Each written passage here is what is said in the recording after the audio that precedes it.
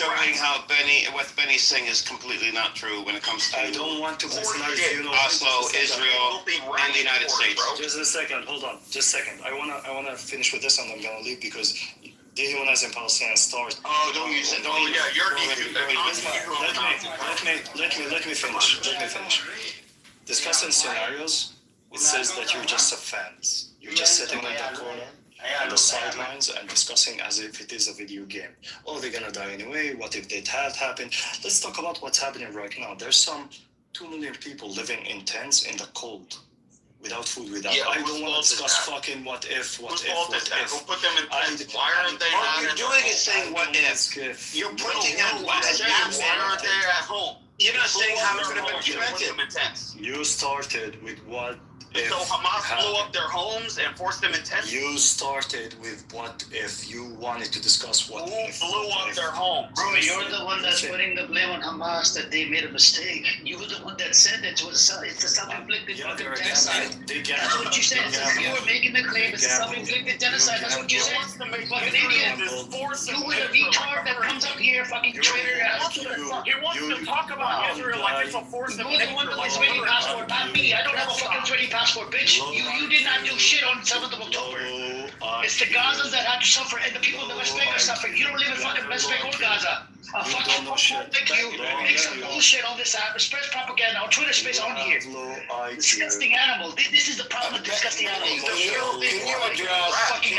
Can you address the whole timeline? And I put the timeline in the chat when it came to Palestinians and Israel. I know. Innocent fucking people. It's right there. I put it in the chat right there.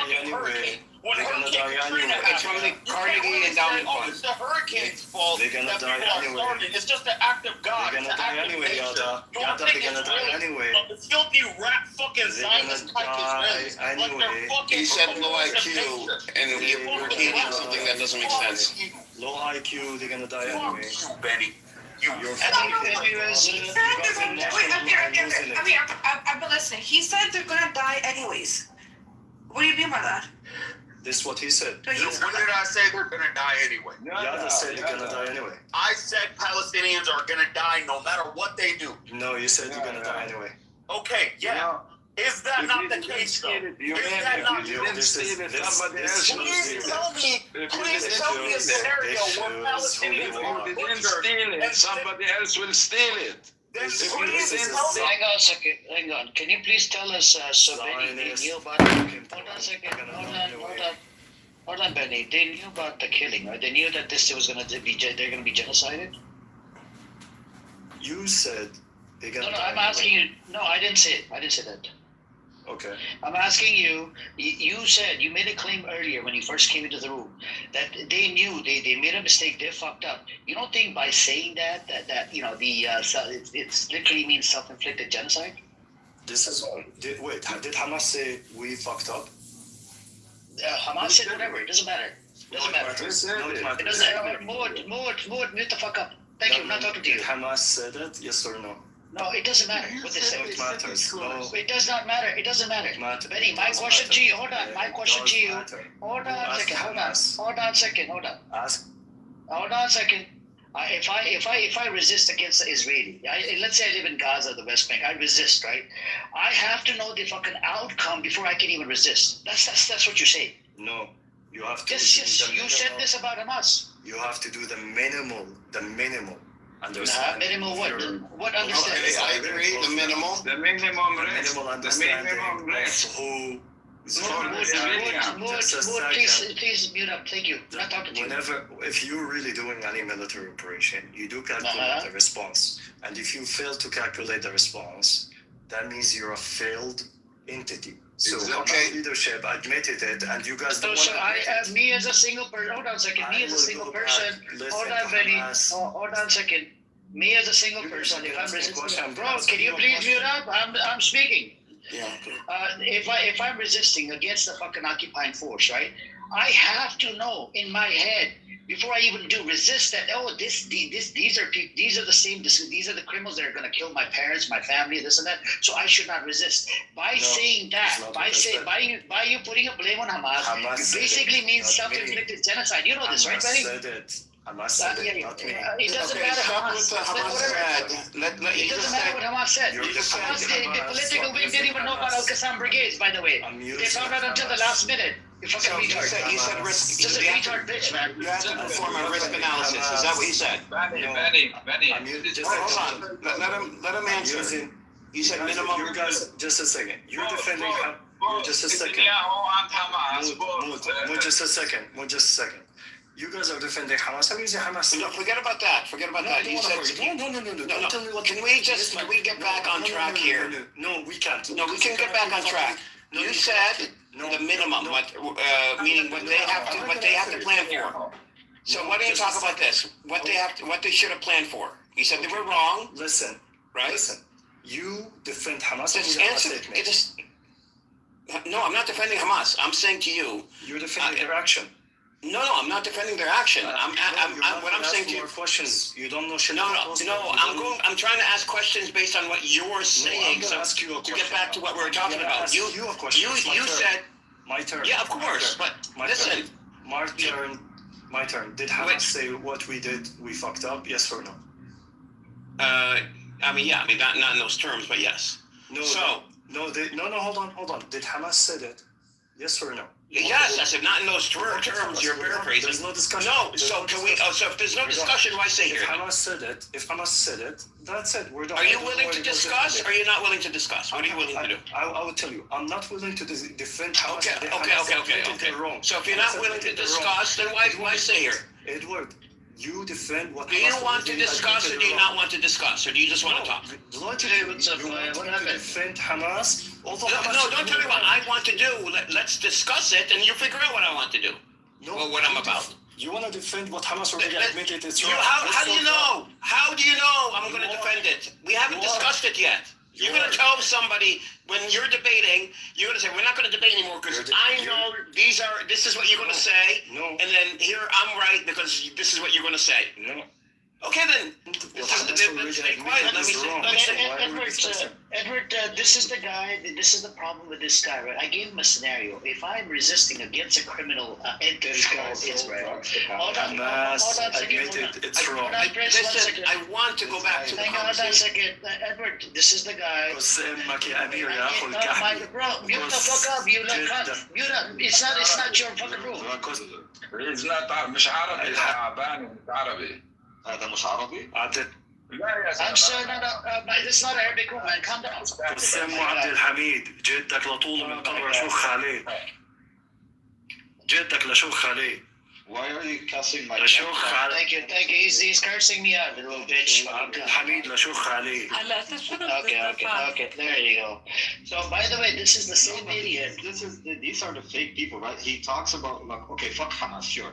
And then he wants to talk about my grandfather who dedicated his life from the age of 14 to serve the Palestinian people. If you would sit in the audience, you have to come off the fucking mic every 2 seconds, and you have to speak and suck his dick, right? Sit in the audience like a little cunt you are, fucking old fart, fucking bitch.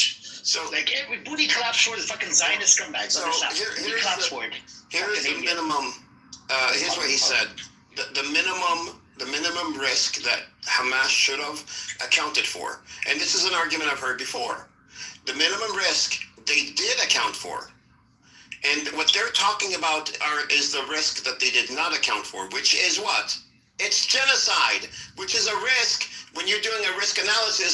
It's something outside the scope of the operation. It's not something you would account for. No one accounts for genocide when they're planning an operation. This is a fallacy. And so you cannot blame this on Palestine. So Hamas saying there are things that we did wrong, or we should have done differently. That's hindsight. That's not them saying we failed, because they did not fail. It was Israel that failed. The example that I gave him, if I'm attacking a Zionist entity, right, I should know prior to resisting that this entity is going to genocide my family, right? That's what I'm saying. I should know that, and let's say if they do end up genociding my family, and I come out all of a sudden, I'm crying that, I fucked up this and that, you're going to use that against me? Seriously? But that's the thing. How would you know genocide is even on the table. You wouldn't know that the genocide was not on the a table. genocidal regime.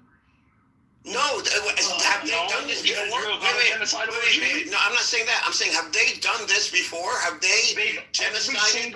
Israel has responded disproportionately every single time, and the number of deaths in Gaza have increased year after year, operation after operation in Gaza. That tells you there's never been an attack as big as October 7th. So one could reasonably deduce that if our attack is this big, then yes, they're going to respond in a genocidal manner. You're saying it was getting worse. This is what you're saying. The reaction was. Yes. Exactly. So they had one point. So you could reasonably deduce. But to the extent. But you can reasonably deduce that if we on this scale, that the response will be akin to genocide. No, you can't. No, you could only deduce what is reasonable. That is reasonable from a genocidal regime. No, because it hasn't happened before. Reasonable from a genocidal regime. In insurance terminology, that's called a black swan. It's something that you did not predict. Before Egypt attacked Israel, it was much worse. No, we're not talking about Israel and Egypt. We're talking about Hamas. Edward, hold on. Benny Adams' rhetoric is one shy step away from Zionism. Yes, of course. Okay, you're dealing with a murderous regime, but the fact it gives the justification to mass slaughter people. I didn't say it was justified. Yes, you did. Yes, it is. No, I didn't. When did I justify it? Your narrative justifies the actions of the Israelis that you're. No, it's not. I'm not justifying it. I'm saying that if you poke the bear, you're gonna get genocided. In what fucking world? In what? It doesn't. You are giving justification. You are giving. I'm not justifying. No, I'm not justifying. No, I'm not. I'm not saying what. No. Yeah, I'm just convinced that these guys are Mossad agents at this point. So, Benny, have you taken risk analysis at all? I actually have. It was a long time ago. Okay, so you know what a black swan is. You know how to do like a risk assessment. I mean, you may not remember exactly, and I don't either. But we know the basic idea, and you account for as many variables or threats as possible. Repercussions. Yes. Now, and then you assign a weight to that. It's possible for Israel to commit genocide. But wait a minute. In your risk analysis, okay, you cannot, and you know this from taking the course, you cannot account for all risks. You try to account for as many risks as you can, as you possibly can. Yes. Absolutely. Now, do you think prior to October 7th, do you think that it would be reasonable to assume that Israel would commit a genocide? No, really? because genocide is so horrific, you would not assume that Israel put itself in a position that it would literally change the entire narrative of the Israeli-Palestinian conflict. Like you wouldn't assume this. You wouldn't assume. You would assume that Israel would come in. You would assume that Israel would. I myself, United Nation Banya, that nobody in their correct mind would make that assumption for a United Nation. What are you talking about? Dude, what does the United Nations have to do with this? Israel has been ignoring. Israel has been ignoring the United Nations. Israel has been ignoring the United Nations since it's been formed. I know, but as a member of United Nations, you do not. Yes, as a member of the United Nations, they have been ignoring UN resolution rules and the Geneva Convention and all kinds of resolutions. So here's how, Benny. So it's reasonable to assume that Israel doesn't give a fuck about international law. Okay, let's say it's not. You're talking about. Oh, really? Wait, hold on, Benny. Hold on. It's not a reasonable assumption to assume that Israel doesn't give a shit about international law. Let's go with that, and let's go with what you said, Benny, about Israel's responses keep getting worse, right? So you would graph that out. Israel's responses keep getting worse. So you would go with, okay, if we do an operation, we expect the response to be worse than what we've had before. Correct? We can agree on this. Sorry, can you repeat? I'm cooking. Okay, so risk analysis. Okay, okay. You said that Israel has responded disproportionately every time. Mm-hmm. And the number of deaths have increased. Yeah, but this is correct, right? I agree with you. They have, and then at the same time, they are, they have continued even during, times when Palestinians have not been fighting or peacefully protesting, or things have been calm. They've continued to kill, right? And but on a much smaller scale. A smaller scale, right? Much smaller. So we can logically say that Israel will break international law because they have done so. Correct? Mm-hmm. We can reasonably say that doing an operation on October 7th, what Hamas did, would bring about a stronger reaction from Israel. We can reasonably say this, right? Actually, not only that, I remember looking into this once. If you look at the proportion of how many, after every time like Hamas attacks or kills anybody or whatever, the way that they respond, and the number of people that I'm cooking right now. I wrote you the numbers like 15 minutes ago. Oh, thank you. Yeah. So I think they are proportional in terms of how many people they've killed. So the 70,000 number is probably equal to the proportion historically. Okay. So right? Would you wait? Hold on. Let's see if it was. Okay. Is this measured linearly? Which you are measuring linearly, right? And is when you increase the number of people that you kill, is that risk linear? Because it's not linear. Even right? if you graft it in a linear manner, you would probably get to the number. Yeah. If you graft it in a linear manner, you would probably get to the numbers. Yes. Okay. I'll go with that. And in addition to that, whether it's a genocide or not is not the point. The point is the mass atrocities and the mass number of deaths. Okay. If you did the same thing, and let's say instead of 1,200, the Palestinians killed 12,000, then linearly, then they would have killed pretty much everybody, all 2 million people, right? Okay. I mean that's how you're graphing it, right? So what I'm saying is but you can't graph linear because as you're going up in numbers of how many, like for Israel, how many people that they're killing, the risk to Israel, politically and diplomatically, and other risks also go up. So it can't be graphed linearly. And Hamas would not have graphed it linearly. They would not have graphed the 70,000 plus killed. Yes, it is safe to assume that we've never killed this many Israelis before, that this operation is going to be so massive and so groundbreaking that the response from Israel will be equally as massive and groundbreaking. Yes, but what they've done is so this is something it will be larger.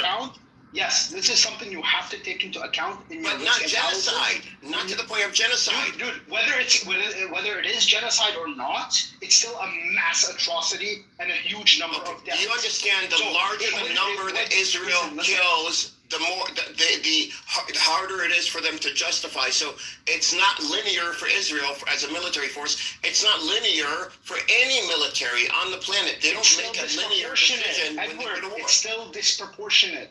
Of course, actually get it. I agree with you. Yes. Okay. So if you're gonna go in and kill and abduct over 1,000 people, right? And you know also that whatever you do, there is a Hannibal Directive, and whatever the Israeli government does will also be blamed on you.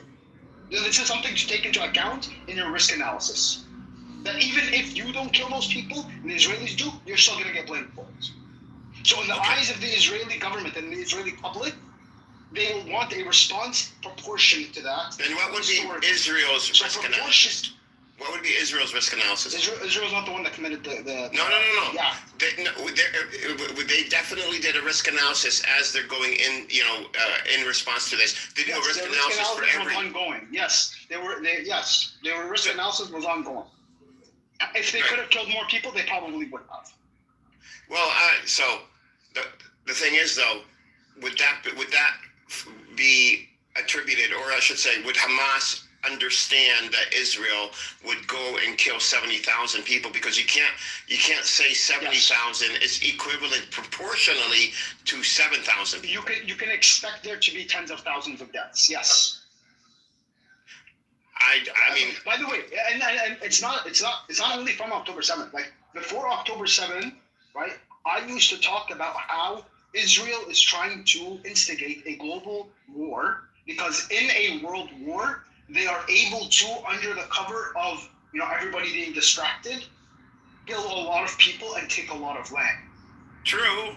That's what I used to talk about before October 7th. There wasn't a so world I was already working under the assumption that Israel is willing to and capable of killing a lot of people and taking a lot of land. And that's when the population of Palestinians, I was taking into account the West Bank and Gaza. So the number was in the millions in my mind. If I could account for that, I'm sure Hamas can. So you're telling me that every military operation that the resistance does with Israel, we should have accounted for genocide? I want to know what that means, Benny. Are you accusing Hamas of wanting to genocide its people? What does that mean? No, I'm not saying that. Hamas, then what are you saying? I'm not saying that they want to do it. I'm saying that they should have recognized. Now listen, I'm not making a value judgment or a judgment call on whether or not it should have been done. Doesn't dare to say that. Shut the fuck up. Don't fucking insult me like that. Listen, you cussed my mom in the other fucking room, and I'm not gonna fucking stand for that shit. Yeah, come on now, Don't fucking cuss my mom like that. Don't fucking call me a bitch like that. We're having a normal fucking conversation. You can't have a fucking conversation, so get the flying fuck out. Let's have a conversation. Calm down, Benny. Okay. Tell you, Prince, let's keep it civilized. Prince. I'm like, Prince. Let's keep it civilized. Syrian, not an Arab. Come on. Oh my God. Okay, hold on.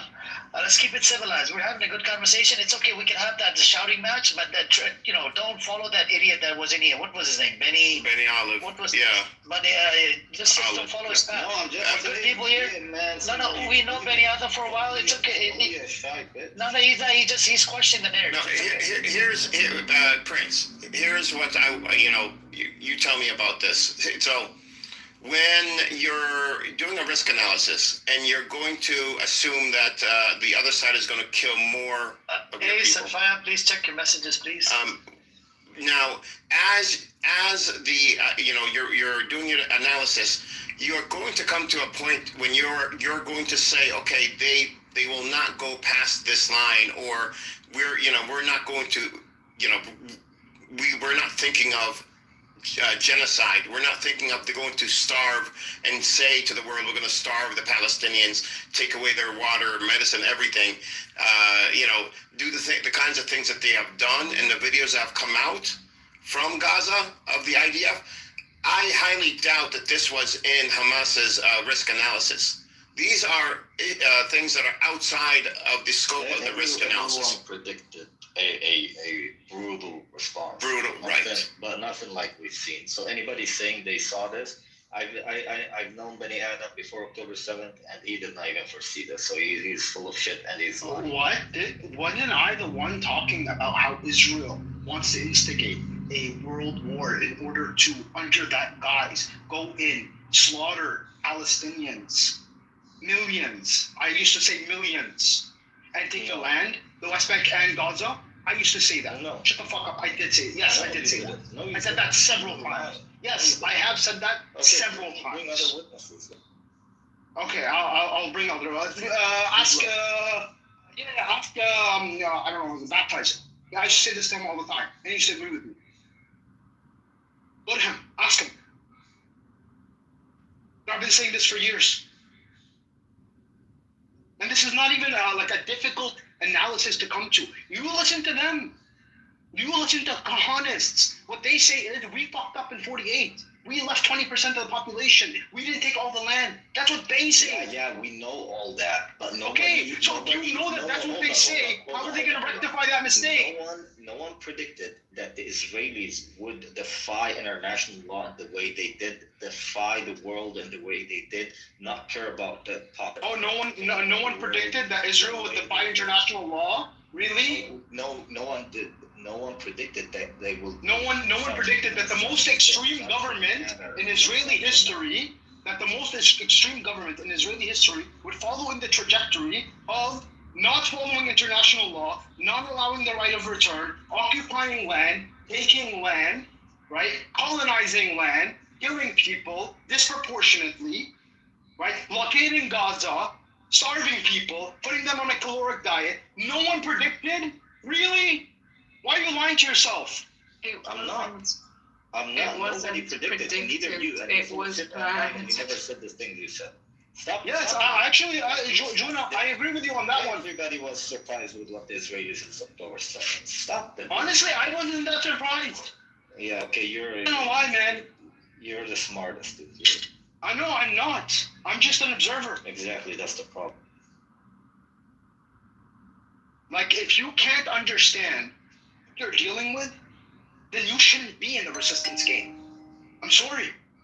If you don't know the Israelis until now, they occupied you for 75 years. If you don't know what they're capable of until now, then you don't know what the fuck you're doing with your life. Then you're definitely lost. Because you don't know that these guys are willing to slaughter on a mass scale. You don't know that these guys don't give a flying fuck about international law. Really? Even if they did know, it's not their fault. I'm not attributing fault. You are. Right? That's you jumping to conclusions.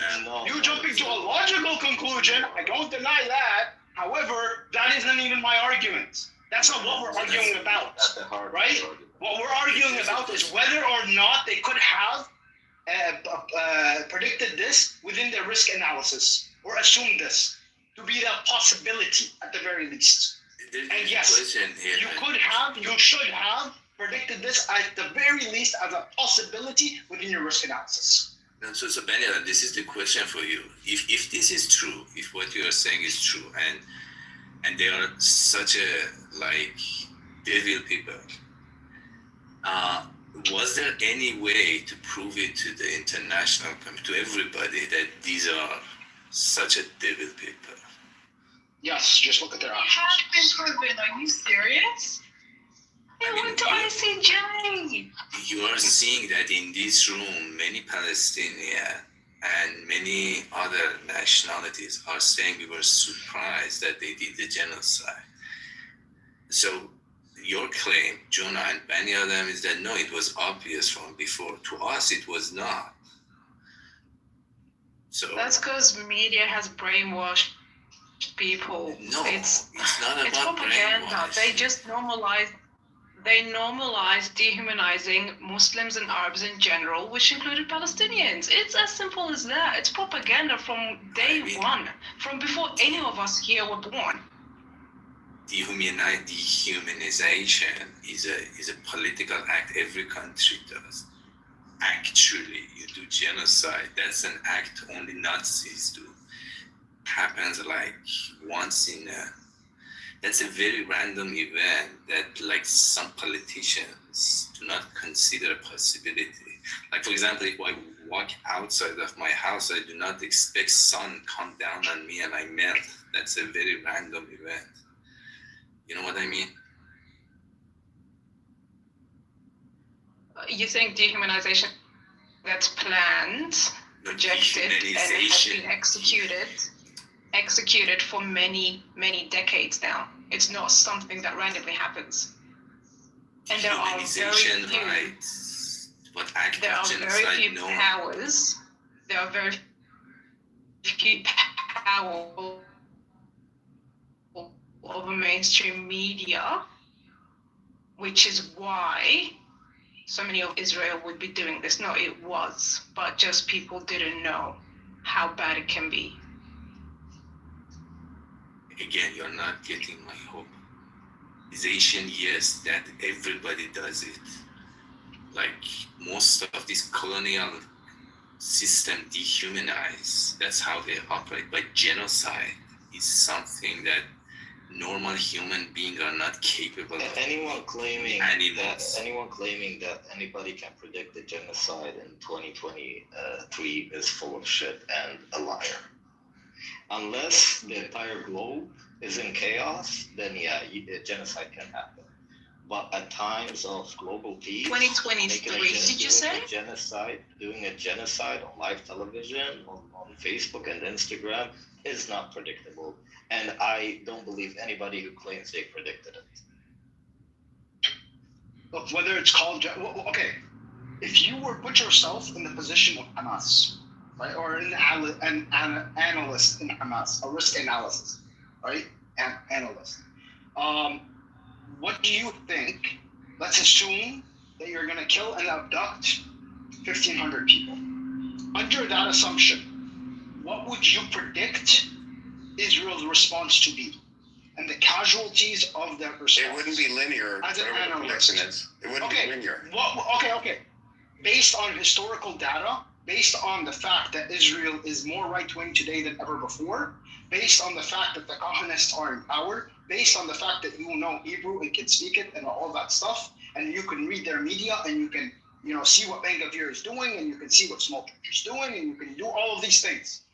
Based on the fact that you have a lot of information at your disposal. Based on all of these facts and knowing the ideological trajectory of Israel, what would you assume conservatively and liberally? Because that's what an assumption. Hold on, Prince, I know I'm putting you in a corner here, but I want you to assume, give me a conservative estimate and give me a liberal estimate of the number of casualties, right? The number of deaths, the number of displacements, and the loss of infrastructure. I will give you that. It wouldn't be linear, Benny Adam. Okay, what would it be, Edward? I'm saying it wouldn't be like No, wait, please stay out of this. Okay, Edward. So do it however you want. However you want to do it. However you want to do your risk analysis. Give me your liberal and conservative estimates. Listen, I agree with you. The number would be large. Okay, and what does that mean? Hold on. What does that mean? Hold on. What I'm saying to you, though, where I disagree is, okay, if Israel killed 100 people to one Palestinian, one Israeli to 100 Palestinians, right? And if that has been the norm, let's say, then if we, October 7th, if we kill 1,000 of them, there would be 100,000 people. Right. Yes, however, wait, hold on. However, though, it is not a proportional or linear graphing. It's not 1-for-1 because that depends on let me just finish. You can answer. I'll be quick. As Israel plans their response out, they as more Palestinians would be killed, there would be more resistance to such a thing in Israel, and more resistance from the outside community, from the international community. There'll be more resources taken up by Israel, more money spent. So this is what I'm saying. It's not like you can sit and say, okay, they would have killed 100,000 people. It's not that simple. Correct. Okay. So again, I'll ask you the question one more time. If you don't have to ask because it's not linear. Benny Adam. I didn't say it has to be linear. Oh, then if it's not linear, I didn't say it has to be linear. I'm saying, put yourself in the position of someone in Hamas, right? Doing. You want to win so badly, dude. You're unwilling to acknowledge. You know what? I understand the facts are hard. I understand that the facts are hard, right? And by the way, I'm not even making a value judgment. I'm not saying that this was a bad call. Not necessarily. Well, yes, I have no honor, no pride, I have no lineage. You're not a real Arab. You're really a Turk. You don't belong here. You're fucking Canadian. All that shit, dude. Shut the fuck up, dude. I know. I don't belong. Say, Benny Adam. Not one of us. Yes, I'm not one of you. Yeah. Let's keep it calm. Come on, man. Let's not trigger Benny Adam. We know he starts shouting. Yeah, I know. He doesn't curse, but he starts shouting. Let's not have a crash out. Wait. I want to understand. What do you mean he's not one of you? Yeah, I don't know. This guy's stupid. No, come on. No, I'm Syrian. Just trolling. I'm Syrian, but he says I'm not Arab. You're not. Why? Because I'm Canadian. You're not a Syrian. You're not. Okay, guys. I'm not Syrian. Okay, I'm not Syrian. Today, I have a question. You don't feel Guys, I don't think Let's I'm going to Syria next month. Yes, you're as a tourist. Stop it. Oh my God! Let's attack the point. We're attacking his personally. Come on, man. Yeah, let's not make him crash out. Dude, Prince doesn't know how to attack the point. Prince doesn't do that. How would you That's call all him he the fucking number? does. No, my problem with you is you think you are right. You think you are intelligent. You think you know it all. You don't know shit, dude. Okay, I don't know shit. Fantastic. I don't know shit. But you know what? You know what it is? Musk doesn't know shit either. I think I know what the issue is. I think you don't know. Nobody knows. You're getting annoyed because they are reducing a genocide to statistics and numbers. Like, who the fuck cares about the numbers? Whether it's linear, whether it's, who cares? It's a genocide, period, and that's it. Karnak, sorry, I'm using your old name, Davis. The argument really started where it was the claim was made that, and not by Benny Goy here, but by someone else, that Hamas should have predicted the genocide in their risk analysis. And I'm making the claim that would be what's considered what's called a black swan, something that you would not predict. I understand the black swan, but I mean, do you think someone at Hamas is going to be sitting down on a drafting table, calculating the risk assessment? Yeah, of course, yes, they would. Yes, they would do risk assessment. Yes, they would, absolutely. Yes, but they would not count on a genocide because that would be outside the scope of the risk profile. Whether it would be labeled a genocide or not is not the point. They wouldn't count on going how after. many. That's the point. Genocides are deemed genocides like decades later, Paul. The point is, how many casualties are we expecting? How many deaths are we expecting? How much infrastructure destroyed are we expecting? Okay. How many refugees are we expecting? These are the what's Israel's characteristics? There's other factors as well, right? However, these would be the four basic factors. Okay, what's Israel's risk tolerance? Benny Adam, what's Israel's risk tolerance for bad publicity? What was? Not now, but what was it before October 7th? Did you know high? Did you know? No. Low. Yeah, it actually is. No, it's actually quite high. They would hide what they're doing. Yeah, but they don't want other people. Hide when Trump wasn't around. Trump came, nothing was hidden.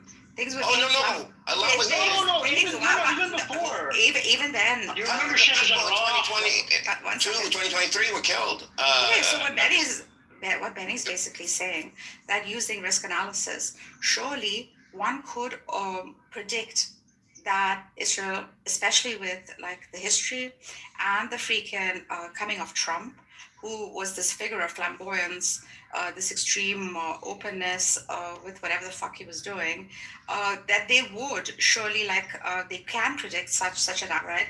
Such as like a mass killing of people of Palestine.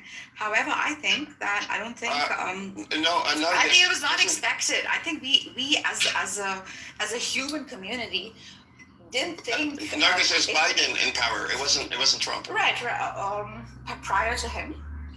Yeah, but this happened in 2023. Right. So I think Trump did put the stepping stone off. I can do whatever the fuck I want, and this kind of became this rolling stone that started to collect mass, such that at some point one could predict that a mass killing of a people is very much possible, right?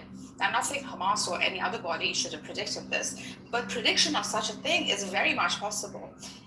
We did not expect to go through with it. Then you're contradicting. If you didn't expect and then you wouldn't predict it. You can predict it. No. You cannot expect its reality. No, but what you would expect and what a Hamas member would expect are not going to be the same thing. That would be. They're the ones living through it. You're looking at it on one side. But also we know they are living in the shit. We know how the control that they had. They go to great lengths to have control over the media. They go to great lengths to spin things so that they don't seem as bad. Settlements are neighborhoods, not settlements. They hide things. They commit atrocities in the process. But they never have not committed atrocities, right? But then you do a 180 after October 7th, they do a 180, and now they're not hiding anything at all. That's No, not. they're still hiding a lot.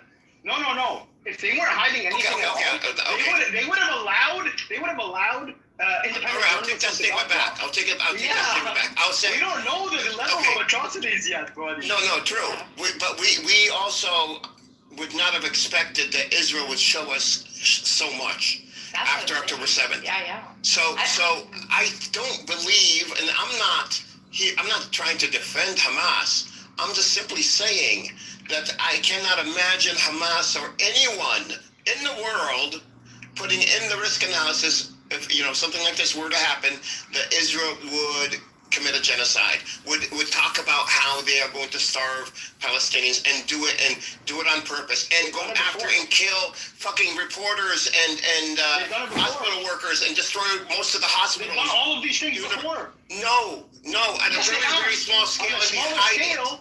Okay. Yeah, I understand. They But didn't they've find the done detail all in of it these things The larger the before. scale, the more dangerous it becomes for Israel. Yes, but but because of October 7th and the scale of that, they then justified that they can do all the things that they have been doing before, but on a bigger scale. It's just like a game of poker. He's been bluffing. In the end, he's going to go all in eventually. So they just played it like that, like a game. Like Israel did not do a single thing, by the way, in the last 3 years. They did not do a single thing that they haven't done before. They just do it on a bigger scale. And the scary thing is that they're just getting started, by the way. This is just a... I mean, like in the game of poker, you are not allowed to kill the dealer. That's not You one go of all the in, options. right? They don't care about international law, man. You're They not don't care allowed about to what you're go allowed deeper. and not allowed to do. They're God's chosen. But I mean, They are the going in, dealer, they are the game, they are the cards. They've been just playing it all on their own. I like what he said though. Well, you're not allowed to kill the dealer.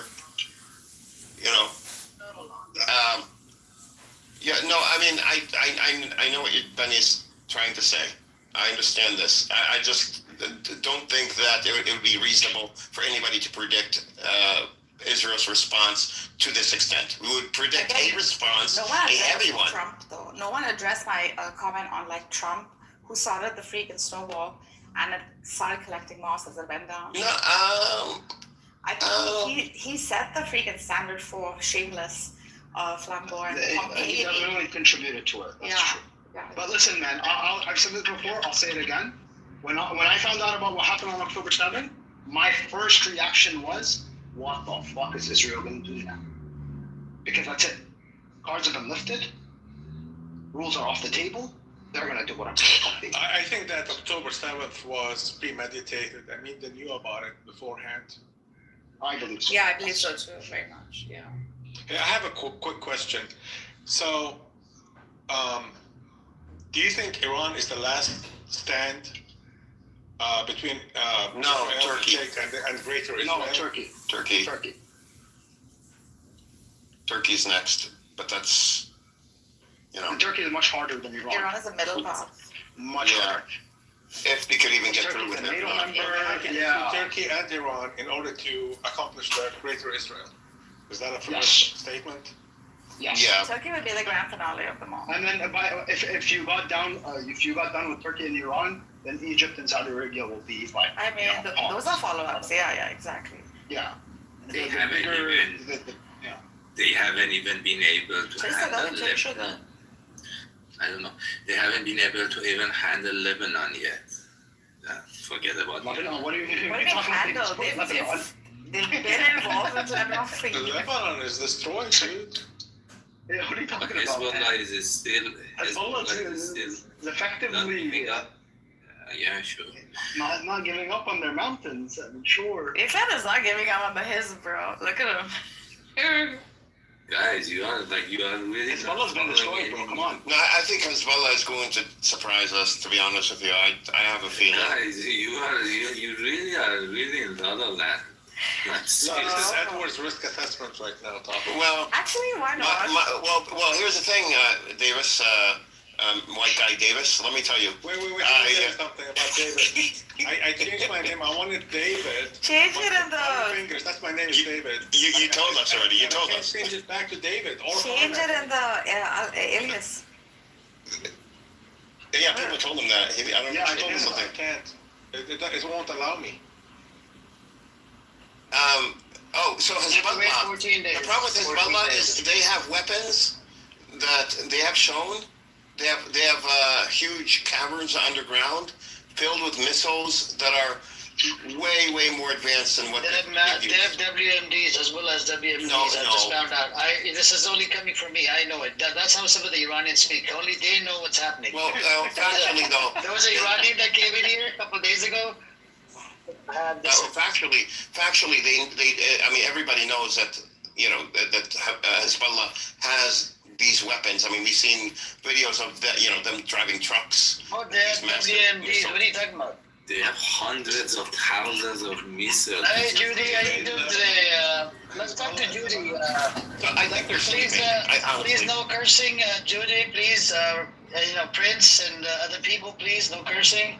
Judy, you're welcome to come up. I do have some questions. Buttercup is lying. I did not curse. Yeah, I do not. I do have some questions for you if you come up, and I'll make sure nobody attacks you or nothing. We're just gonna have this conversation back and forth. Don't worry, I will spread some love in the room. Yeah, hope you're doing good, Judy. And it's a weekend. And I think Buttercup is gonna follow you. She's gonna come right in. As soon as you come up, Buttercup probably wants to come up as well. But I think I have to keep the Buttercup down in the audience because she keeps coming and she wants to come in the middle and try to derail the topic. So, Edward, do you really think his would have some sort of? So I don't. Hezbollah. Yeah.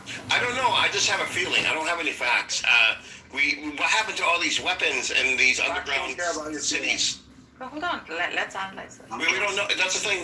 And Hezbollah has gone along with this narrative very, a little too easily. In my For it to opinion. react, you mean? Would you like not? We got defeated. We're weakened. We're severely weakened, and I don't know. I don't feel like Arabs. It's not Right, their mentality good. but do you not associate it with coming down on Nasrallah though? No, Nasrallah was just a figurehead. That's all he was at this point. No. He wasn't anything more than that. Nasrallah was the leader for Are you over. kidding me? I know, but he 40 took years. over, from his previous predecessor that was assassinated. Nasrallah at this point didn't last very long. Hassan Nasrallah, dude, and Hezbollah became a cult of personality around him. Yes. Yeah, okay. When you talk about the brand, the image, that's a different story. I'm only talking about the military. I'm saying the military itself, all these weapons are still there. So that gives me pause. And I'm not going to. I don't know where. No, they're underground. If underground. Historically, So, if you I wouldn't say.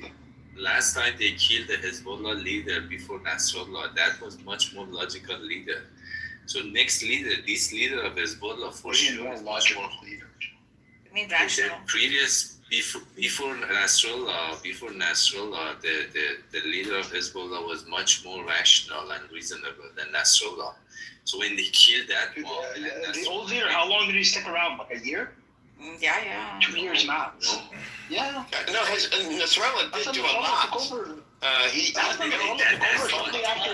do, guys, want to give you guys a heads up. Hey, man in the audience, he's an Iranian. He's a Reza Pahlavi supporter. He records my rooms. So if you guys need some sort of a clip, you can, approach him.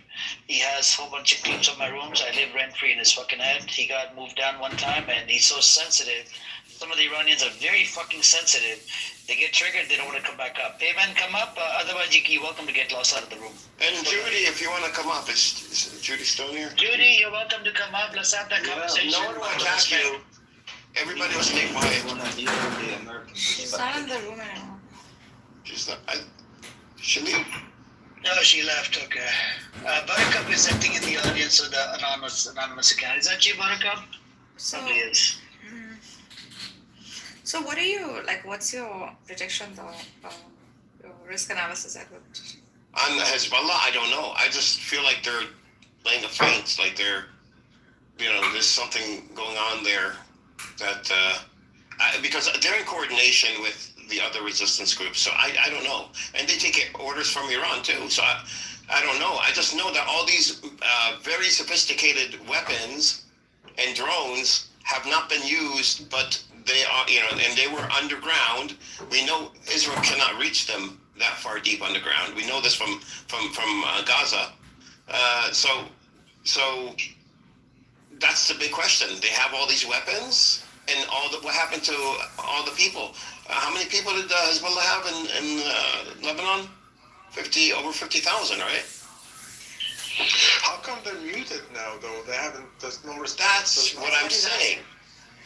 That's what I'm saying. It doesn't make sense. Don't you think the Hezbollah might have experienced a kind of turning back on them from Iran in some sense? Because Nasrallah's end didn't seem to be that much of a dramatic event, or even or they didn't achieve any responsiveness from Iran. Or do you think they're working behind the curtains with each other? I still think they're working together. I think Iran is working with all these proxies. There was a recent shipment of weapons. I don't know if you guys heard about it. I think Ghost told me about it about a month ago. 4,000 weapons came through Syria into the hands of Hezbollah, whatever. I don't know. Syrians, they're easy to bribe. Benny, go ahead. It's easy to bribe, right?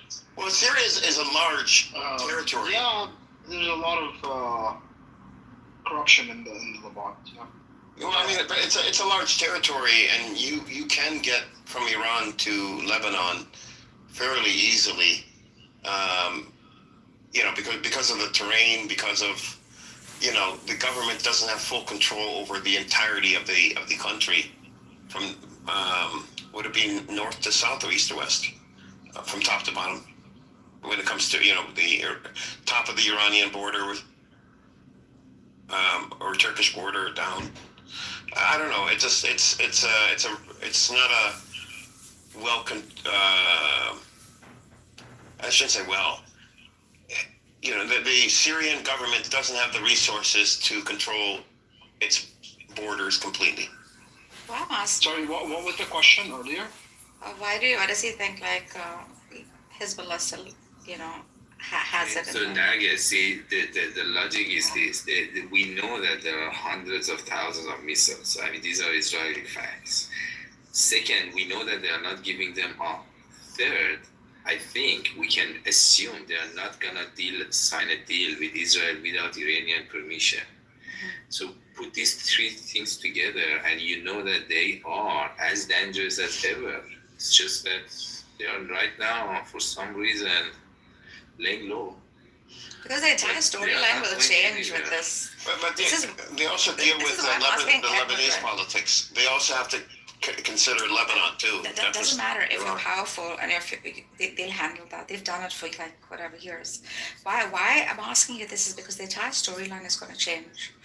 Because you actually have a freaking very powerful, strong, hidden enemy who's going to combat if you're giving Hezbollah that kind of leverage. Yeah, it seems like that's the whole point. I don't have an answer to these questions. Anywhere. None of these proxies have gone anywhere. They're just laying low. Yeah, that's what I've been. Nothing. The Iraqi one has what are they called? I forgot what they're called. Houthis are full control. Iraq. I've always told you guys don't underestimate the Houthis. Well, the Houthis is one, but the Iraqi resistance has been building up forces and training and weaponry, and that's going straight across from the Iranian border to Iraq. So if you really want to understand from a poker standpoint, Iran is just playing blind now, just folding all their hands. I mean, I don't know why, but they are not playing. So they're just imagine. They have internal issues with it, and that's why. But when you have internal issues and you've enough, they're waiting and for something else. They're waiting for a savior. No, I mean, if you have but they've always done this, Iran. People, they've always been methodical. No, think about poker. It's not methodical Like, anymore. It's blind hand. you let everybody like kill each other, and then one opponent left, then you start playing. That's also a possibility. They've resigned. If you have enough cash in hand, you just play blind, you know. Like every time is you just fold all of them. They're like whatever. I think an attack from Israel, Iran would see it as that would be the best thing for Iran and the government. Yeah, Israel's not going to do that. Israel, there was some leaks or some talk about Israel. Iran, I'm telling you, Iran is waiting for this October 7. Yeah, they're not going to do it. So once Israel goes out of table, it's only Iran and US. Then they play. So either negotiation.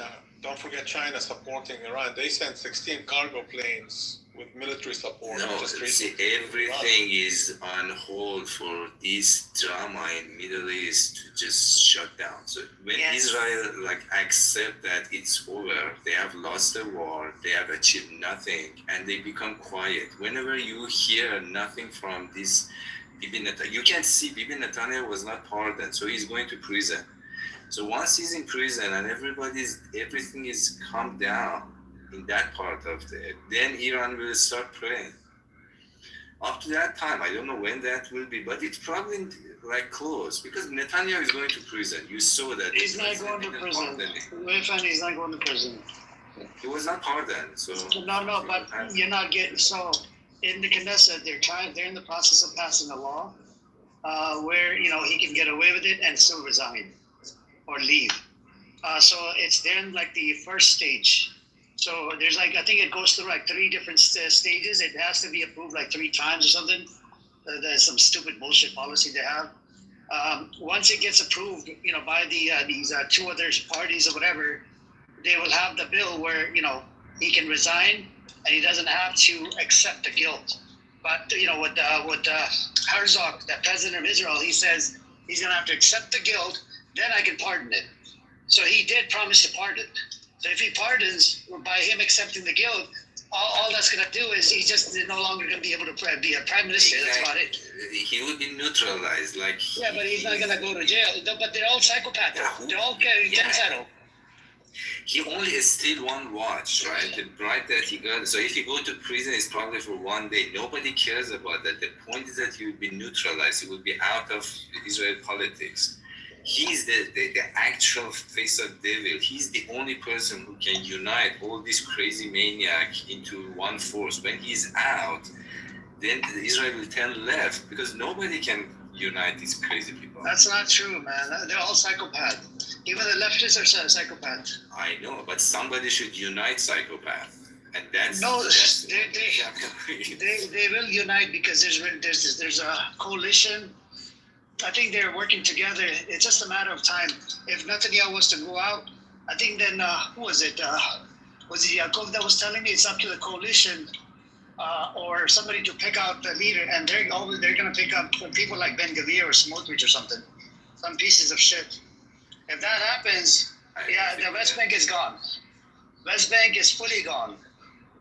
So that's again an analysis, but I don't think, because whenever Netanyahu is not there, they cannot create coalition. He is really literally the asshole of but he doesn't have any moral value. The other ones have moral value. The people who have moral value, they cannot really unite with each other. You know that, right?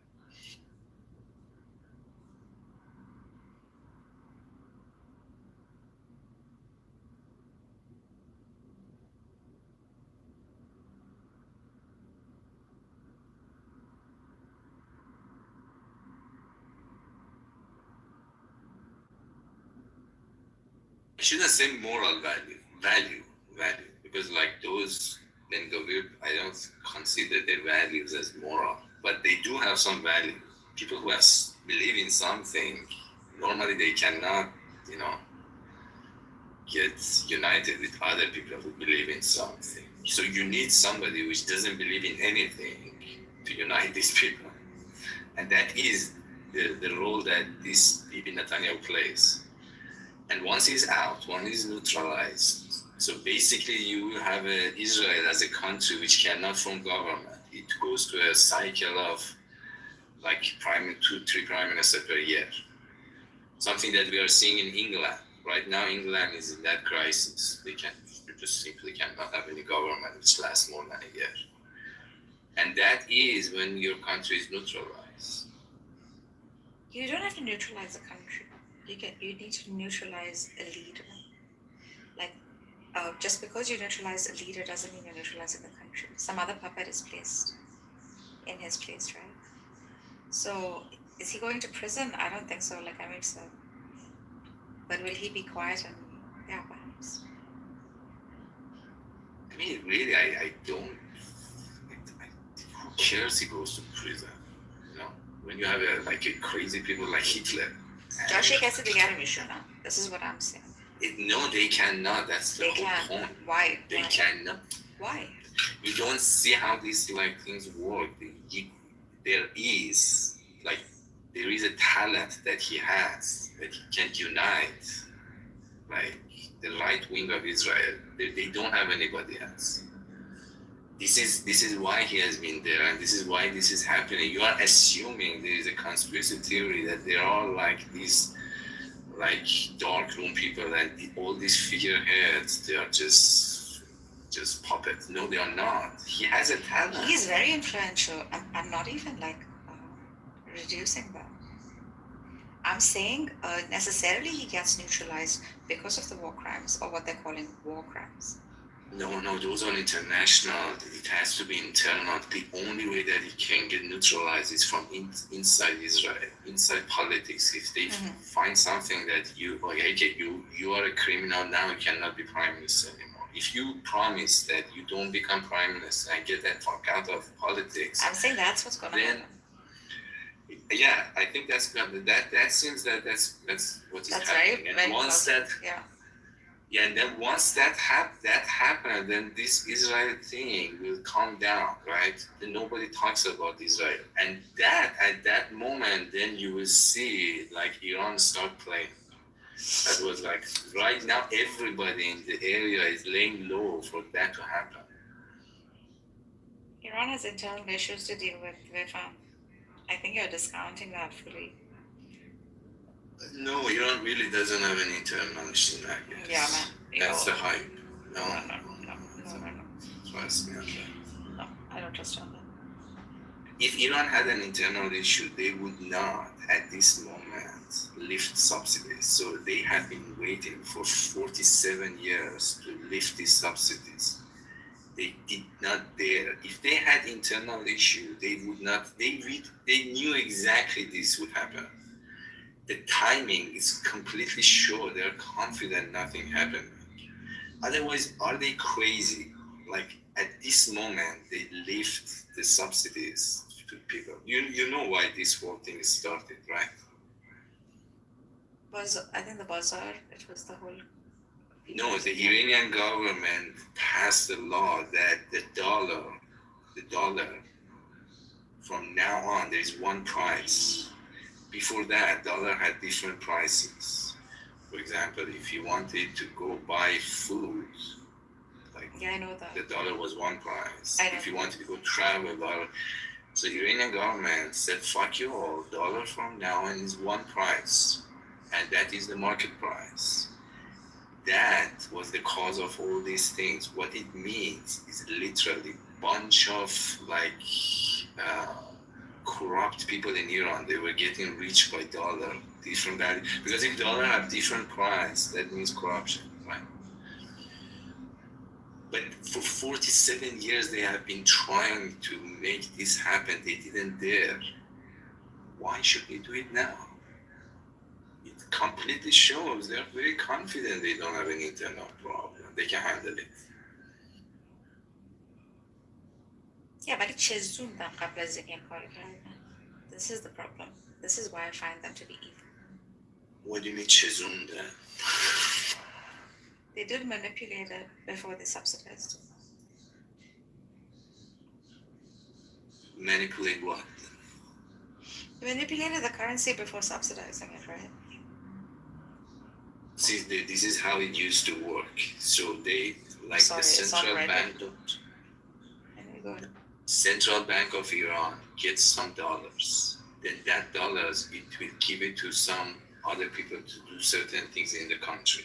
Central bank and government doesn't manipulate, those people manipulate. So now those people are out of picture. There is no middleman. Dollar directly goes from the central bank to the people of Iran. They are like cards. They couldn't do this earlier, Wefan?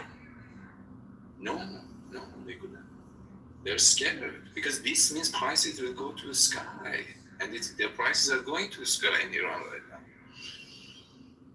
Like the gas goes from 5 cents per gallon to $3 per gallon. You know what that's?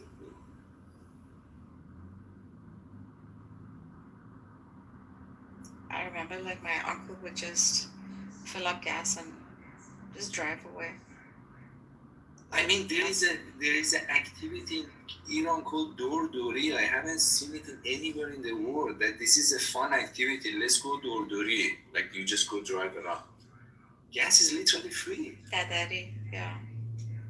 Dordori, you know, they go to Jordan with Dordori. Like for example, from 5 o'clock in the afternoon. That's why Tehran is locked. People after work, this is their like hobby.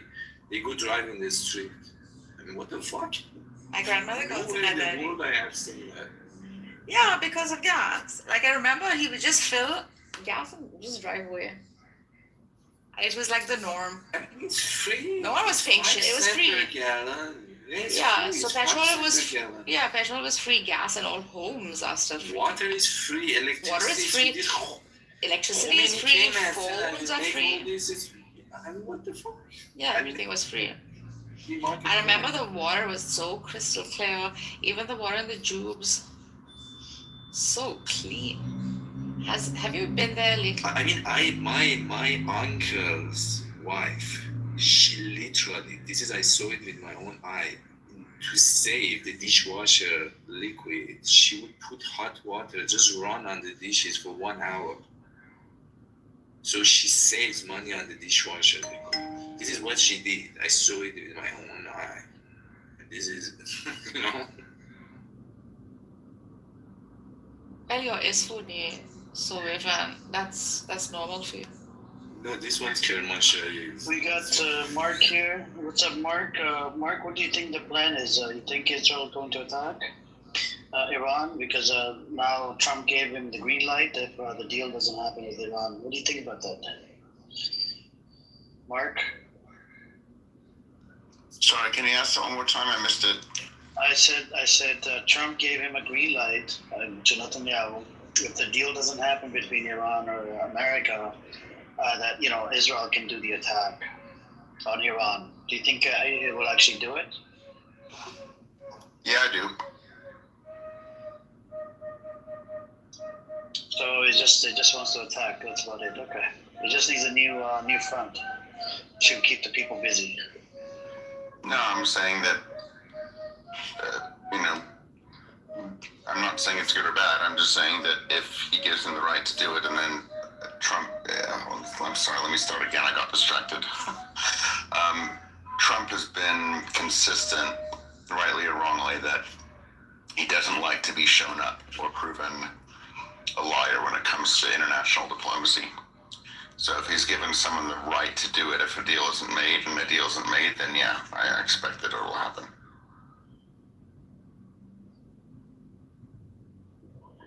And it might even be, orchestrated by Trump, to be honest, because Trump doesn't like to be shown up. So if he kind of gives an ultimatum and the ultimatum doesn't meet, then he does it. I mean, that's what happened with Maduro, right? That seemed like a pretty drastic maneuver by all accounts, but Trump also as well. We gave him an ultimatum, so he should have seen it coming. So I don't know why it'd be any different in this situation.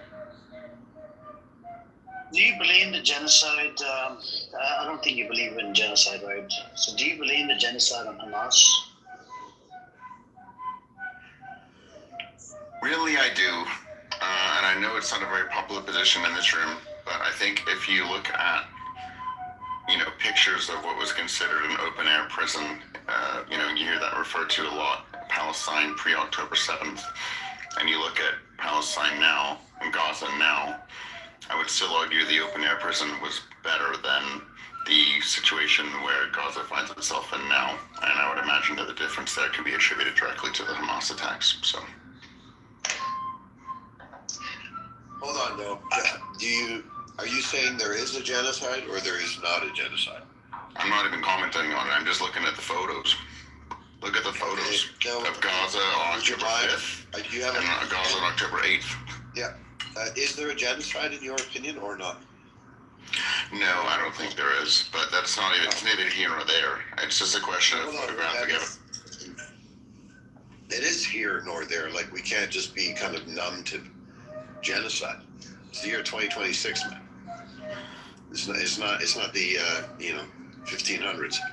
I understand, but I think, let's put it this way, if you take the position that Israel took, which obviously you're more than free and willing to disagree with, but they made it pretty clear that they targeted Hamas and not the Gaza people in the aftermath, they would probably still argue that that is what has happened. Now, you are free to disagree with that, of course, but I think that going back to an earlier discussion about, no one could have calculated for genocide, which was a long conversation that happened about an hour ago. I don't think that was in Israel's mindset either. I don't think Israel's mindset was genocide. Israel's mindset was self-defense. So when you're doing your risk analysis, self-defense, I think, is something you can anticipate. Whether it stretches into something like genocide, which I know is a Palestinian approach. I mean, obviously, if Israel thought it was genocide, then yeah, maybe it's a difficult thing to analyze, but they don't. So because they don't think it's genocide, then it should have been factored into the risk analysis that a targeted attack on Gaza would take place. And actually, you said something earlier in your sentence, which I'm going to challenge you on. You said, Israel made it clear that it was an attack on Hamas. Why am I able to pull up so many quotes from senior Israeli officials, including the president, that actually imply there's things like no uninvolved civilians, like the general population is guilty, like they're comfortable with denying food, electricity, and water. Why are there various reports directly from Israeli officials saying that one of the ideas is to make Gaza uninhabitable so that the Palestinians don't return? Why was there public support by Netanyahu at one point to actually remove and relocate 2 million Gazans? So that's really unclear, actually, that it's about Hamas. It seems like it's, by Israel's own admission, it's about more than Hamas. How do I reconcile all of this in my head, and how do you reconcile that in your head? I reconcile it pretty easily. I think that were they moving those people prior to October 7th? No. Were they moving it after October 7th? Yes. What happened on that day? Hamas came in and frankly did the Palestinians, a lot of them didn't know about this. So I don't understand why I've mentioned this in this room before, I don't understand why there's not a gigantic swathe of people within Palestine who are irate and pissed, because frankly, if this hadn't happened unilaterally by Hamas, their lives would be a lot better. So that's something that's confused me, but to reconcile it is pretty simple. If those things were happening on October 5th, and they were not mentioned as a direct response to what happened on October 7th, then I would think it would be hard to reconcile. But I think that they are a direct response to October 7th, and Gaza wasn't being bombed on October the 3rd, and so it's pretty obvious what you can attribute it to. That's how I reckon. Two problems with your position. Number one, you're basically indirectly implying that Israel's response to October 7th was to genocide, because you didn't address any of the points that I made, which were about post-October 7th. That's the first really problematic issue with your position. The second is that we can pull a long list of things that Israel has been doing, and we can look at the stats in terms of the death count, and we can look at the long list of things that Israel has been doing prior to October 7th. Now, albeit they've certainly ratcheted up their techniques, which include leveling an entire densely populated area of 2 million people. So, I'll give you that. I mean, they didn't level Gaza before October 7th, but you basically seem to be kind of implying that, Israel did a genocide after October 7th, but not before. So, again, how do I reconcile all the genocidal statements made by Israeli officials with your statement that says that Israel made it clear that they were just targeting Hamas? There seems to be basically diametrically opposed facts. So how do you reconcile that after October 7th? Sure. So there's a couple of things. First of all, in a democracy, you're going to get a plethora of different people and different, angles. You're going to have your Smotrich, you're going to have your Ben-Gvir. Just like in the U.S., you have AOC saying one thing and J.D. Vance saying something else. Netanyahu, who is in charge at the time as the PM during the time of October 7th, was dropping leaflets. He wasn't saying commit genocide. He was dropping leaflets telling people to leave, telling people to evacuate. We're going to come in here. We suspect there's Hamas presence here. We don't want to affect the civilians, so we're asking you to move north. That is not the actions of someone who has intent on committing genocide. Now, whether individual actors in Israeli politics said things which are untenable or not particularly pleasant is one thing or another, but unless they're the ones calling the shots, it's a little bit of an empty guise. It's like saying Bernie Sanders said this in the U.S. and so therefore U.S. believes this. That's not really the case. It's who's calling the shots. So that's the first thing I would say. Okay. I'm trying to remember what my other point of thought was. For the genocide aspect. This man, I don't exactly, sorry, I was being distracted by my kid when you said the first thing that you thought was irreconcilable. So no problem. You may need to repeat that so I can hear it. But going back to the, I don't know why this stuck in my brain, but it was a long conversation about the calculus and the strategy and what could have been anticipated in risk analysis. It just caught me that, and I posted this in the chat too, like, I agree with the people who are saying, why are you surprised? Now, whether it's a genocide or not, the response level, as soon as it happened, I told my wife, I said, watch out, this is going to get extremely ugly. And I don't think that made me Nostradamus to have anticipated that on October 8th. I don't think it would have taken a genius political strategist to see that it was about to get really, really ugly. And I think a key point here is that, again, a lot of Palestinians may disagree. Certainly, well, I don't know if Hamas disagrees or not, but to a lot of Jewish people, what happened on October 7th was an attempt at genocide itself by Hamas. And so you can agree with that, you can disagree with that. But when you have an outfit who at one point in time has stated it's their goal to destroy and to kick everyone out, and they act on it, I don't happen to believe it's genocide, but I do think a genocidal response needs to have been in the risk analysis, because if someone attempts genocide, then to not expect a genocidal attempt back in theory in terms of strength is not very good calculus. That's what I agree that Hamas intended to commit a genocide. Then why wouldn't it have been within the risk analysis? I'm going to address your other points. I want to go point by point because I'm enjoying this.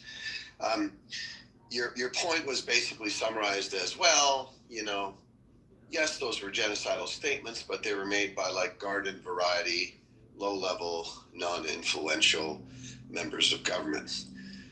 Unfortunately, that's not correct.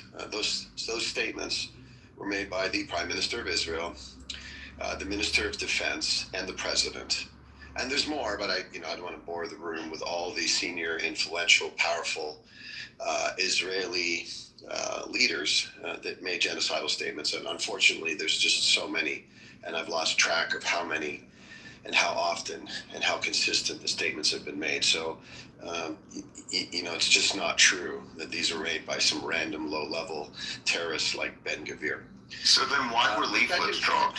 Why were leaflets dropped, if that's the case? Well, we can get to the leaflets. It's a great question, so I'll answer that one as well. The second point you're making, I actually agree with you. Israel has a very predictable and long history of the use of excessive force.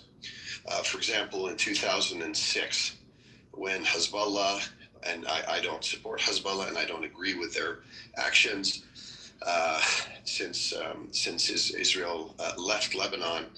But in 2006, Hezbollah attacked 3 Israeli soldiers. I believe they kidnapped some. Again, it was something they shouldn't have done. And Israel leveled all of southern Lebanon, including huge sections of the capital. So Israel has a consistent and lengthy track record of using excessive force and basically intentionally killing civilians so that they could, quote, get to the bad guys. So I agree with you. Yeah, no, nobody should have been surprised. Everyone should have predicted it. In fact, Hamas was not the only terrorist group to make a statement like they were surprised by Israel's overreaction or excessive reaction. Hassan Nasrallah made that very same statement after the 2006 war. So we both seem to be in agreement that Israel does use excessive force and has no problem killing innocent civilians. No, I actually don't think it was excessive. The leaflets thing is a really good call out by you. You know, I think that the only reason that Israel used the leaflets is so that they could then justify their excessive force. You know, if I went to your neighborhood and there was a terrorist in your neighborhood, right? Let's just say there's 40 houses on your block, and there's a terrorist in like 2 of those houses. Yeah, sure. Me dropping leaflets on top of the houses doesn't protect people from the bombs that are about to rain over their heads. Doesn't make it sure that water, food, and electricity flows in. So leaflets are just paper. But bombs are bombs, water is water, food is food, and electricity is electricity. Shape, what did the leaflets say? What did the leaflets say? They said to leave. That's a protection. Leave while you're under siege and you're surrounded with no food, no electricity, no water. So leaflets are paper. I'm not sure paper is going to protect anybody from a bunker buster. It protects you from a bunker buster if you're not there, which is exactly what it was telling you to do, which was to leave, and it wasn't during the attack, it was before the attack.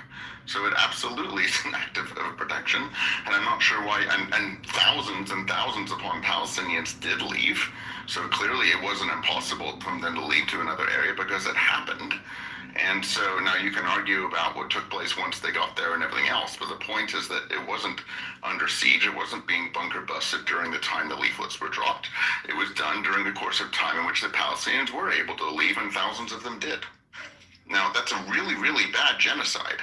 Genocides from one of the most mighty military countries in the world don't tend to take 2 years. It just doesn't make sense. They could do that in the flick of a wrist if they wanted to, rightly or wrongly. You can argue the morals of that, but just the pure facts of the matter is, from a military standpoint, if the people that you're saying have declared their intent to commit genocide had wanted to, then it shouldn't have taken as long as it has.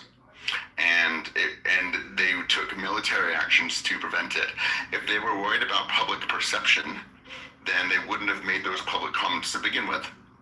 So that is how do you reconcile the fact that, they dropped leaflets just so they could save face, but meanwhile they've gone on record, according to you, saying they intend to commit genocide. That doesn't make sense.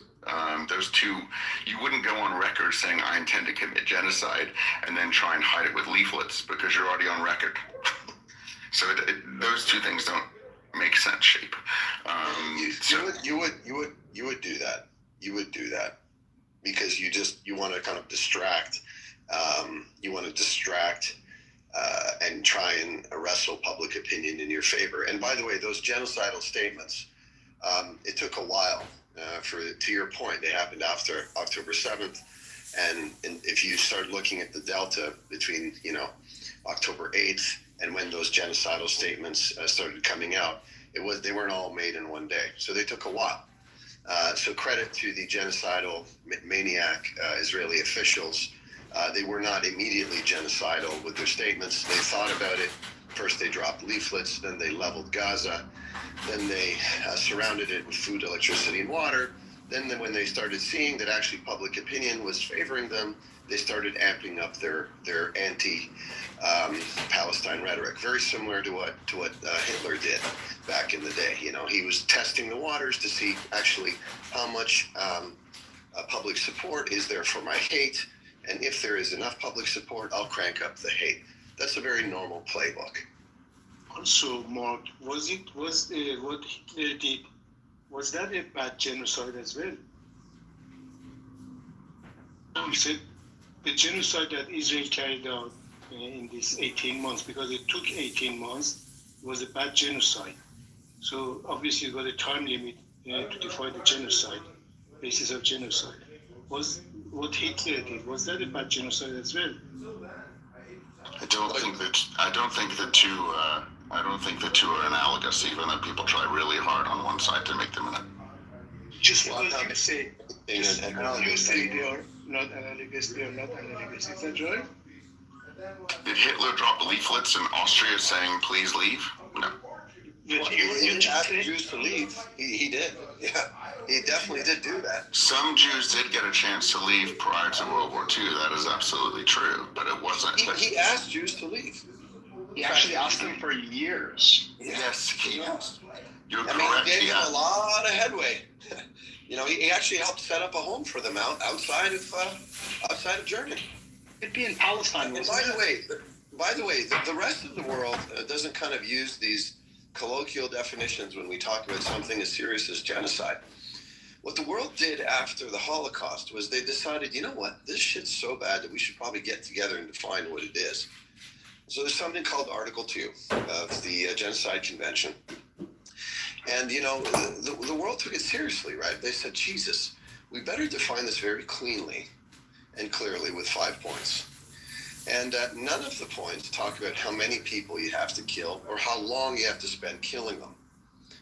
If you'd like, we can go through it, although I suspect that you've maybe gone through it and you see it doesn't kind of fit your narrative, so you probably don't want to go through it.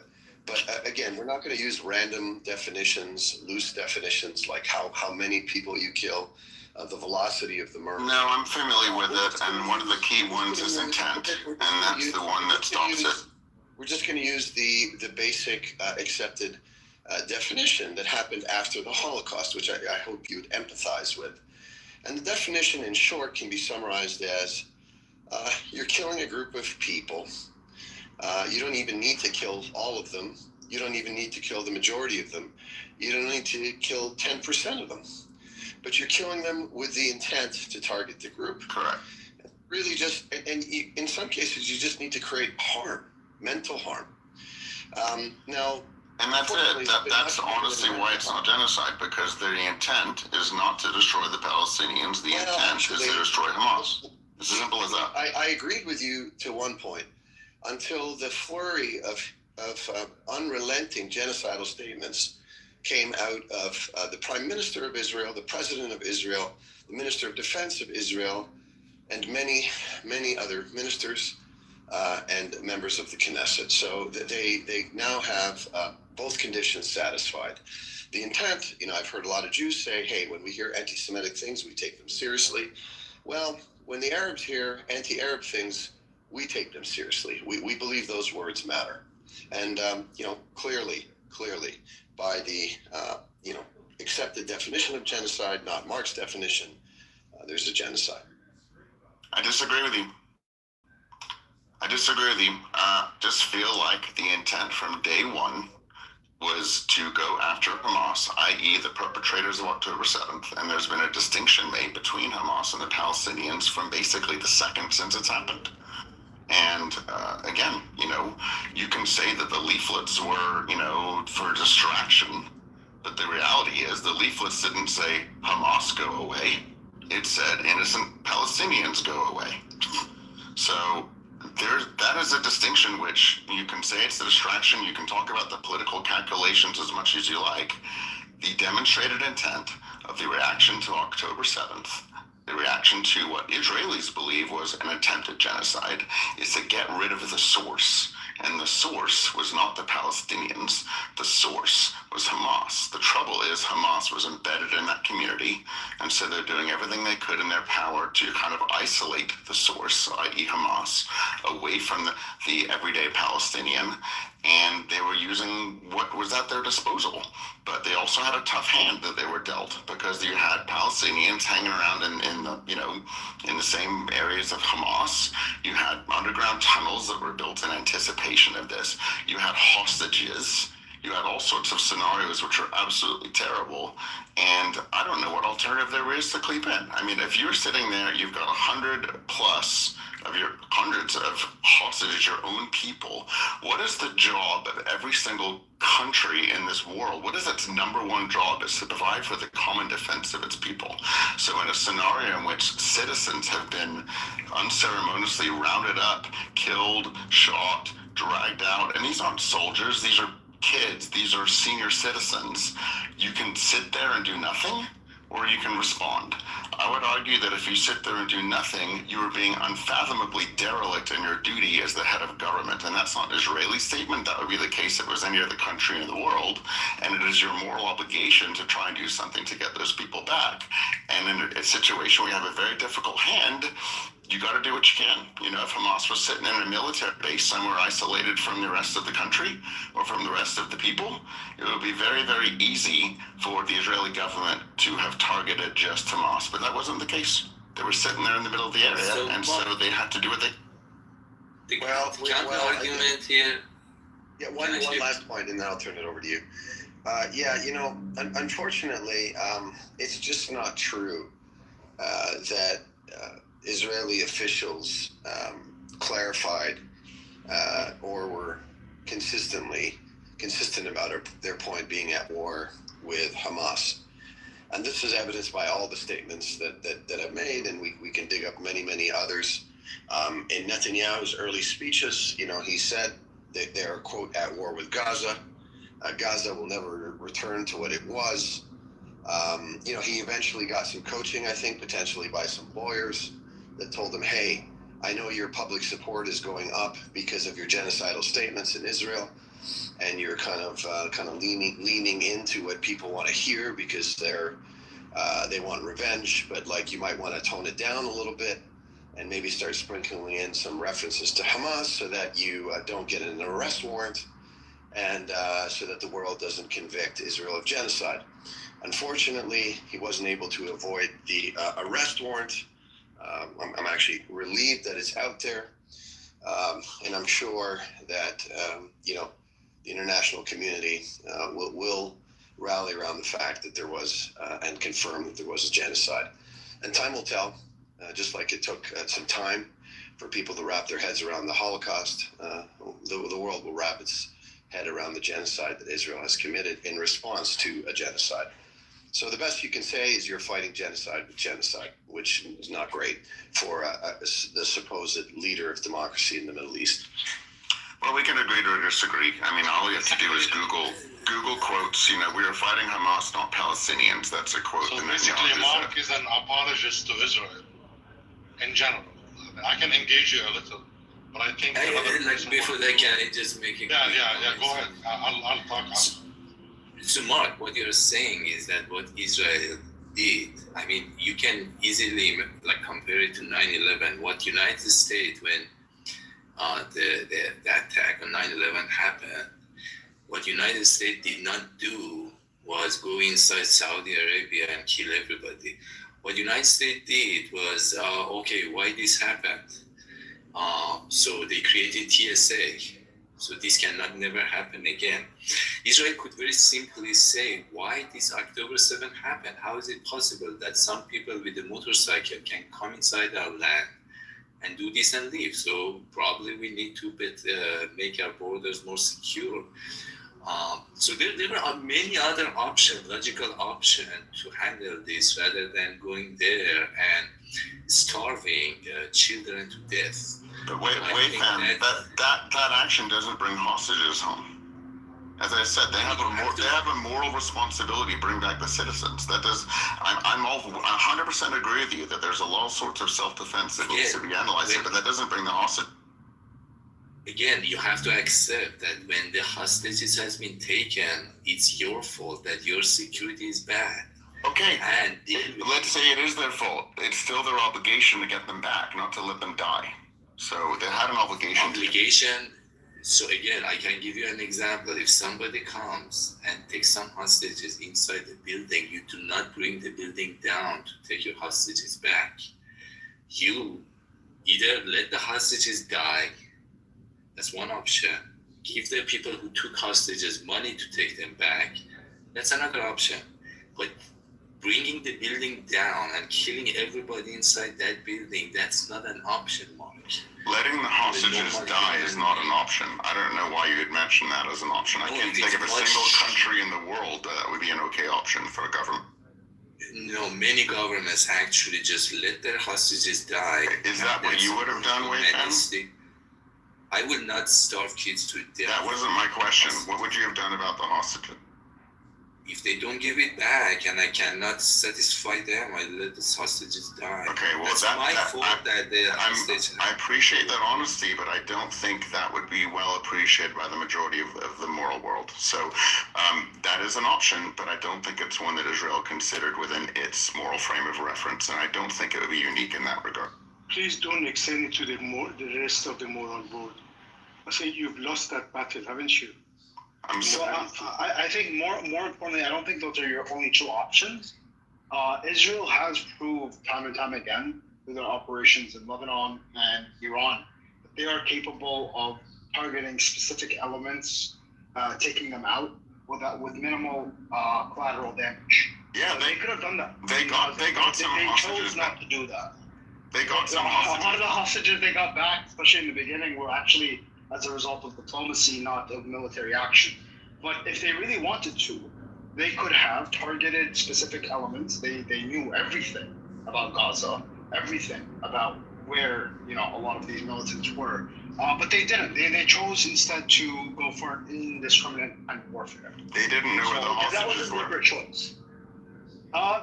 They probably did. They know a lot more than anybody else about what's going on in Gaza. Having surveilled it for the last 30 years. So they knew where the hostages were. That's what you're saying. That the entire time they knew where the hostages were. They probably had a rough idea, yeah. A rough idea, sure. A rough idea is enough to go in and start figuring out exactly where they are and undoing tunnels. They didn't have to kill 70,000 people in the process and starve people to death. Like that was a decision that was not necessary, in my opinion, and in most of the moral world, huge words. I go back to put yourself in their position, put yourself in any government's position. Mm-hmm. There's the United States, for example. The United States for special ops, absolutely. I'd be happy to utilize special ops. Not indiscriminate warfare. Understood. But you have to know where they're located in order to do that. Yeah. And frankly, Israel does use special ops. Look what happened for example, with Hezbollah that got brought up earlier with the beeper thing. You think that's not special ops? You think that was targeting civilians? No, that's exactly what I'm trying to say. Is that Israel has demonstrated through operations in Lebanon. So they have the ability to do so. Capable. Yeah. They have the ability to do that when they have the intelligence which lets them do that. So I think it's pretty, so you can use that as a perfect example. More intelligence on Iran as opposed to Gaza? Yeah, really?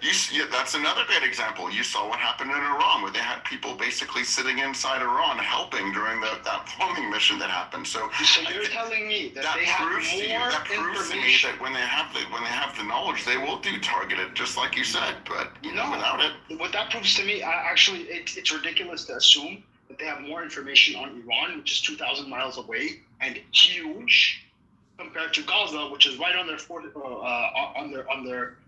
border and tiny, right?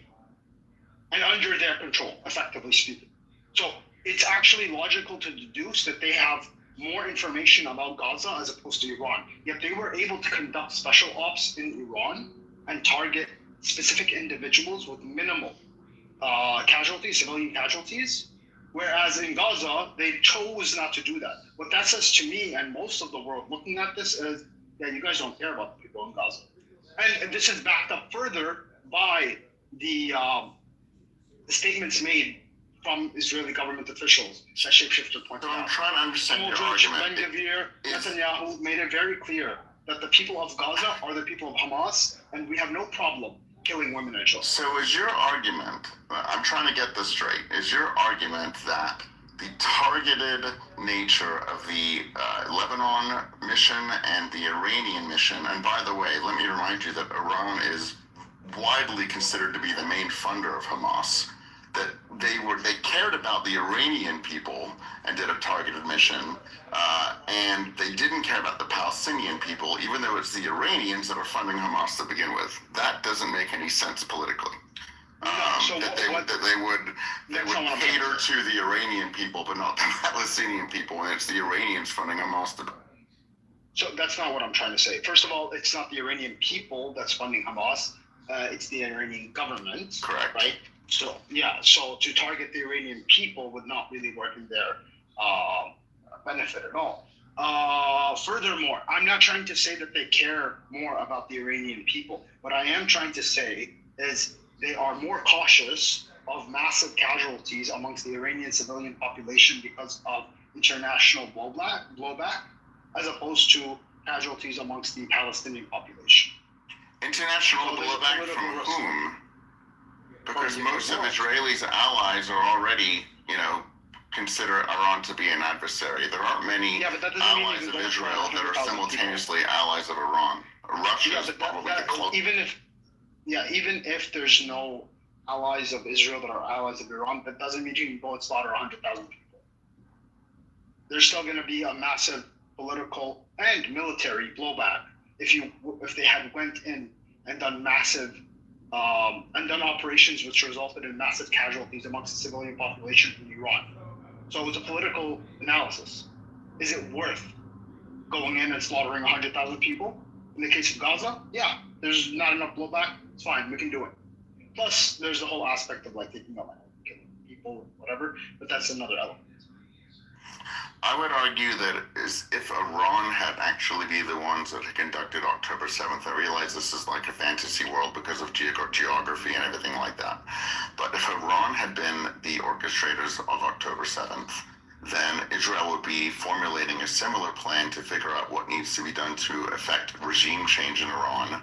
And if that involved some civilian casualties, that probably would not deter them, much in the same way that it's not deterring them in this instance, much in the way that there were civilian casualties in Germany during World War II, even though they weren't all guilty of what Hitler did. I think they were targeting the people that managed to break through what had previously been a seemingly impenetrable defense. And they needed to make sure that those people did not have the ability to do something again. I think that is not unique to Palestine. I think that could have happened in any country had they attacked them, had Turkey attacked them.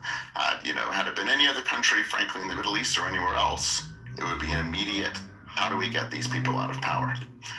So you're saying the proportion of the civilian population compared to the whole population would have been the same in terms of casualties? No. Had it been Turkey, Iran, or Palestine? No, because the geography of those situations is very different. They're vastly Let's different. assume the geography is not an impediment. Let's assume that there's no government of Iran had, if the government of Iran was embedded in its people and all of its military establishments were embedded with the people, then I think it would be similar. They need to take care. So you honestly believe the fact that Turkey and Iran have a much more powerful military and are capable of a lot more military retaliation against Israel would not be taken into consideration in the calculus how to respond? Well, look what happened when Israel did target Iran not too long ago. They clearly didn't, as to your point, they did not. Did they kill? Yeah, not many, right? Exactly. Not many. Why? Yeah. Because Iran is capable of a significant military response. The Palestinians, the Gazans are not. Iran did a significant military response, and it was not very significant, to be completely honest with you. It should have been more significant. They could have done more. The Iron Dome took care of most of it. Actually, not. But we can get into that if you like. Actually, not? Are you kidding? Not as much as you would. The Israeli planes were flying around Tehran like they owned the place. It was pretty effective. That's not Iron Dome, though. No, that's not Iron Dome. But my point is that the geography of Palestine is what dictated a lot of these civilian deaths, not intent to kill the innocents. If there was not underground tunnels beneath hospitals, there wouldn't be as many civilian deaths. If Hamas wasn't embedded in the same areas of the Palestinian population, there wouldn't be as many civilian. So a lot of the underground tunnel claims have not been substantiated. Actually, they've shown pictures of the underground tunnels as they found them. They've shown very little evidence of anything significant underground, let alone entire headquarters. Where was the hostages being kept? They weren't being kept above. In various places. But more importantly, underground. Yes, it not necessarily, but more importantly, Mark, if you think that the opponent's military is not taken into consideration when you're responding, you're in la la land. They would never respond to this extent when it comes to Turkey or Iran, as opposed to Palestine, with regards to the civilian casualties. They would take that into consideration. They're not after the Palestinians. That's the bottom line. They say that they are after the Palestinians. That's the bottom line. Okay, quote, it is not a war against the Palestinians, it is a war against the murderers of Palestinians, the murderers of our people. Netanyahu. Hamas brings catastrophe to the Palestinians. Quote, Netanyahu. We are fighting Hamas, not the civilian population. Netanyahu. These are direct quotes. It took 2 seconds to find them. Right, and it takes so now you might be able to find alternate quotes. Yeah. But the point is that they're not saying we're out here to get you guys. It's not crystal clear the way that we're portraying it. Look, man. You can't just sprinkle on nice quotes on top of genocidal quotes. I'm sorry. If you make a genocidal quote, you are a genocidal maniac. You can't just be nice the next day. It's like you're either genocidal or you're not. Okay? And when somebody's lawyer, when somebody's lawyer comes up to you and goes, "Hey, quiet down, man. I know you're winning public opinion with these statements, but you know, there's you might have an arrest warrant issued for you." You know, so he settled it down, but he showed us what his intent was, and he said it. When someone's genocidal, you take him seriously. You know, not this window dressing stuff. I can so in other words, there's two sets of quotes. You've got one set, I've got another set, and your quote wins. Yeah, because the nature of the argument is that once you say something genocidal, you're genocidal, dude. Like you know, like it's not one of those things that you can nuance out. Okay, you know, it's like a it's like an oar, the genocidal quote from Netanyahu, not from Smotrich, not from any of the other people. Give me the quote from Netanyahu, who is by all accounts leading the charge here, which says, "I'm out to get the Palestinians because I can't find it." As I said to you before, are there other actors from other wings of the political establishment? Yes, because that's democracy 101. You're going to have alternate opinions that get put into the public out. You know, I wish, frankly, there was an equivalent in Palestine so we could see what all the different viewpoints were out there. We're not seeing them other than in places like this in these rooms. What really is be interesting is what the Palestinian people think about Hamas right now, the ones living there. Hopefully they're anti-Hamas because they've led to the destruction of their area. If they're not anti-Hamas, then I have some questions. But the point is that you're going to have these quotes, these differences of opinion that get publicly put out because that's what happens in a democracy. It doesn't mean that it's an official governmental position. So if you find me the quote from Netanyahu, actually, if they are officials from anyone the else government, saying we're out to get the Palestinians, then I will stand down. But Smotrich and Ben-Gvir are parts of the government. I'm They're talking actually key parts of the government. Sure Netanyahu, they are. it's not a dictatorship, right? It's a democracy, and in democracy you have various ministries, you have various ministers who are key parts of the government. So you can't discount Ben-Gvir and Smotrich like that.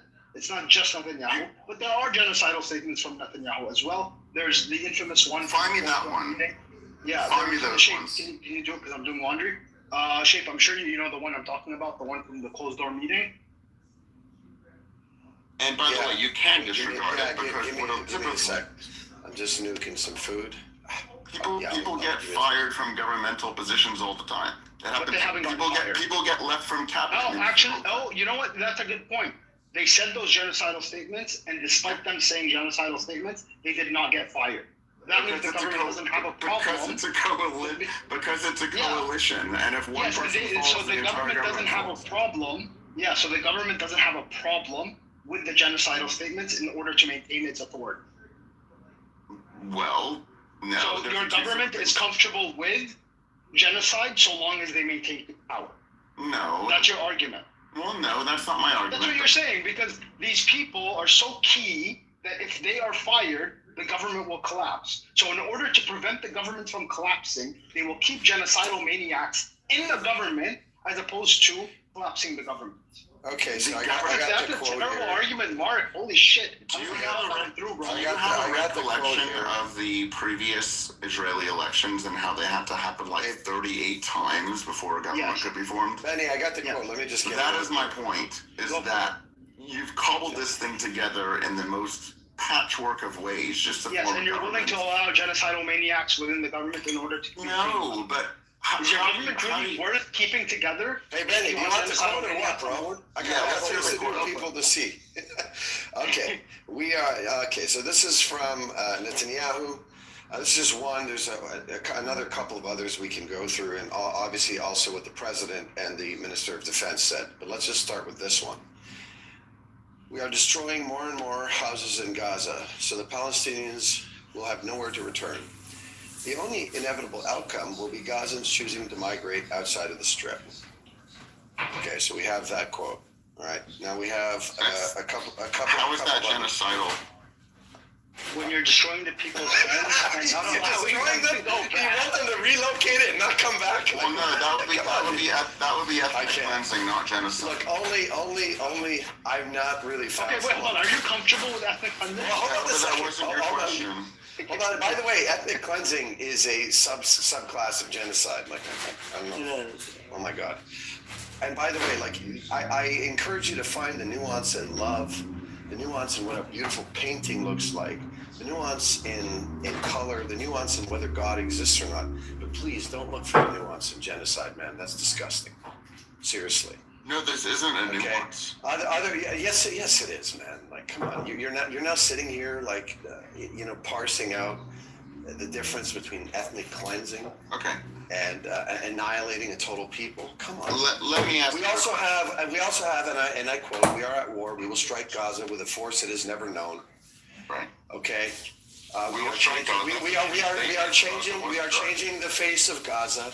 Gaza will never return to what it was. Right. We also have, you must remember what the Amalek has done to you, says our Holy Bible, and we all know the inference there.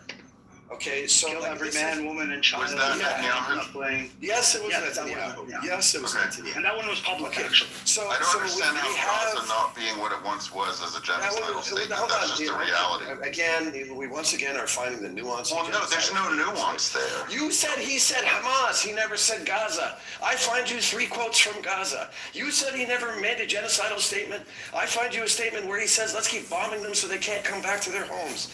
Then when you get presented with the uncomfortable facts, you start searching for the nuance in murder.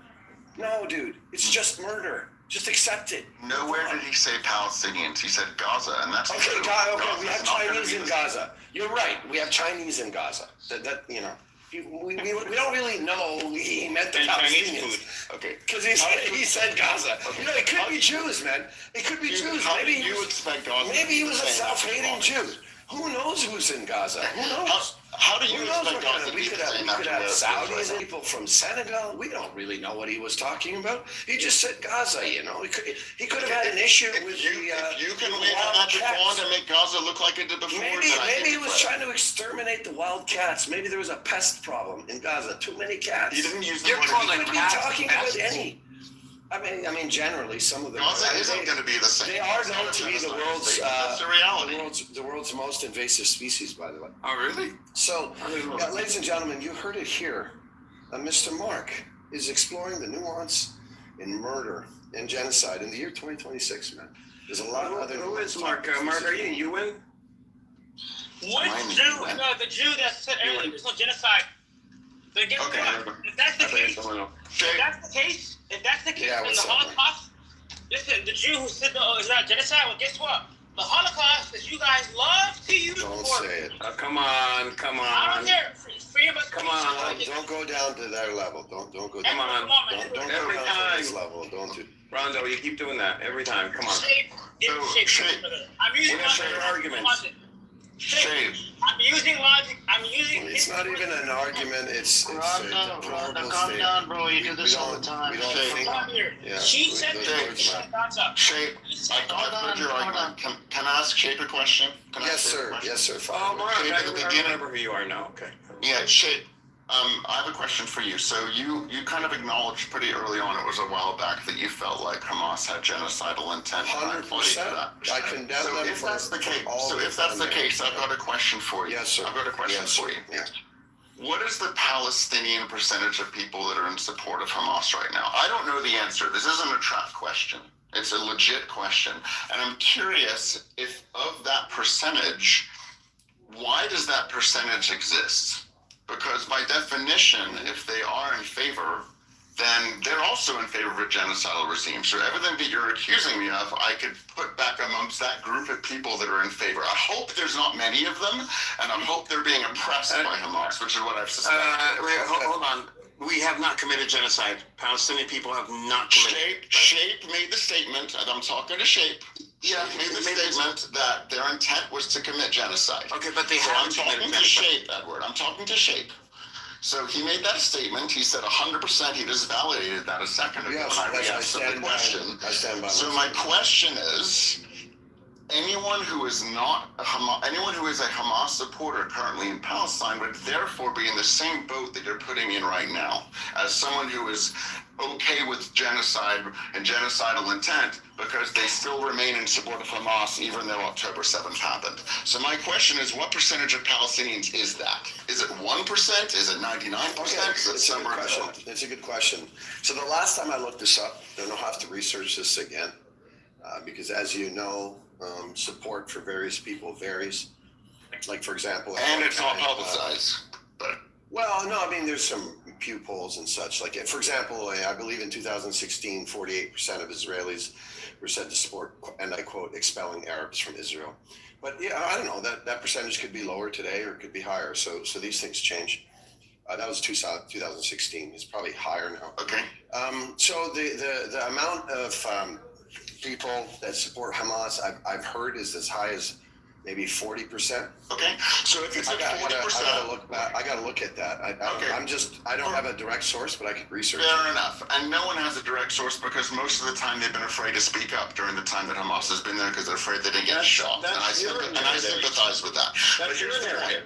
But for the 40%, are you ready to for the 40%, are you ready to disown those guys right now because they are in favor of genocide? You can't make up your own narrative and then not even acknowledge the fact that somebody's saying no, you're wrong, and then your argument is valid. 1%. My point is that Shape just made the statement. I'm talking to Shape here. Shape made the statement.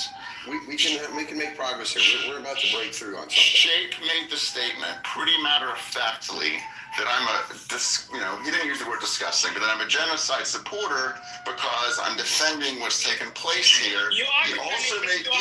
Let me finish. He also made the statement that Hamas absolutely had genocidal intent on October 7th. So my question is, given those two things, are you prepared to say that anyone who is still pro-Hamas within Palestine is therefore in the same boat as me and a genocide supporter? And if not, why not? Because it's the exact same situation. Okay. I'm potentially prepared to say that, provided you say the same.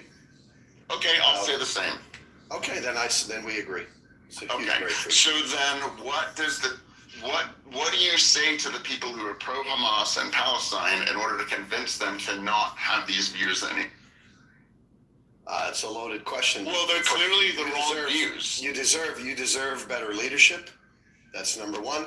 I agree. Number two, I wish that Netanyahu didn't allow the flow of $1 billion+ to this leadership. Number three, unfortunately, let's look within your own societies.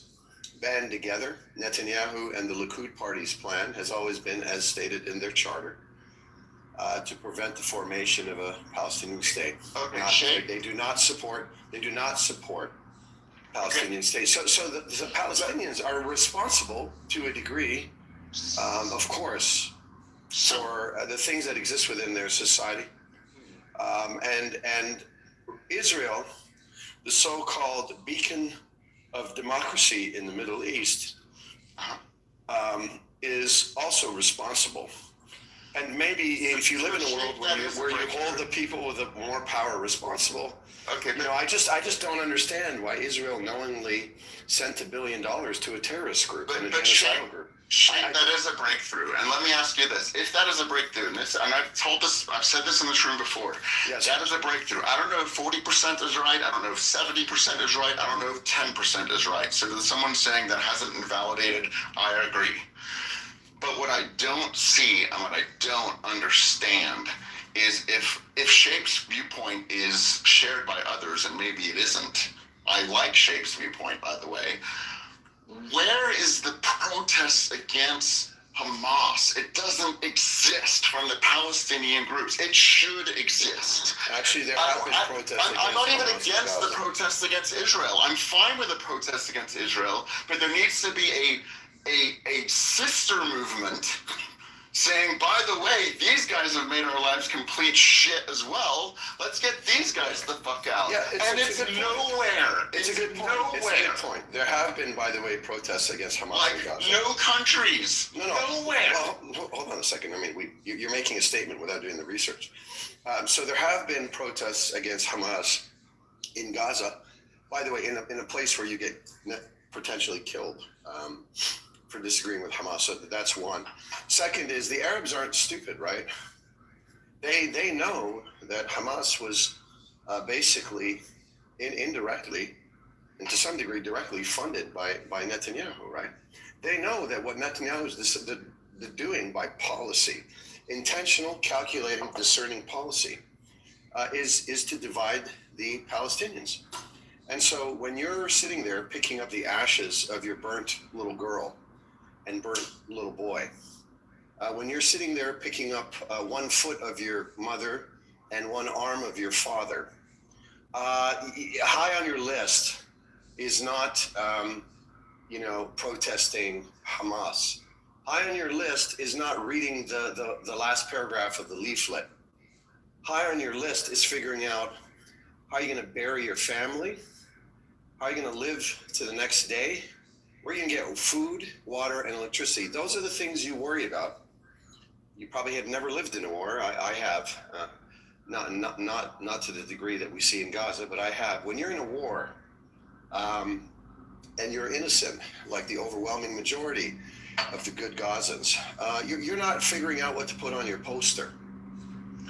Yeah, I get it, and I think similarly, when you hear stats sort of about how a lot of people in Israel are against Palestinians or whatever the case may be, and that gets thrown around a lot by me. Or it's not just Hamas, it's the Palestinians.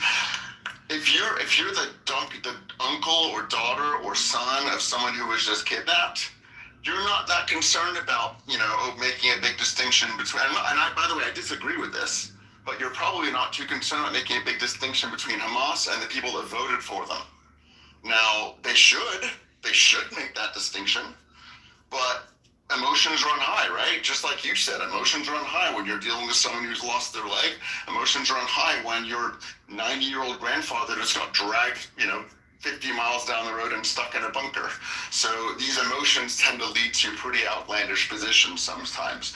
But that's why you need people who have sort of the grounding to hopefully make more conscious decisions. And I think if you look at it dispassionately, which is very, very hard to do, then you can see that Israel is a culprit, but so the hell is Hamas, and Palestine should want to get both of them gone. Right. And I just don't see enough of the protests. It's just a one-way protest for the vast majority of the people. No, that's fair. That's fair. That's fair. But here's what I'll say, right? Like, the uncomfortable truth for all radical Zionists and for all supporters of the current regime in Israel is you have lots of Arabs like me acknowledging that, Hamas is a terrorist group and Hamas has genocidal intentions.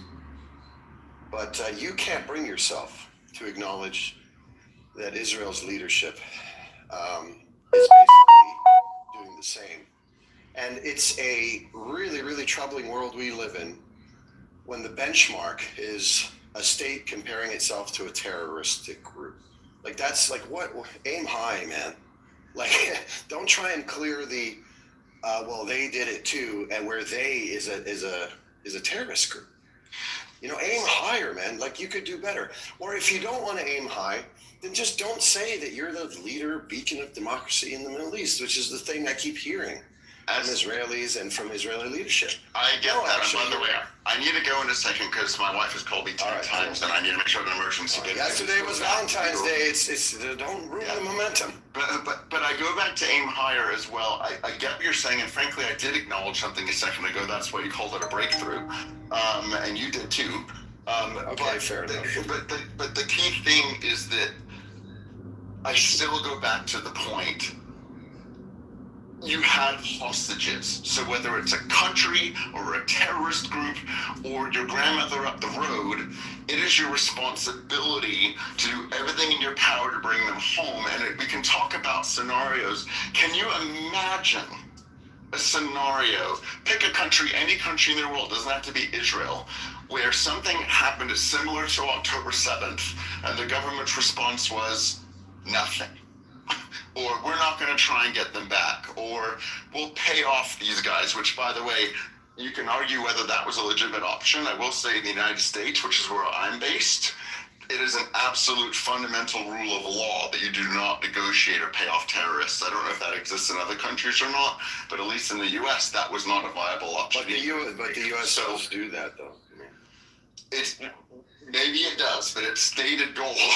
They stated we do not negotiate with terrorists. They directly talk to Hamas. Well, and that is true, because that's a back channel. But the point is that from a political position, you do not want to be the guys that said they stole a shitload of our people and we let them do it. And I don't think that's unique to Israel. No, it's not. No, any of other course. Country, any other I'll government, make this easy that for you. happened to them. And I'll make this easy for you. Yeah. I wasn't one of those ones that was surprised how Israel responded. I wouldn't either. I was like you. I'm like, they are what they say they are, right? When it comes to military use, right? So, and it was, they were forced to, they were definitely forced to respond militarily, right? There's no debate there. Like, it'd be completely irrational to say, well, maybe they'll just hold peace talks. No. They're going to respond. They're going to respond with force. And they were baited into it. Now, what I was a little surprised at was how fast and loose Israeli officials were with genocidal statements. I mean, that was shocking to me, actually. What I was a little surprised at was the insistent, intentional starvation policy. I mean, they literally waited till people looked like skin and bones. I mean, that's just crazy to me. And it's a good reminder that even in 2026, we can go back to our savage ways, you know. That just shocked. And I was equally shocked at the savagery that Hamas conducted. Like, I was disgusted by it. I was shocked. Hamas are a resistance group. I don't give a shit what Zionists have to say. Everybody is entitled to their own fucking opinion. Hamas are a resistant organization. If Hamas did not exist, you would have filth like Mark, who love fucking seeing. Hi, my name's Amos, and I'm retarded. I'm gonna dog you fuck your wife, bitch. Fuck shit on me, bro. I gotta go call my wife. I'm gonna come dog you fuck your wife, bro. Shade, for what it's worth, I think it's been a constructive conversation. Yes, sir. Yeah. It's been constructive because you heard what you wanted. Dog you fuck your wife. I'll see you later, guys. Okay, all right, Mark. Take care. I'll die, bitch. Okay. So here's the thing. Uh-oh. Is it a thing or two things? Many things. Multiple things. Multiple things. Thousands of things. Okay, you guys want to get cussed out? No. Go ahead. It's okay. A little bit cursing. It's okay. I'll use Edward as human shield. A little tickling. That's all. No. I'm with Prince here. Go ahead, Prince. Okay, go ahead. Carry on.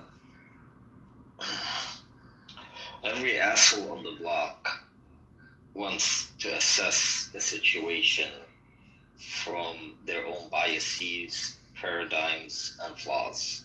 Number one, and I've said this in the past, it is yet to be determined why October 7th happened. What was the thinking and what were the information obtained by Hamas to take such a decision? Number two, whether or not October 7th is a good or a bad thing for the Palestinian people. Things are measured by their outcomes, and these outcomes are yet to be determined. Pragmatically speaking, aside from emotions and everything that has occurred, it is not the case. We don't know if they knew what they were getting into. We don't know if they had to do despite what they're getting. But all of this will be uncovered with time. And nobody ever tells a person who is defending himself, why did you do it? You escalated the situation. It's called self-defense for a reason, and October 7th was an act of self-defense, not an act of aggression. Because there is an occupation, and there is a siege. But everybody Mike is so clear.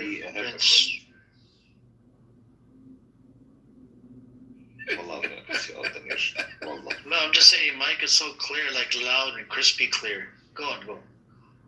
I'm done. Shape, if, and I think Edward would probably agree with this question, but if Mark is using that argument about wouldn't any country respond to having hostages with whatever kind of actions, same argument the other way around, because weren't there Palestinian law? What's the difference between the October 7th hostages and the Palestinian hostages that were before? He's not here. Before October 7th, right? He's not here. No, I know, but I'm just saying. What, Shape left? Why wouldn't you respond that way? I'm here. I think she was. It's the roast of Shape. But Prince, to finish, we were maniacking with you. Sorry. I'll respond to that. In 1982, Israel invaded Lebanon and remains in Lebanon because a dumb bitch ambassador was assassinated in London.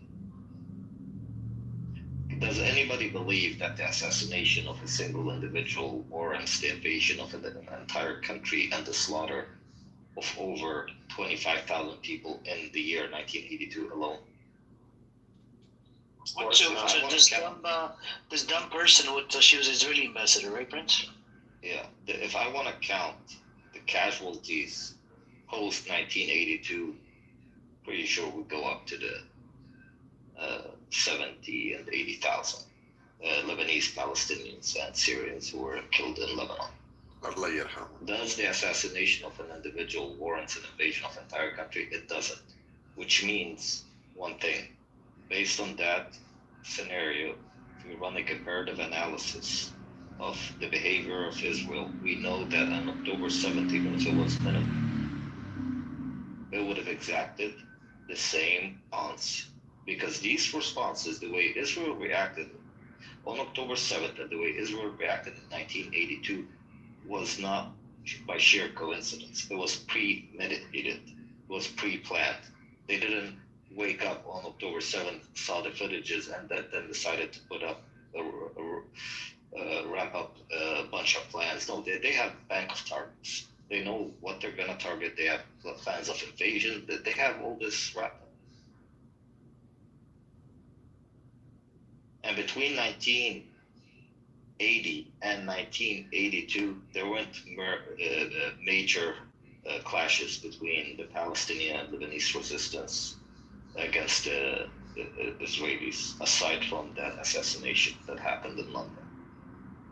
But Yasser Arafat back then said it when the Israelis signed a ceasefire for the first time, recognizing the PLO as a legitimate organization after what was called then the Cannon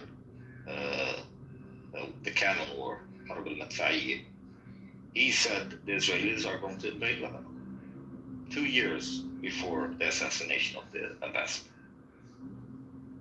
which they used as an excuse. But is that really an excuse that anybody would reasonably grasp? Killing one individual warrants an invasion of an entire country? No. And even if the ambassador was not killed, is it really difficult for them to cause a false flag attack? And if October 7th didn't happen, but we know that what we're seeing is what they wanted to happen, is it difficult for them to cause a false flag attack on Gaza and do it? No, very easy.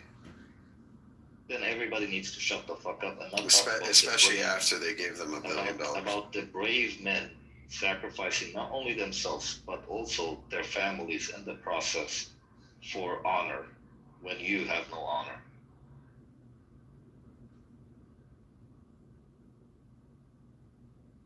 Look, I agree. The time will tell, right?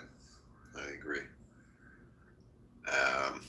But Sheikh, sorry, what was your question? Instead of sort of coming to that kind of agreeing that Hamas did something wrong, why wouldn't you use the argument that there were Palestinian hostages before October 7th? So to say that, wouldn't any country respond this way if they had hostages? Like, can you use that same argument about the Palestinians? No. Because I like to draw red lines. You know, there's certain lines that they cannot be crossed, and some of it has to do with my background. Like, for example, when Palestinian militia came up to my village in Lebanon and murdered my cousins and killed their parents and made the kids watch, and then killed the kids, and then burned the house on top of them. I wouldn't in any way, shape, or form want any Christian militia to extract the same kind of thing. There are red lines, okay? And the red line was crossed. And I'm not saying it was crossed by all members of Hamas. I mean, there were 1,200, 1,400 people that crossed that border, whatever the number was. But certainly, many red lines were crossed. If they conducted a strictly military operation, I would have still said it was a mistake. But unfortunately, or fortunately, I mean, I believe in drawing red lines on certain things. Because it's a very, very dark place you go when you kind of let everything be in a relative moral framing. It's very dark. About you mentioned genocidal. How is Hamas October 7th genocidal? Or was that where you're referring to say that Hamas was genocidal or had genocidal intent? Yeah, I mean, they've cleared their officials, like, you know. I need to be consistent in my position, so, you know, I don't want to take a weak position that says that a group that's made genocidal statements hasn't.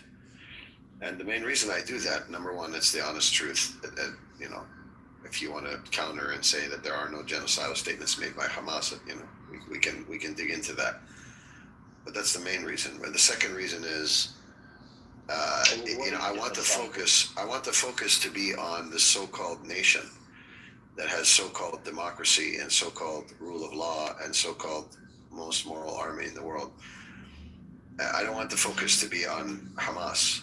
I want the focus to be on them, because Hamas isn't walking around saying they're the most moral militia in the world. They admit they're terrorist groups.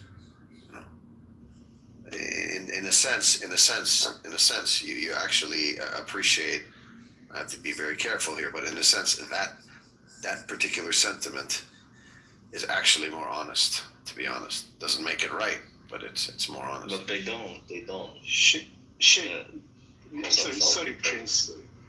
Prince. Sheikh, with all due respect, this narrative that Israel has been put forward, through the Western mass media in the last 70 years or so, it's just pure and utter fake. It's false, and even acknowledging it is incorrect in my opinion. And that's just my opinion. Which narrative?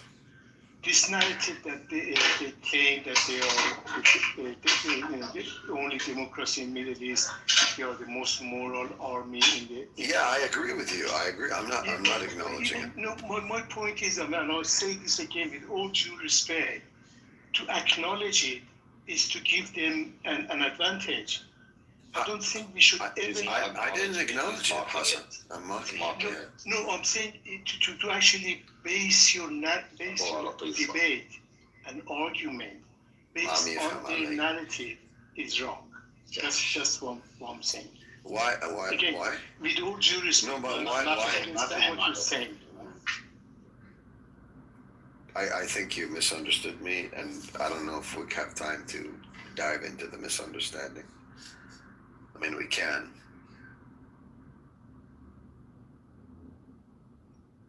شيخ عم تصوم؟ ليه بدي صوم؟ الله بلا منيكي. ليك. هلا اتلانتيكو. I want to. هلا الاسبوع الجاي بكره رح تبلش. طيب نلحق حالنا الليله. يلا لحق حالك اليوم كل اللحمه بالبراد. انا خلاص. خيي بدنيك اخت البراد. خيي بدنيك اخت البراد. يلا نيجي اخته لانه 7 اسابيع. بعد ما انا بخلص بالبراد ما بعرفش رح يكون براد خيي. رح يكون والله مش I want to know what are the genocidal statements made by Hamas. I don't want to look them up, bro. Then you got the browser history. Next thing you know, I'm getting a knock on my door. don't do that to me. No, but by the way, they don't call themselves. Incognito. Can the same be I don't have NordVPN, bro. Can the same be said about the rhetoric coming out of the PFLP during its height? At its height, can the same be said that they were genocidal?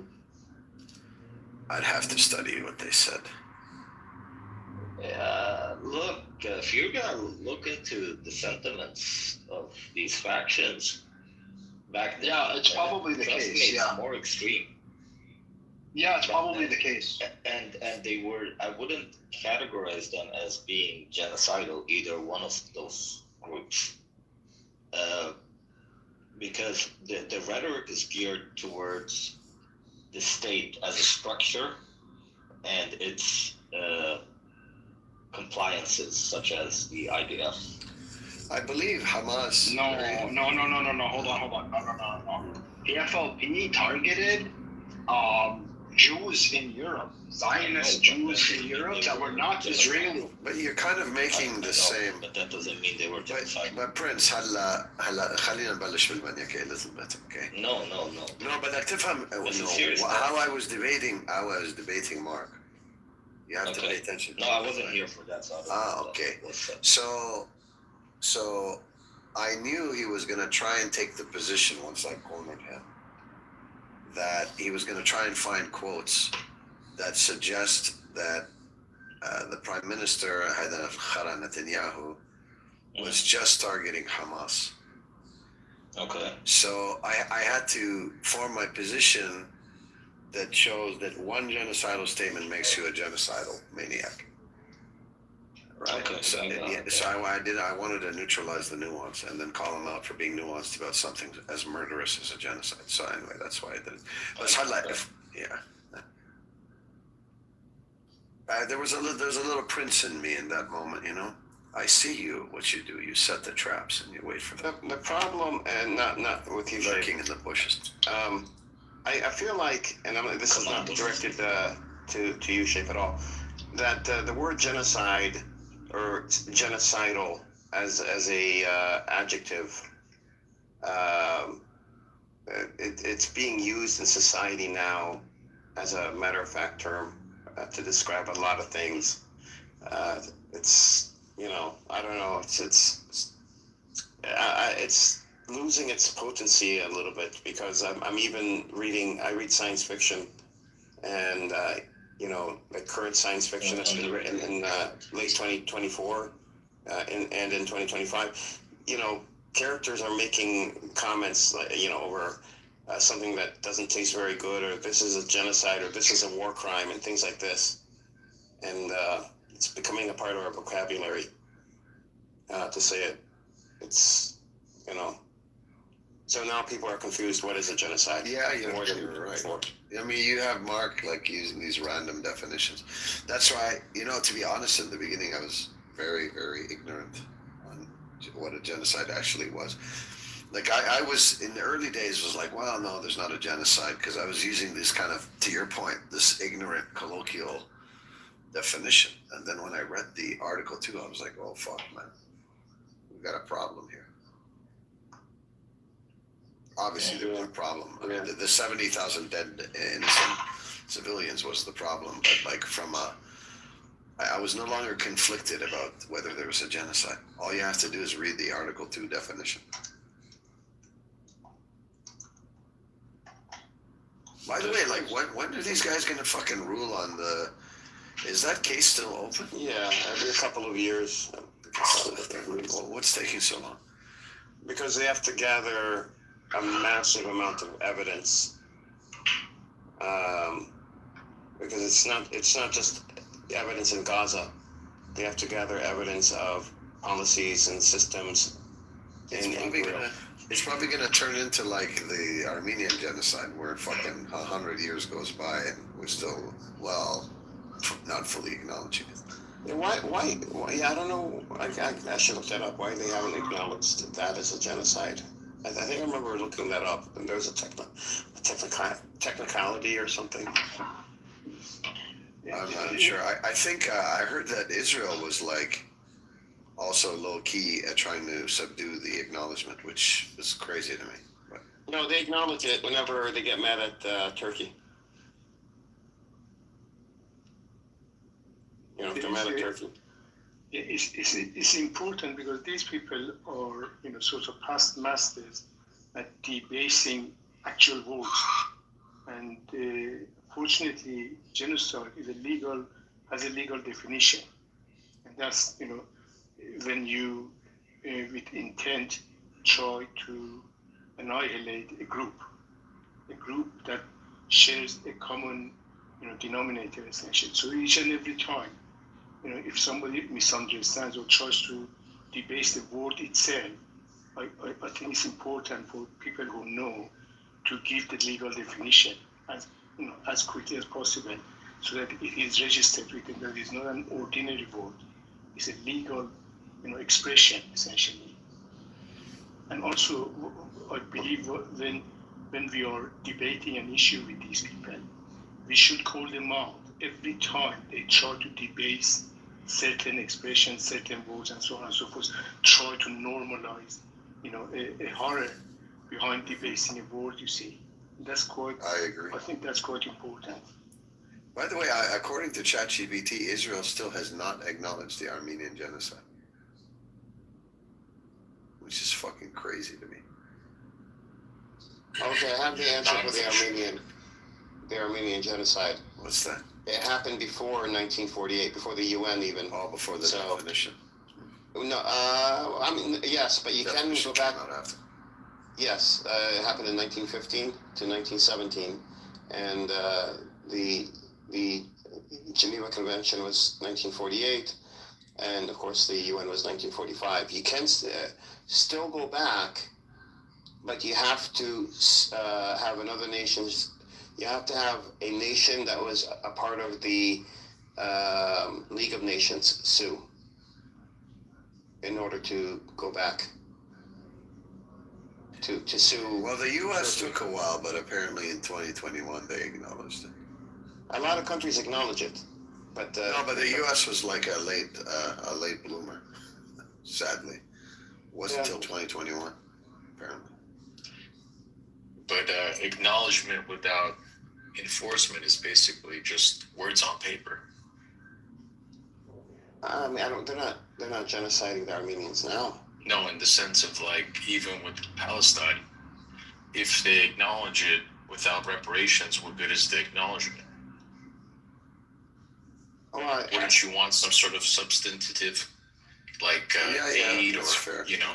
Well, the Geneva Conventions does have mechanisms for nations that have ratified, and a lot of nations have ratified the Geneva Convention, and if a country is convicted of genocide, then they would have to, limit their, interaction with that nation to the most minimal amount possible. But you see what's sinister with Israel's position on the Armenian genocide? It's like you would think of all nations that would be quick to say. They didn't acknowledge it, by the way. They did not, no. And they have this kind of low-key alliance with Azerbaijan. They spoke about acknowledging it. But they didn't, yeah. Last year. Yeah. Well, they get 80% of their gas from Azerbaijan and Turkey. For all this talk about never again, and these guys stay neutral. What was it, 1 million Armenians? Wasn't it 1 million? Something like that? Yeah. The difference. I think it goes into the Knesset as they put it in as a bill, but it has to pass 3 times. It doesn't pass, so it doesn't become something that they would recognize officially. But they always do it when they're angry at Turkey, when Turkey does something they don't like. They use it for political gain. But that's so disgusting, man. Like, why is it hard? Like, that shouldn't be something hard to do. That's the real It's realpolitik, right? It's them trying to get gas, oil, and all that. So yeah, all the ethics and morals doesn't mean anything. By the way, like how the Turks did some of the most cruel things ever. The Turks are very militant. They're very. Like I read something where they took families and tied weights to them, like just enough to keep them kind of slowly drowning, and just let them kind of slowly drown. Just discussing things like this. Disgusting. Can you eat on mute, Prince? We don't want to hear that shit. You kept complimenting his high definition audio, and now he's. I'm sorry. Just I wanted to ask you something, Shape. Do you remember the February 14 room, right? What is it? Like yesterday's room? You were in Buttercup room? Yes. Yeah? Yes. I was giving marriage advice, including the number one marriage advice is not to be on Clubhouse on Valentine's Day. But John Kitover got the clip of that room. Okay. All right. And all of a sudden, Bart comes on the stage and he's asking, "Are you a Muslim? Are you this?" to Emre. Are you Muslim Israeli? Are you Mizrahi Muslim? A Mizrahi Muslim? Yeah, like such an idiot. A Mizrahi Muslim. Bart is such a fucking piece of shit. Oh, First I found myself modded. I hate when I get modded, but I found myself modded. And you know what? I started having so much fun with it. You know how much fun it is to keep muting someone every time they talk? Well, Freya knows. Talk to Freya about that. He loves it. I kept muting the guy every single time. It was so... It's like you ever had an itch on your back? Daniel? Bart. Oh my God. You ever have an itch on your back and you finally scratch it? Like that's just sensation you get. That's what I was getting when he kept talking. I muted him over and over. Because you can't kind of hit it. Well, you got to like go 2 menus in. And I just kept doing it. It was just so satisfying. I've never done it. What 2 menus? What's the menus? To mute someone individually? Yeah. Oh, you just click on them and then you click on the dots, the 3 dots, and then you mute. Oh, okay. Yeah, it's like a targeted attack. It's like you have a laser pointer on their mouth, and you just shoot a laser pointer, and out comes like like a gag, and you just but the thing that makes it fun is you get to keep doing it. It's not just once. Talk to Faya. Tell her exactly what you said. She figured out the mute button too a couple of weeks ago on Brett, and she was having the time of her life. It was the targeted muting. I don't like the muting the whole room, like that disrupts things. But you just keep muting one person over and over and over again. It's so good. Amir does it to Norm. Shape, they made it easy. By the way, Shape, Norm, the video was uploaded on my YouTube. Epstein. Oh no. Yep, I'll put the link in the chat. See, this is the red line is for religion. So you come for that. That's it. That's the red line. I'll put the link I'll put the link in the chat. This is already got 11 or 12 views. You're welcome to watch it. Oh no, Amir. He must have really pissed you off.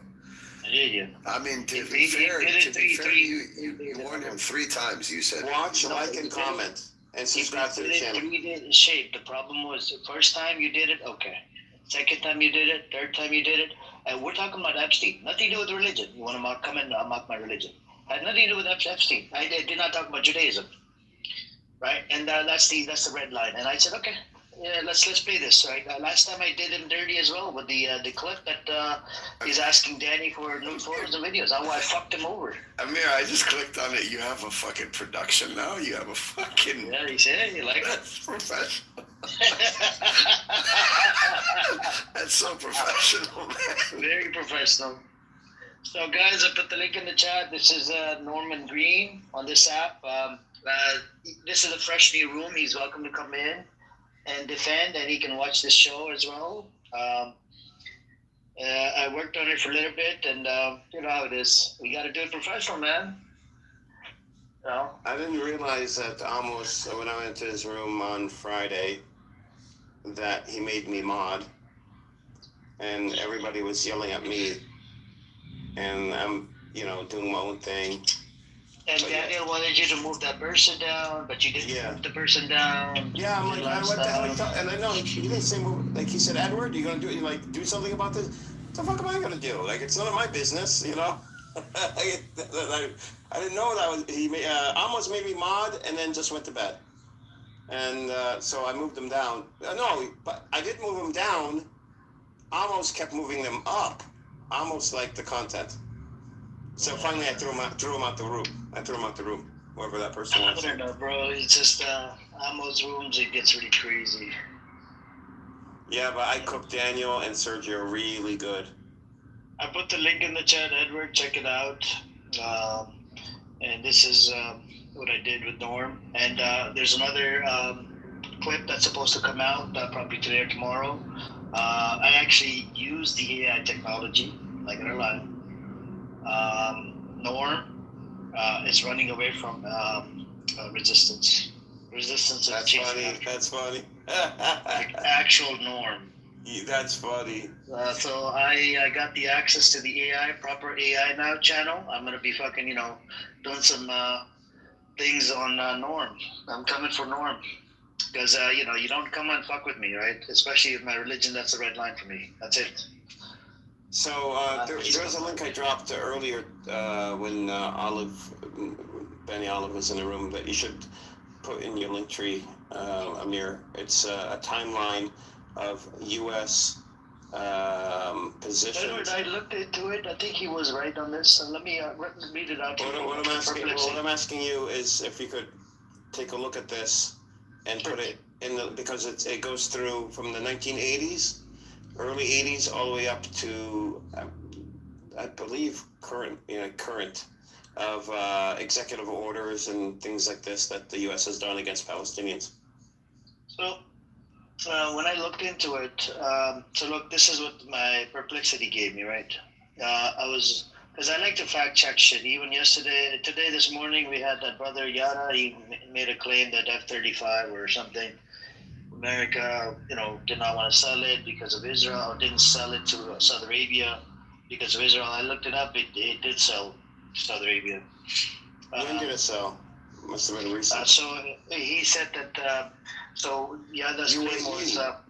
That's claim was that the America blocked the sale of F-35 to Saudi Arabia, this and that, because of Israel, and I looked it up. It did not. When did they? Because it must have been after MBS's visit here to the U.S. So it says, no, the U.S. did not block Saudi Arabia from buying F-35 jets under President Trump. It approved sales as part of a major 2025 defense deal despite past hurdles and Israeli objections. So he did approve it. No, it's just because, look, in this room, I hate the propaganda. You see what I'm saying? We have people, bro, I don't know, even yesterday, I respect the Yada, right? But yesterday he made some claims and I had to freaking fact check it, bro. And maybe he was talking about that brother is but that brother is a pro China taking over Taiwan. Okay.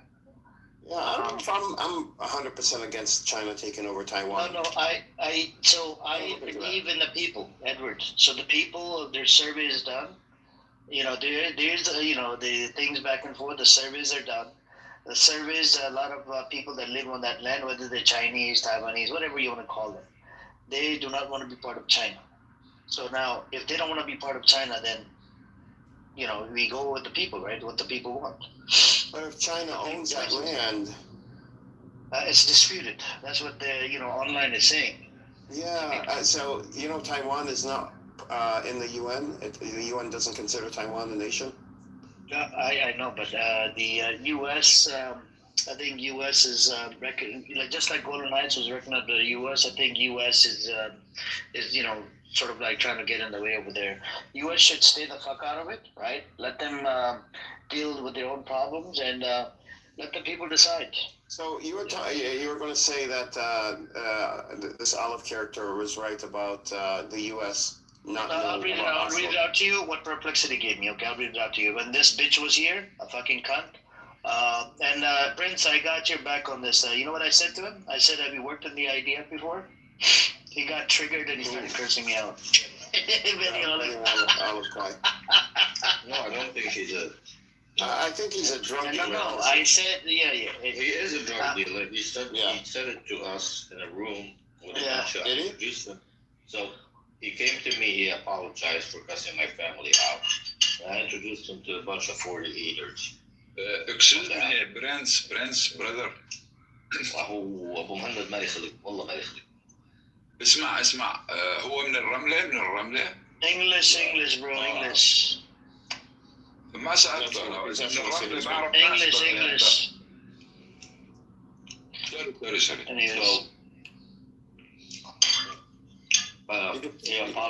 were talking about the situation of 48, and we were talking about the crimes. And then he said that he used to be a criminal belonging to a gang, selling drugs. And he got jailed for it. I don't know how long he was jailed. And then a crazy psychotic, I'm like, oh, he's doxing. How the fuck did I dox him? Well, I mean, you could tell by the way he talks. In general, Prince, be careful, almost those people who got educated from our brothers in 1948, the Palestinian who have the Israeli passport, always they are, I don't know, what you call this in the line. I don't know. Spoiled. That's why I told them. No, their tongue is dirty. They think themselves, above the others. They know more than the others. This is their weakness. I know them. No, Amir, what you said. Let me read it out to you. I said, did America knew about Oslo? It says no, the U.S. government was not aware of the secret Oslo Accords negotiations until shortly before their public reveal in late August 1993. Negotiation secrecy. The Oslo I Accord stemmed from clandestine talks between Israel and the PLO in Norway starting January 1993. Brokered by Norwegian diplomats without U.S. involvement to bypass stalled public channels like Medrit, U.S. officials, including the Clinton administration, learned of the draft only after it was finalized in mid-August 1993, when Israeli and Palestinian reps flew to Washington seeking endorsement. So here's where I would say I would disagree. America, the U.S. not absolutely. The reason that the U.S. would deny it until it was signed is because Clinton was a brand new president in his first term in '92. So he couldn't risk a failure. Not because of that. Not because of that. It is because of that. That's how politics work. That's how politics work here in the U.S. Listen, please, Edward, please. It was, a preparation after Madrid meeting. It was, the first thing they start talking after Intifada, the first Intifada. They start appearing in the West Bank some leaders. Al-Husseini, many leaders. He's not talking about. Listen, please. We're not. That's not what I was saying. That's not what I was talking about. This is a real story. But it's a story. It's a story. Chairman Arafat, when the things get serious, first of all, the beginning, he gave them, a green light to talk.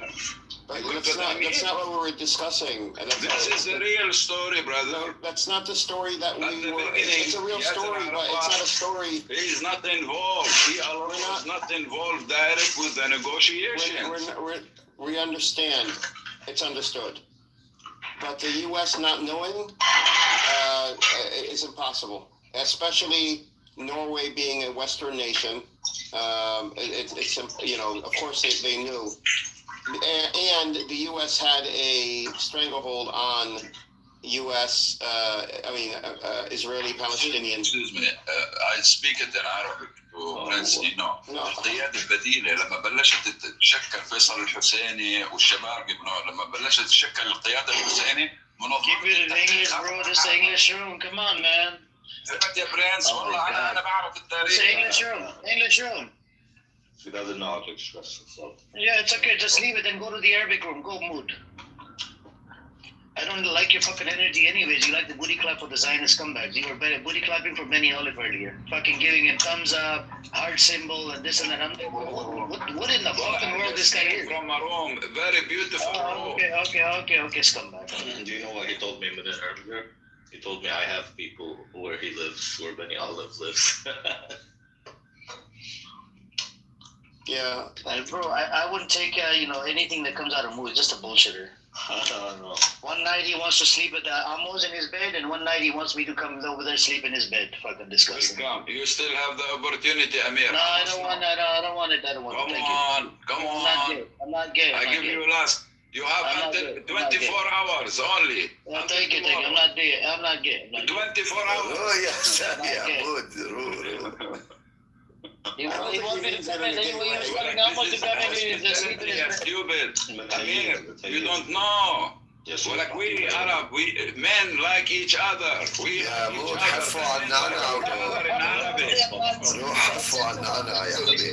You don't understood. We always understood. We always understood. يا بود روح جيب لك غص النعنع حفوا عليه وروق شوي. Prince, you love men.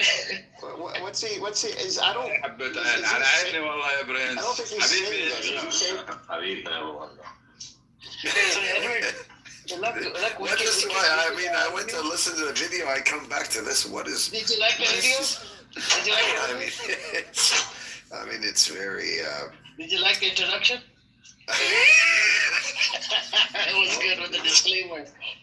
Did you watch Norm's video? I watched. No. It's in the chat. Check it out. It's he's defending Epstein. Listen. I just kicked out Eleanor. You know Eleanor? Who? Eleanor. No. Who's Eleanor? Amir. You know him. The Jew, the Zionist.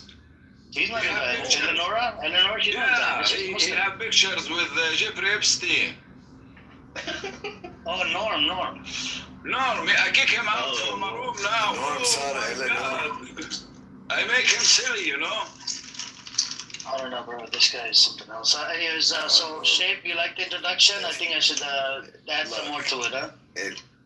It was high quality production. I mean, I need to go up on the P, the 480p to 76720. I mean, brother, I just introduced myself. I'm a Palestinian from Nablus. But like you took it to a different level now. It looks like I took it to a different level, more professional, right? Yeah, more professional. Yeah. I think I should add some of those the emotions as well. Like every time they make a stupid claim or whatever, like a laughing. You know what you could do? There are apps where you could do like a podcast. Yeah. And have like a fake news reporter. So I have a question for you guys. Amir, I have a question for you, bro. You seem pretty knowledgeable. You just cut somebody off. Sorry. No, it's okay. Your question's gonna be good. I know. Go ahead. I hope so. No, it's not gonna be good. It's just gonna be a simple question. Go ahead. It's a simple question because I don't know what's going on. But like, is there really a genocide going on in Iran? No, there's no genocide, but it's a massacre, you could say, but not genocide. So like, I don't know because like I don't know what to believe because obviously I don't believe Trump or Netanyahu, but then people also told me not to believe the pro-Iran news channels too. So like I'm just confused. The problem is it's this matter in Iran. It's very complex. A lot of the things we can't freaking rely on, but certain things. We've seen some videos. We could say that yes, they did torch some of the mosques over there, and there are people that are protesting. They're really, truly protesters versus rioters. People that are like you have influence coming in from Mossad, you have influence coming in from CIA, you have influence coming from the Pahlavi supporters. So they, some of these people, they want this son of Shah to come back. The son of Shah lives here in America, and a couple days ago, he asked Trump, he was begging Trump that this is the last chance to, bury the IRGC, right? And a lot of these people, you'll see them, they support Israel and they support Iran. They support Reza Pahlavi to come back. And this guy, the son of Shah, hasn't been to Iran in about 40 years, right? Doesn't have the credential, doesn't know how to fucking run the system. And he wrote a book on this recently, not too long ago. He wants to... he's going to be the transitioning body. He'll go in and he'll transition. So he's selling this fucking narrative to everybody that I'm just going to be the transition body. Look, I don't support IRGC or Reza Pahlavi, but I do not want to go from one dictator to another, especially American puppet. Pahlavi is Israeli and American puppet. Obviously, I'm not for Israel. Fuck Israel for life, but like... What I've heard was that once the Islamic regime drops, there's going to be a lot of U.S. sanctions going to be removed. It's going to be better ties with the Middle East or something like that. Do you think, or it's going to be like Iraq? It's going to open up a can of worms, like a different type of can of worms. They're going to set up military base like what they're doing in Iraq. Iraq is still under occupation, and they're going to chop that Iranian land into like 5-10 parts. Israel might take over some of the part, and they might even bomb the shit out of all the military bases, like what happened in Syria after they toppled Bashar al-Assad, which was a fucking genocidal leader. Relate to the Reza Pahlavi will come around, and he'll be told to freaking put down everything. The hypersonic missile program, the nuclear program, the proxies, everything. All the defense, you got to put it down. So you can't attack back, you can't fight back. You pretty much bend over and get fucked and raped in the ass, which I'm against it. Damn. Yeah, but what if they want to be fucked in the back? Why won't you let them? If that's what the people want. That's true. But the thing is, Tiger, my position is very strong, and I hate these people. So forget about that. The other thing that that bothers me is Islamophobia coming out of these disgusting people's mouth. You see what I'm saying? So much Islamophobia all over the internet. Just like you had that guy from your side, he was spewing a whole bunch of bullshit about Islam. I had to remove him out of the room. Lion, did you want to say something? Right. I mean, he's from China. Go on, Lion. Do you want to say something? Yeah. It's not from China. Yeah, Lion wanted to say something. Go on. a lot of the Iranian taxpayers' money is being used to attack Sunnis. The government of Iran, please let me finish. The government of Iran spends the Iranian people's money by giving it to the Houthis to attack Sunnis. So a new government in Iran will stop spending any taxpayer dollars on war on the Sunni. That means more money in the pocket of the Iranian people.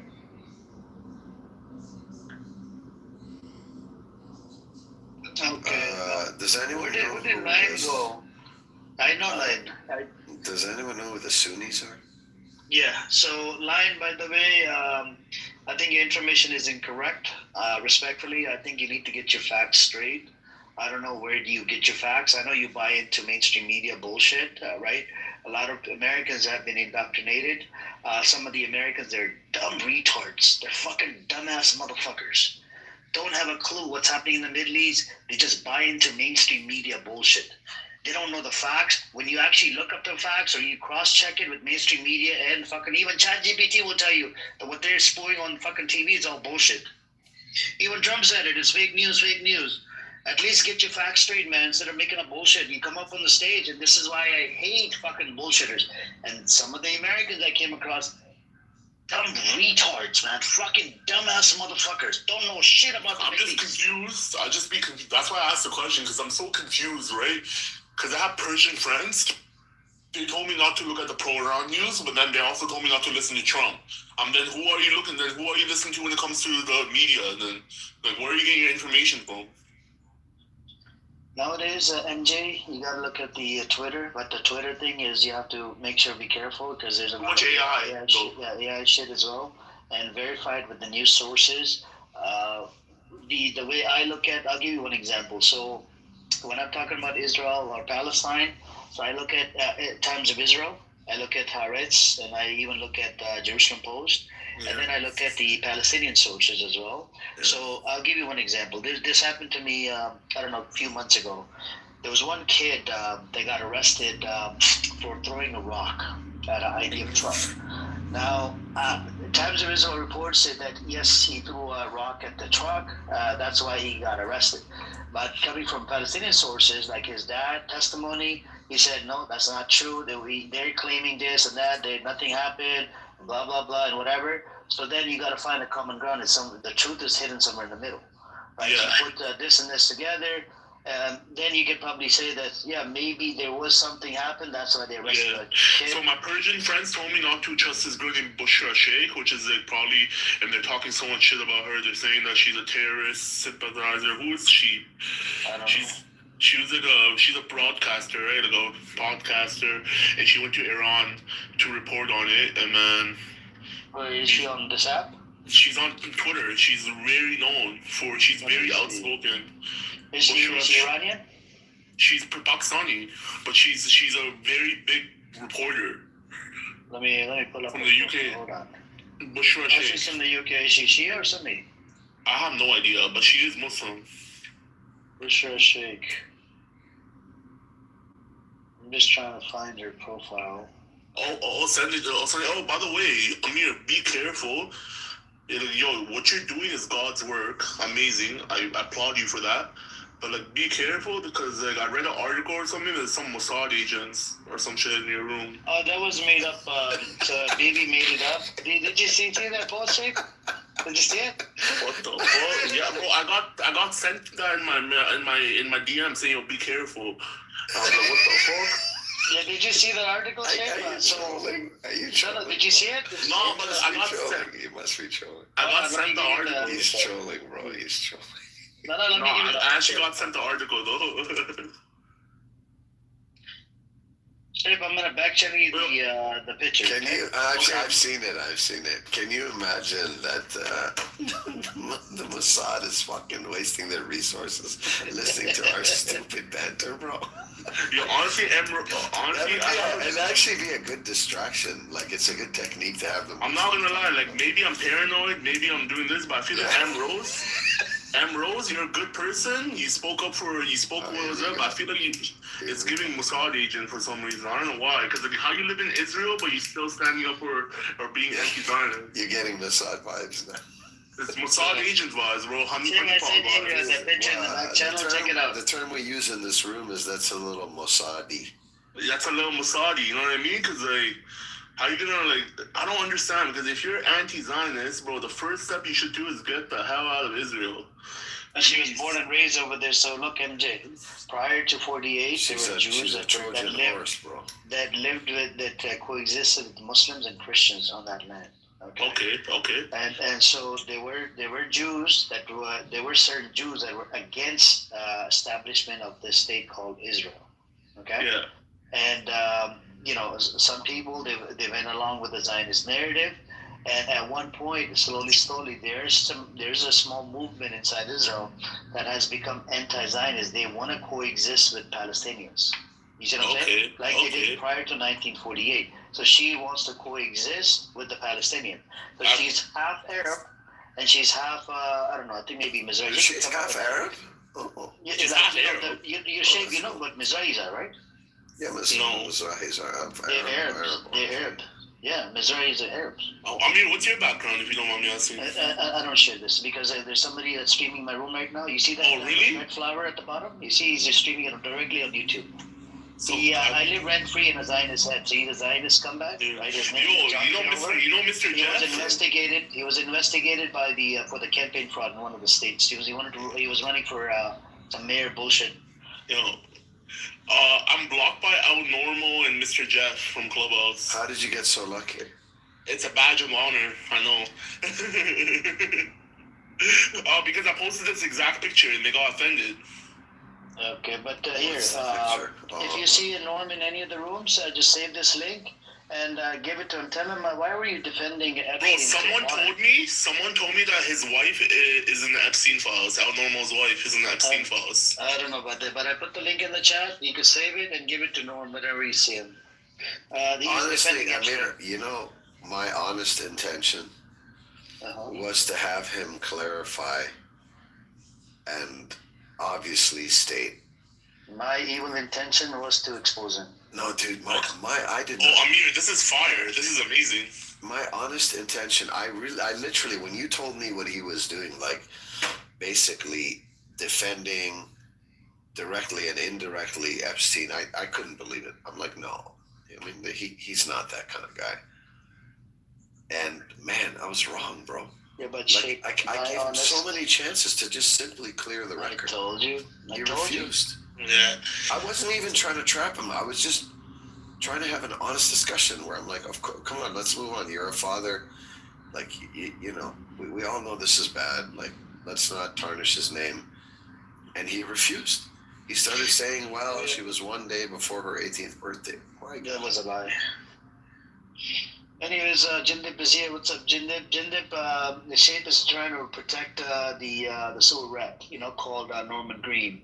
I put the video in the chat. Jindip, I would like you to check it out. I don't think you were in the room. He was defending Epstein, and it's coming from World Affairs Forum production team. I wouldn't say protect. No, he was protecting. He was defending that shit with his life. Did you expect anything less? Shape was protecting or defending? I mean, maybe I'm an optimist, but I couldn't believe that there would be any man on this planet that, other than Epstein's lawyer. There was another guy on Clubhouse in Mr. Jeff's room. If you know who Mr. Jeff is, he's like the Jeff Epstein of Clubhouse. We know Mr. Jeff is from Algeria. He's actually a Mizrahi Jew. We know him. He's a Zionist scumbag, and he's a Islamophobe. He ran out of content, so he likes to mock religion. It's a normal thing. He has been here multiple times, and he thinks that I am beneath him. He only wants to talk to somebody with the American accent. That's what it is. So he's a disgusting animal. By the way, John Kitover, you could forward it to Jeff. All right, I know you're son of a whore. That likes to see you. Anyways, Jim, what's up with you? How do you know this? How do you know the report? We know. We have the intelligence. If you can kindly mute us, I want to talk to Jim for a second. Yeah, we have a team, a whole full team behind the scene. Bro, I want to be are y'all hiring? Not right now. Yeah, I'm here. What's up? How you doing, Jindip? You okay? Okay. How are you? I'm doing all right. What you been up to? Not a whole lot. Why? Something important. You're gonna tell me something important. What's up?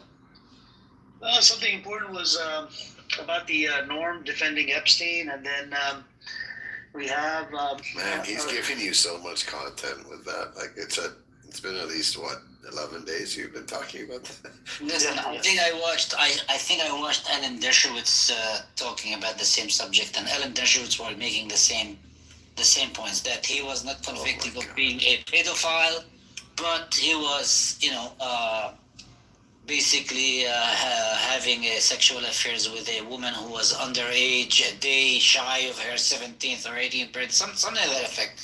The twisted logic of lawyery conversation.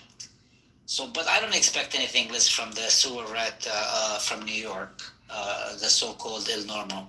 He's a sewer rat. He's the only person I blocked on this app. He's a sewer rat. He's disliked. He's despised. He's the kind of character who I got blocked by him. So okay. I got blocked by him, and it's a badge of honor. It's a badge of honor because he got so triggered with his photo that he actually blocked me. He has no dog in the game. He's just he's just what he is. He's just a filthy piece of shit. Jindab, who do you find more pervertedly problematic? El Normo or Amos? No, Amos is actually is crazy. He's an old man, but he's a decent guy. Amos is. You don't get perv vibes from Amos? Oh, he's a preview. He tells you up front that I'm a sick person. He tells you up front. Okay. He's always talking about that issue. But overall, I think he's a decent guy. He's a simple guy. Other than the pervert part. Yeah, he's a pervert. Yes. Other than he's okay. He's a decent part. He can get emotional. He's a decent pervert. He's okay. Shay, why do you have a problem with perverts? I mean, oh my God. I really do have a problem with people like. We're not talking about Epstein level perversion here. We're talking about normal perversion. This garden variety old man perversion. Yeah, you'll be there soon. Hey, no way. Years. No. Some of us have daughters. No way. Oh, do you? Yes. Oh, I thought you had only sons. I don't know why I would have thought you had only sons. Because I'm so manly. No, that's not it at all. I'm trying to think of it. But Amos is not really the worst. The enemy. I think. Okay, I haven't asked you this question in a while. Who are your top 3 Zionists on Clubhouse? To me, Zionism is the enemy. So, I don't know if I have a top 3 unless you. Okay, let me widen it. Top 3 Jewish people on Clubhouse. Buttercup, M. Rose. Wait, M. Rose is an anti-Zionist. Why are you saying? I widened it. I widened the criteria. He said Jews. Your least favorite? Top 3. No, top 3. Yeah. Oh, top 3. Okay. And then we'll do Iranians. Although I don't think I know more than you, Taco. Taco is my number 3 Jew. Whoa! I'm gonna put Wayfan up there. I'm joking. Taco, Wayfan, and maybe another honorable mention. Oh yeah, Taco, Wayfan, and is Soren Iranian? Nargis. Soren. Nargis. Yeah, Nargis is up. Oh God. Yeah. Please don't. Please don't group me with those 2 guys. Soren he's got a personality on him. I like his personality. I'm glad he's back. I would say Mozzie. Forget. Oh, Mozzie, of course. Because Nargis is a shapeshifter, people pleaser. So I would say Mozzie, Taco, and the top 3 Iranian. Which is the other one?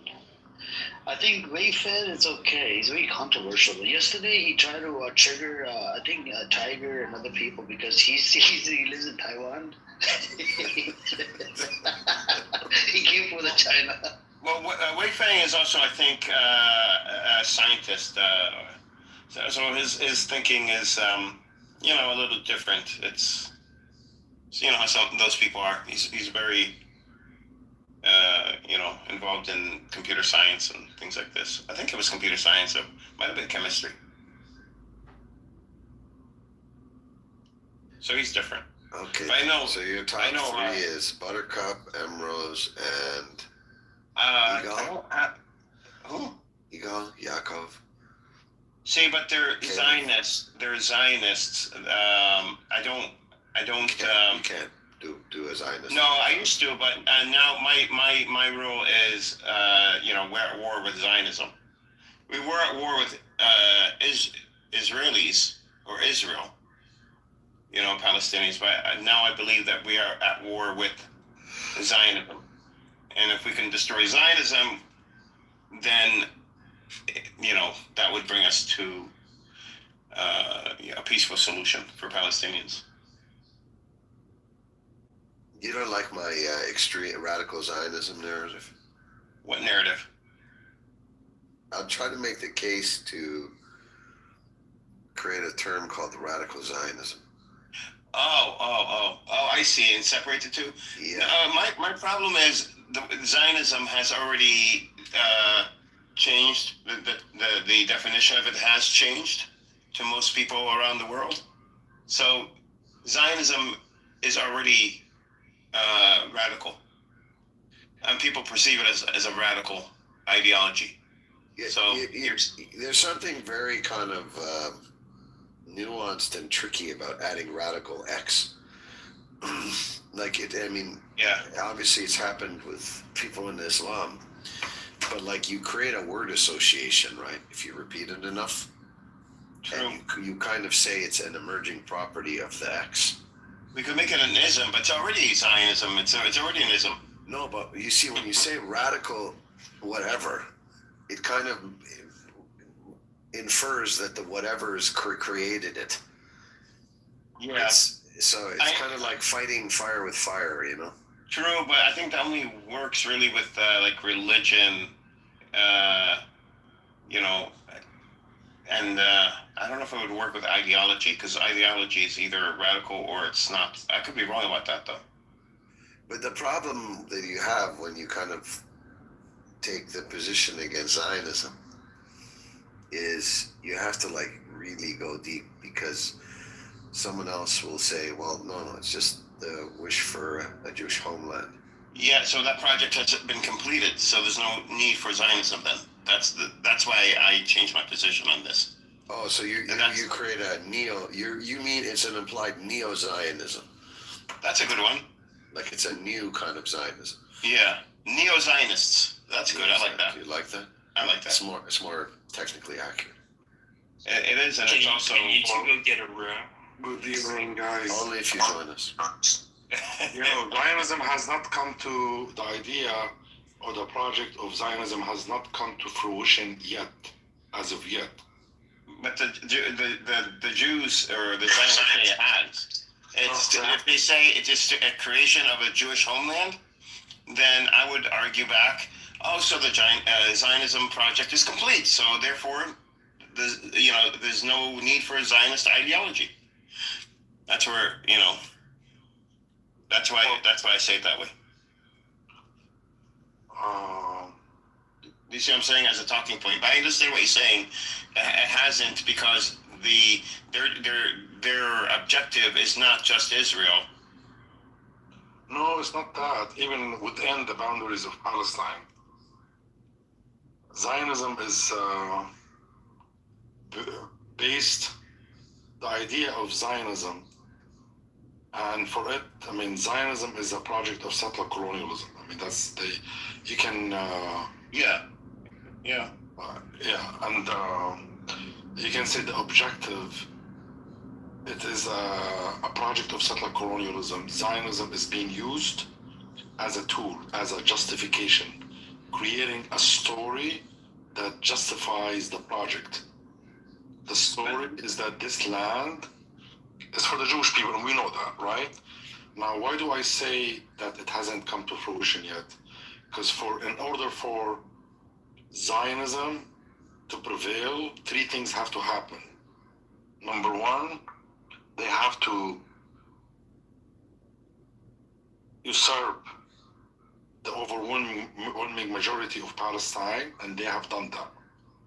They have managed successfully now to take de facto, like officially and unofficially, 90% of historic Palestine physically. This has succeeded, number one. Number two, declaring or changing the status quo for Jerusalem so it becomes the eternal capital of the Jews. And they have semi-succeeded in that. Number three is for Jews to be the overwhelming majority in the land between the river and the sea. And this has not taken place yet. And because of this, it has not come to fruition. Before October 7th, they were actually in a dilemma. That they were, and why do I say that? Because the idea of Zionism, this whole project is a criminal, genocidal project, and it was going to be a matter of time until the world will stop supporting them. Even Jews themselves will not want this idea of settler colonialism. So they were racing against time. They wanted to kick as many Palestinians as possible so they can complete the project, basically. And then you have Gaza. Until now, still, I mean, Palestinians are still in Gaza. Yes, a lot of them have been killed. Many are wanting to leave, but still it has not. I mean, it's we are like teetering, you know, like the end of it. We don't know what will happen to the West Bank. Things now, I mean, they have the winning card in a way, but it's not over yet. Do you understand? I mean, do you understand? Yeah, no, I agree with you. So in this sense, yeah, it has not come to fruition yet. So when I'm talking to Zionists, though, you're right. And when I'm talking to Zionists, I would argue, if they tell me that, what Zionism is, they're not going to use what you're saying. They're going to say that it's the homeland of the Jewish people. I'm exposing Zionists. No, I know, but I'm saying, for me, when I talk to Zionists, I'd rather say, and it depends on the audience. If it's the homeland for the Jewish people, which is what they claim, and I'll say, well, the project is complete. You have a homeland for the Jewish people. So, Zionism, is not needed anymore. And then they have to get into, with me, why Zionism is still needed. And that gets into the nuances of what the real Zionist project is all about. But I use it as a strategy. Yeah. I don't, Zionism itself is to me, a radical ideology. But using the word neo-Zionist. It's not radical, it is a criminal ideology. Not only, because radical is good, actually. A radical can be either way. True, but the average person would say radical. Genocidal ideology. The whole, the very idea of settler colonialism is genocidal. It's predicated on removing natives to make room for the settlers. It worked in the past, but now the world will frown upon this. Even a lot of young Jews now will not accept that. If there is, I guarantee it, if there is peace inside Israel, give it a year or two, you will find a lot of Israelis standing against that. A lot of humans will not accept something like this. You know what I mean? Yeah. Also, separating the camps, Zionists and neo-Zionists, which I like that term because it's very negative here in the U.S. It's a very negative term. Also in Europe, I like neo-Nazis. You know, I think if that narrative becomes prevalent, it would force Zionists to separate in terms of, okay, I'm not this kind of Zionist. I'm not a neo-Zionist. I'm, you know, only a peaceful Zionist. I'm only, you know, I believe in peaceful coexistence. You know, it forces them into a box because they don't want to admit everything you just said. That's not something the Zionists are going to admit. Of course they're not. Of course they will not. I mean, that's. I mean, at the end of the day. So then give them choices: peaceful, or radical, or like neo-Zionists. In my opinion, and this is my. In my opinion, now, the best way inside Palestine, you know, the whole land between the river and the sea, Palestinians should not use armed like in a organized manner, because if they do it, they will give a pretext to the Israelis to continue doing what they're doing. But if they stop doing that, you see, I mean, the whole idea of Israel is a big lie, but the world is unable to see it because the water is not clear. Yeah. You know, because of all of these, the noise. I mean, they like to create noise. We have to clean up our, some of the traitors first, right, as well. Some of them are fucking traitors. Like today, that guy was here, and there's other ones out there as well. They really, really use Zionist talking point, claim to be Palestinian, and those I look at them as traitors. Yeah, I mean, you have to separate between you have to, there are, I am talking about, I see what you're saying, I agree with you. I mean, I've met people like this. I focus on strategy, you know? Yeah, there's a time I for say that because we have, for us as a Palestinian people, we have the right to defend our land in any way possible. And this is only a matter of a strategy. In the 70s, when Palestinians had an organized army, now the people who you are talking about maybe will be against it. But in the 70s, it was a good strategy for Palestinians to carry, fight using weapons, because it was more feasible. We had a sanctuary, a land, Lebanon, and we had the people of Lebanon, majority of them supported, and not just supported, also were involved, you know. Yeah, I mean, that's, so now, I mean, I say that as a strategy for us to defeat Zionism, to defeat the idea of Israel. I think Israel now is hiding behind this noise that it's concocting, you know, that there's terror, there's violence, all of that, you know, and they're able to hide behind it. And therefore the world is unable to actually see Israel the way, the real Israel, you know? Yeah, I mean, there's a time for armed resistance. I think we needed armed resistance. And there's a time for allowing Israel to show, really show its true colors and making sure that the Palestinian narrative is one of a peaceful, what would be the word? Yeah. So I'm not talking about peace. It's just a matter of a strategy, you know? Yeah, no, I'm saying the narrative needs to, Palestinians need to be seen as ones that want to have a peaceful resolution. So there is a time for armed resistance. There's also a time for diplomatic resistance and geopolitical resistance. And I think basically, there's not. We are unable to use arms because we don't have the means. This is the only reason.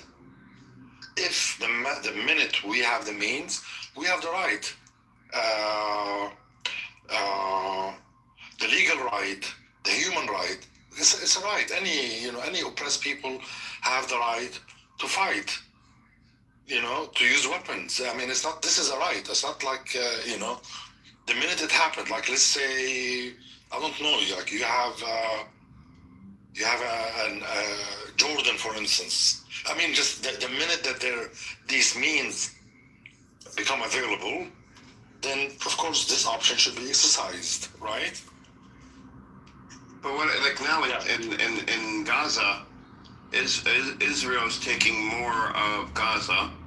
What if they restart the genocide? I mean, when you agree that Hamas should fight back, the resistance should fight back? They cannot fight back. I mean, how can they? They fought back for 3 years. Yeah, that's. I mean, you cannot. You don't. I would just. I mean, the whole time I talk to people in Gaza, I mean, you cannot imagine the depth of the agony, the destruction. Oh yeah, you can't. I mean, so but that's it's so disproportionate. It's unbelievable. It's almost like, I mean, what doesn't answer the question? Yeah. Shouldn't we as Palestinians defend ourselves against violence from Israel? Yes, of course. So Hamas should fight back if Israel starts the genocide. If Israel anytime starts go in and attacks, people have the right to defend themselves. Yes, of course. If I was there with my family, I will try to defend my family with all means, because I'm going to be dead anyway. And so it's a natural thing, of course. Yes. Yeah.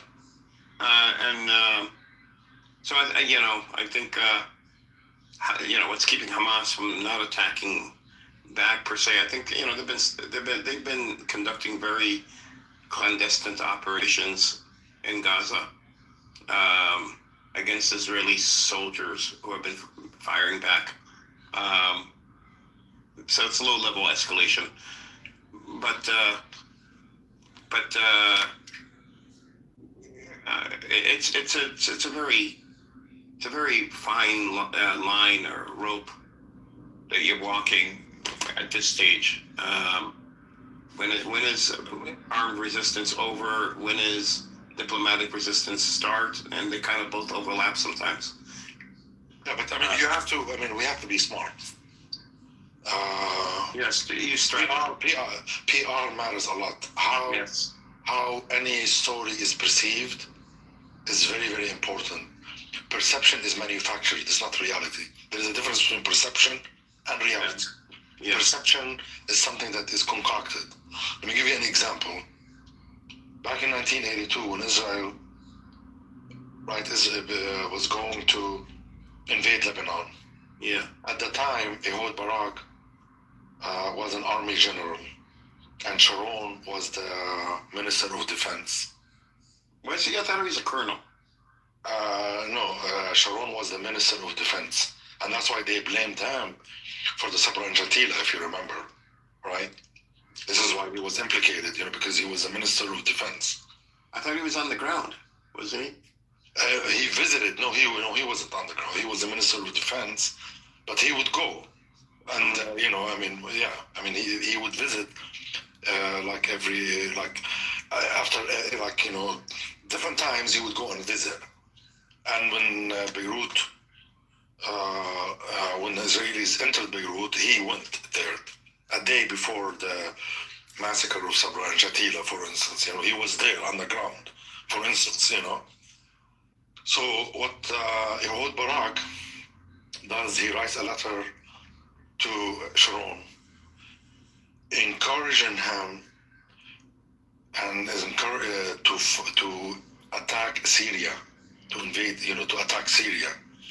And in the letter, he is telling him, like, this is an opportune time for us now to attack Syria. But of course, how are we going to do it? Okay, now they have to manufacture, a perception. They say, well, we can engage in like small shelling, like, missiles here and there, and then something happens, and then we show the world, or like the United States, like Israel has attacked us, and then this would, we will build excuses that will help us attack Syria. We should take that advantage of it.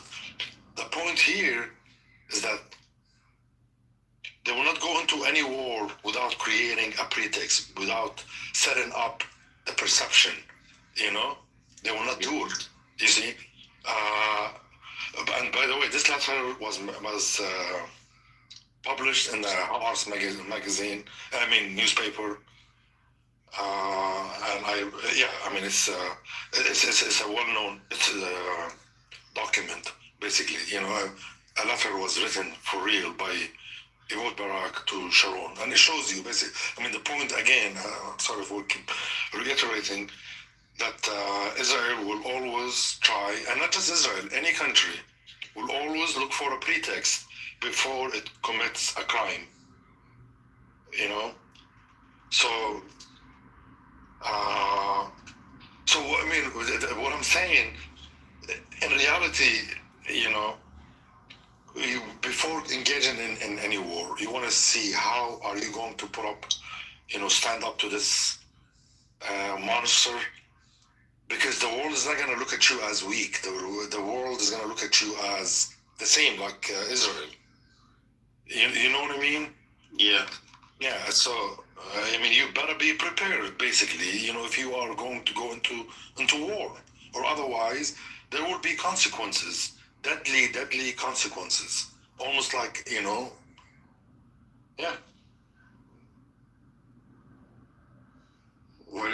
What do you think of this Board of Peace meeting in D.C.? What do you think will come out of it? Anything? Well, to be honest with you, I don't watch daily news myself. It's supposed to be on the 19th. Yeah, I don't know. Actually, you can tell me. I'm not aware of it. All I know is the Board of Peace is supposed to have their first meeting on the 19th. Is this the technocratic? The Board of Peace. Oh yeah. The one that Israel now became a member. Yes. Yeah. So they are meeting. Yeah. We're supposed to have more information about how things are going to be done, and just more details. I know, but if you look at it on the ground, I was talking to some guys now from Gaza. Israel until now is not allowing anything to enter. Yep. And they're only allowing up to 60 people to enter Gaza. Only 60 people. I have a question for you, Brother Samud. Do you believe the America knew about the Oslo Accord 1? What is it again? Did America know about the Oslo Accord, the first one? When it first started. No, but didn't Bill Clinton find out later on? About what? About Oslo? Whole Oslo Accord? Yeah. Well, the idea of the Oslo Accord and the idea of a two-state solution, they started, different parties started preparing for it from the early 80s. The ones who actually set it up and everything are Palestinians here in America, like Edward Said, Hisham Sharabi, Rashid Khalidi, a lot of Palestinian intellectuals in America, and also many members from the PLO. This started actually in the late 70s, but in an overt, in secrecy. But then in the early 80s, it became almost known that they are preparing for it. Late 80s, and So no, I doubt that. Of course, the Americans knew about that. There is going to be a peaceful negotiation. Israel, right after 1967, it opened the ground, you can say, for a quote-unquote peaceful negotiation over the areas that occupied in 1967. And it did one part of it with Egypt, and now you have Syria and Palestinians, right? I don't know, did I answer your question? I would be surprised that Bill Clinton wasn't aware of it.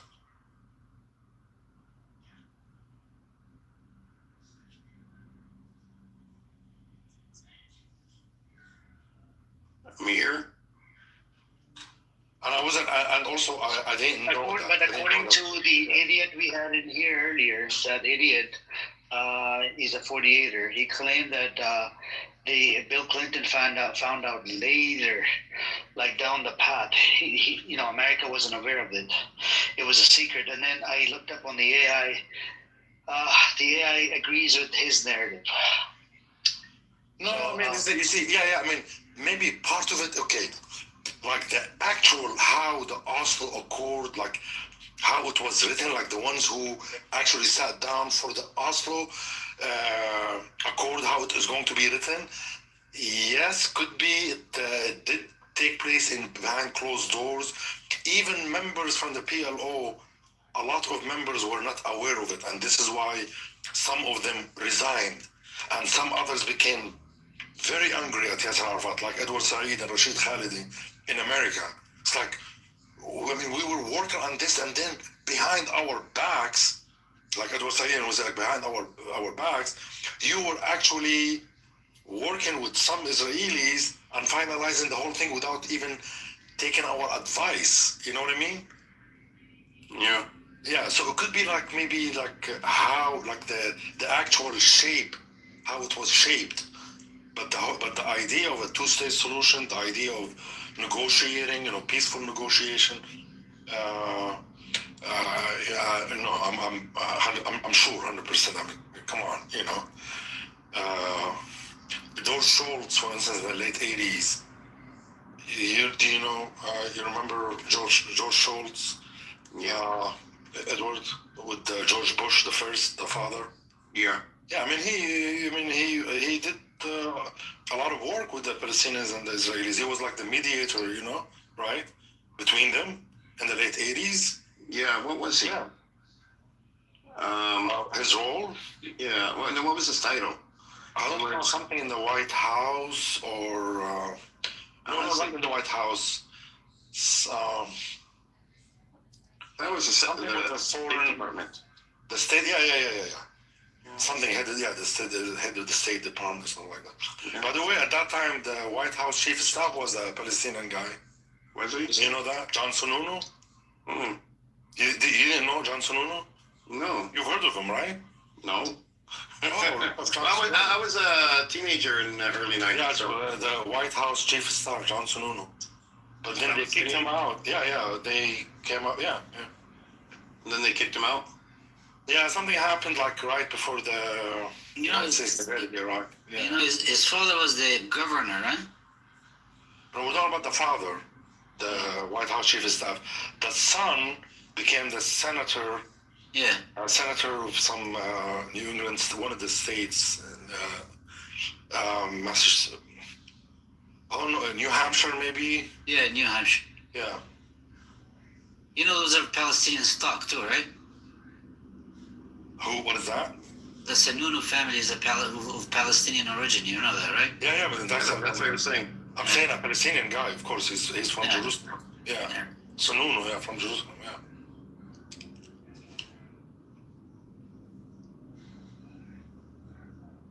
Yeah, Palestinians creep up everywhere.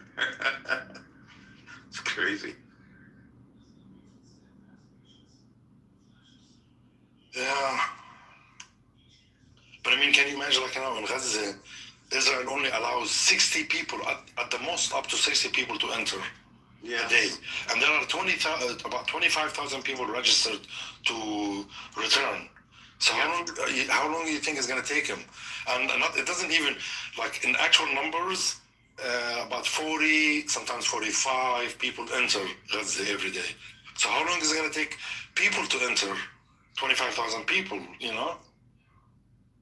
Yeah. I mean, that has to change. That's something that we'll see after the 19th, if there's any change there. If they can't do that, then they can't do anything. The Board of Peace. Yeah. I should call it the Board of Politicians.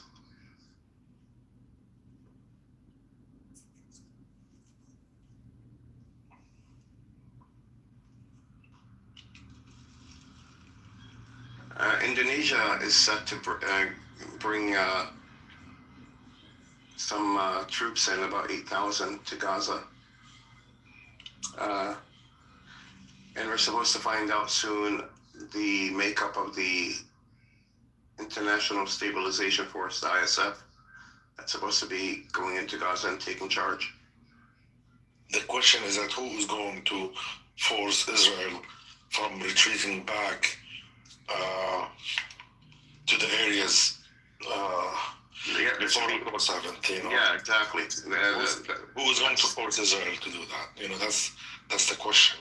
Yeah, and they're supposed to.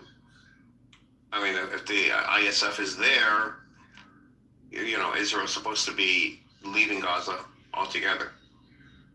So they're gonna do that. Well, that's the thing. We're gonna see. We'll see how you know how influential or how much authority this Board of Peace actually has on the ground. Yeah.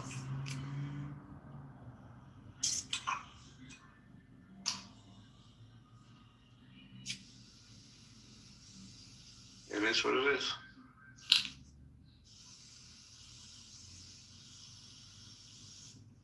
You know, Mark was talking today. Who is Mark? I mean, he got on my nerves.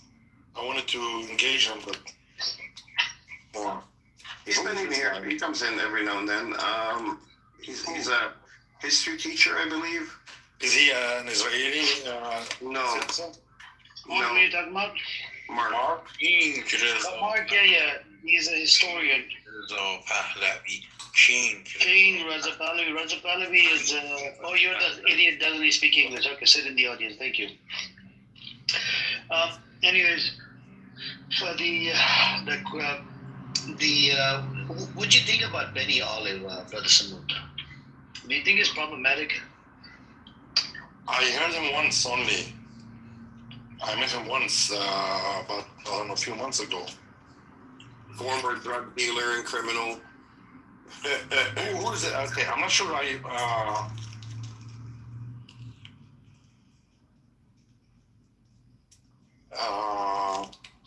Is he the guy from the who lives in Israel? In 48? Yeah. I heard him one time talking here in this room. So I cannot really form. He was in here today talking. Yeah. Hey folks, how's it going?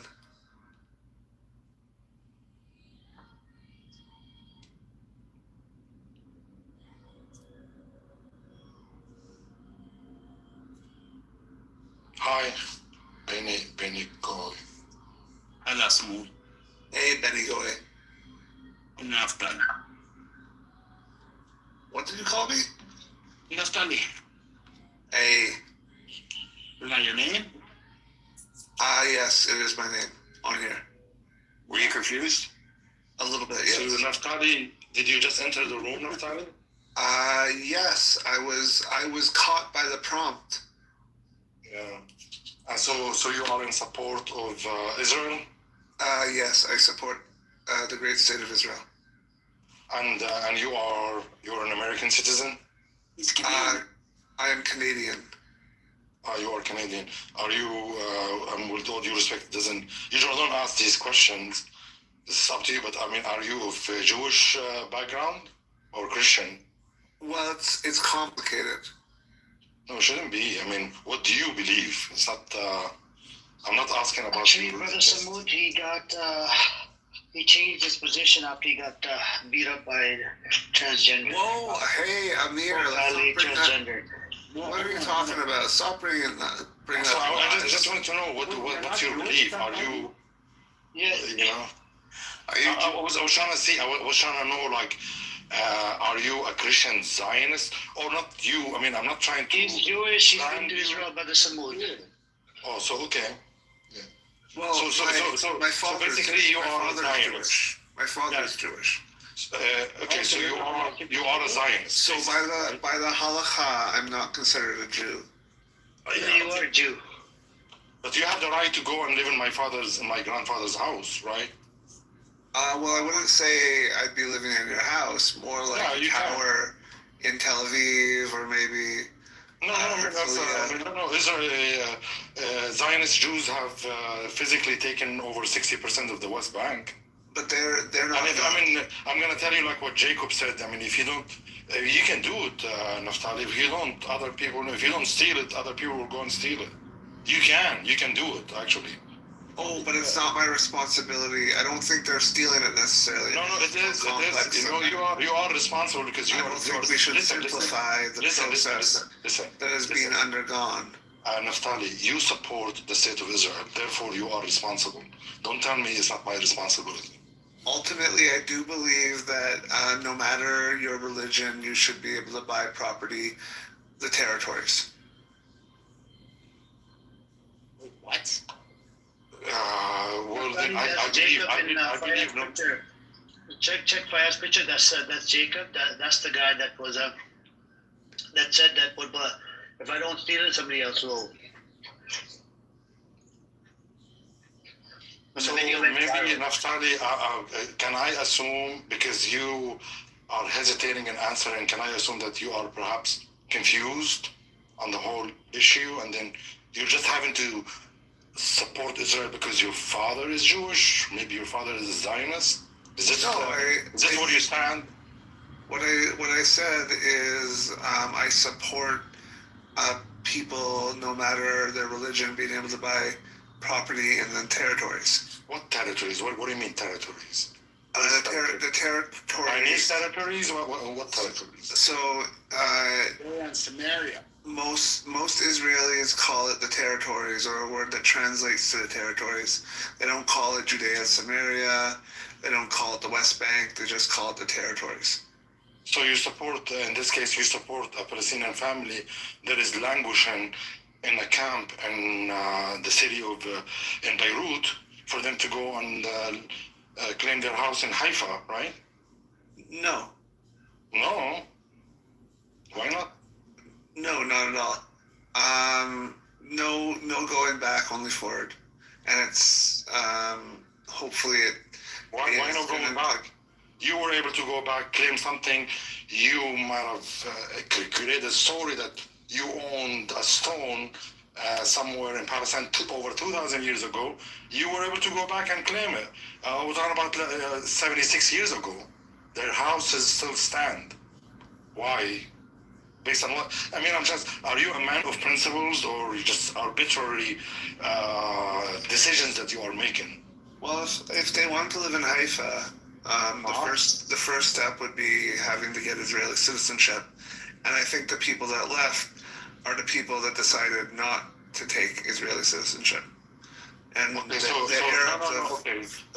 of 1948 are the ones who stayed. Okay. So that's why I said my assumption is correct, that you are confused on the issue. You don't know what happened in 1948? Oh, have you ever read a book on what happened in 1948? Ali, if you, sorry, brother, so just 1 second. If you were to come across a pro-pally transgender and treats you pretty good, would you change your position to pro-pally? No. I don't know what that has to do with anything, but it has. You told us about it. You changed your position because you got your ass whooped by a transgender. So anyways, continue. No, it's first of all, it has nothing to do with her being trans. That her and her brother beat the shit out of me because I was a Jew.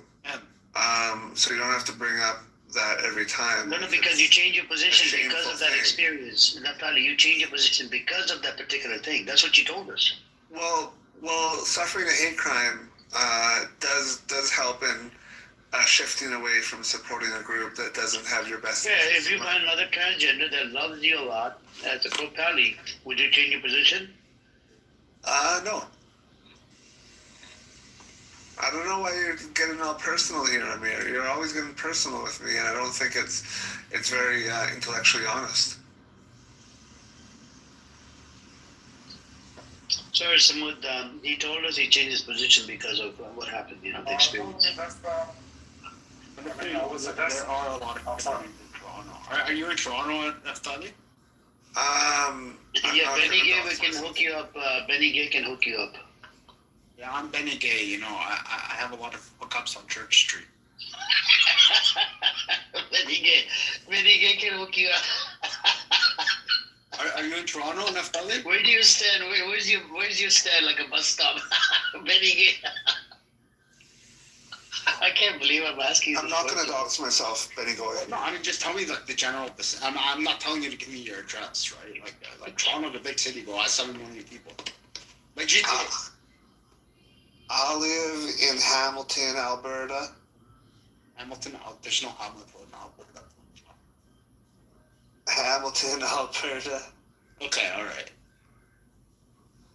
I've got a house in Hamilton, Ontario. By the way, Naftali, I went to a school closer to Hamilton. By the way, Naftali. North York.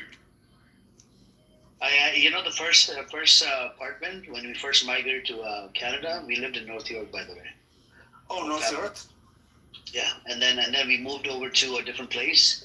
What you just said, Hamilton. I'm not too far away. My brother actually lives in Mississauga. So, what do you think of we're poor, Benny Gay, we're poor, you're rich. You're the only rich person here, Yeah, but I only became rich. How many bills did you have to sell to pay your fucking rent, bitch? When I was poor as well, but then I became gay and the Canadian government gave me a lot of money. Amir, what do you think of the attempts to bring Palestinians here to Canada? Aren't they terrorists, according to you? Well, I'm all for the vetting process that the Canadian government proposed. I don't think all Gazans are terrorists. Far from it, actually. So actually, Naftali, your story is interesting. Are your ancestors, some of were included or contributed to the ethnic cleansing of the Indian native people of Canada? What's that? Your ancestors, you are Canadian, right? Yes. Are you your ancestors? Did they happen to be one of those who contributed to the ethnic cleansing of the native people of Canada? No, actually, my family has worked very closely with Indigenous people in this country. I'm proud to say, and continues to do so. When you say your family, I'm talking about like your 7th great-grandfather, 8th great-grandfather. I'm not talking about your father now. Man, my 7th, 8th great-grandfather, my generations have been kicked out of so many places and moved to so many places. They've been running from place to place for like the last 7 generations. So my family doesn't have the privilege. Can you give us what happened to your 7th great-grandfather? Or 8th? No. Or 9th? Oh no, I don't know. I don't have that privilege, unfortunately. No. Because if you don't know, then how do you say that? You gave me a story, right? For 7 generations. Because my grandfather escaped from Ukraine. Yeah, that's your. Yeah. Mm-hmm. My father left the United States. My grandfather's father, my grandfather's grandfather, might have come from a different place. Since he certainly looks very Middle Eastern or very Persian. So I assume that he was in the Ottoman Empire at some point. His family lineage.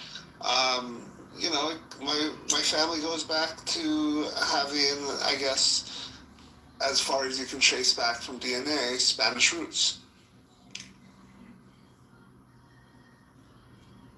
Only speculations, though, right? What do you mean speculation? Speculations. Yeah, because Jews don't have the privilege that a lot of ethnic groups and cultures have of being able to live somewhere and grow and advance because of the way Jews have been treated in so many different places. Well, and what's great is now we do. And I'm sorry that it came at the expense of you, but that's not changing. I see. What you just said about Jews never had the privilege to live in peace. It's not true. The Arab Jews lived in peace for thousands of years. You know. And first of all, being a dhimmi isn't peace, and the fact that at any point with any certain leader, they would undergo a pogrom, and pogroms were very common in the Middle East. No, it's not. It's not living in peace. No. When that's what Jews were put through. What you are saying has no. There's no going back to that, Samud. No, we are going to go back to it. Listen, get it through your head. Listen. It'll be a better conversation if you can get that through your head. I have to say that. There's no moving back. There's no moving back, only forward. Okay. Now I'm going to talk, and you have to be quiet. Okay. Do not interrupt me. Because you're going to say some rhetoric that I've heard 1,000 times. Stop it. Okay, do not interrupt me. The reason why I mentioned that, because you claimed that Jews all over the world have been continuously persecuted. And I wanted to show that you are actually wrong, because the Arab Jews were not persecuted, were not treated in the same manner non-Christians were treated in Europe, because non-Christians, also Muslims, were also genocided in Europe and were not allowed a space in Europe, not only Jews and Muslims together. This is just Europe, as it happened to be, Europe. Yes, listen, stop it. Yes, in Europe and the Middle East. It happened in both places. I agree with you. Stop it. I agree with you that it happened in both places. Stop it. Okay, in this room, I think, you have to be a little more civilized, right? I mean, I know you came and you took my land, but you cannot do this here in this room. I haven't taken anything. You're going to have to be quiet. Okay, when I finish, you talk, okay? And when you talk, I will cut my mouth. And my ancestors... Listen, stop it. 3 generations ago bought property in Israel. They bought land in Israel. Okay. In the 1930s. You are going to have to stop now, okay? Because I'm going to tell you things that you probably either someone lied to you, or you probably were not exposed to the truth. Or, so I'm going to have to tell you, I'm going to tell you something new to you, and you can go and read about it, okay? The Jews in the Arab world were not treated at all like the Jews of Europe. As a matter of fact, just to give you an example, except for the Hebron massacre, okay, why don't you just shut your mouth? Okay, I'm sorry, Amir. Because What is this guy? What is that? Natalie, you gotta calm down. Let the conversation happen by him. Let him speak, and then you can respond to what he's saying. It's dishonest rhetoric that I've heard 1,000 times. Hebron massacre. I have educated you on this. It happened on both sides. It was thanks to your rabbi. Your rabbi was spreading propaganda. Let me, yeah. Sure, go on. Yeah. Okay. The Farhud, Amir? I'll give you the name of the rabbi. Just give it. I'll give you the name of the rabbi. Every once in a while, he doesn't know how to shut his mouth. I mean, what is this? In the Ottoman Empire, that would make things bad. That's the. He thinks he's in Palestine, that he has the privilege. Let him finish. Let him finish, and then you can respond. Just mute up. Thank you. Do you know how you are being restricted in this room, right? You know that you can't freely go and steal someone's voice or land or anything like this. You know that, right? That's such a silly thing to say to someone online in a room like this. Okay. No, I say it to you. I mean what I absurd thing to say. I mean what I say. Such a dumb thing to say. Okay. You are a dumb ass. Okay, and don't. Let me just contain myself and just finish. Okay. So the Jews of the Arab world were never persecuted in the same manner that happened to them in Europe. As a matter of fact, the Jews, for instance, of Baghdad, and this predates 1929 of Hebron, and we will talk about Hebron when we get to it, and we will talk about the Farhud when we get to it. Okay, I'm talking about hundreds of years before that. I'm talking about the Jews of Baghdad, the Jews of Damascus, the Jews of Alexandria, the Jews of Beirut, of Yemen. All of these communities, Jewish communities, were part and parcel of their localities, of the people who lived there. They enjoyed a lavish bourgeois lifestyle. They lived like about 1/5 of Baghdad used to be constituted of Iraqi Jews. They were welcome. They didn't live in ghettos. They lived right in the heart of cities. Did you This know is that a fact. there's a Did you know? Okay, listen. Stop it. Just a second.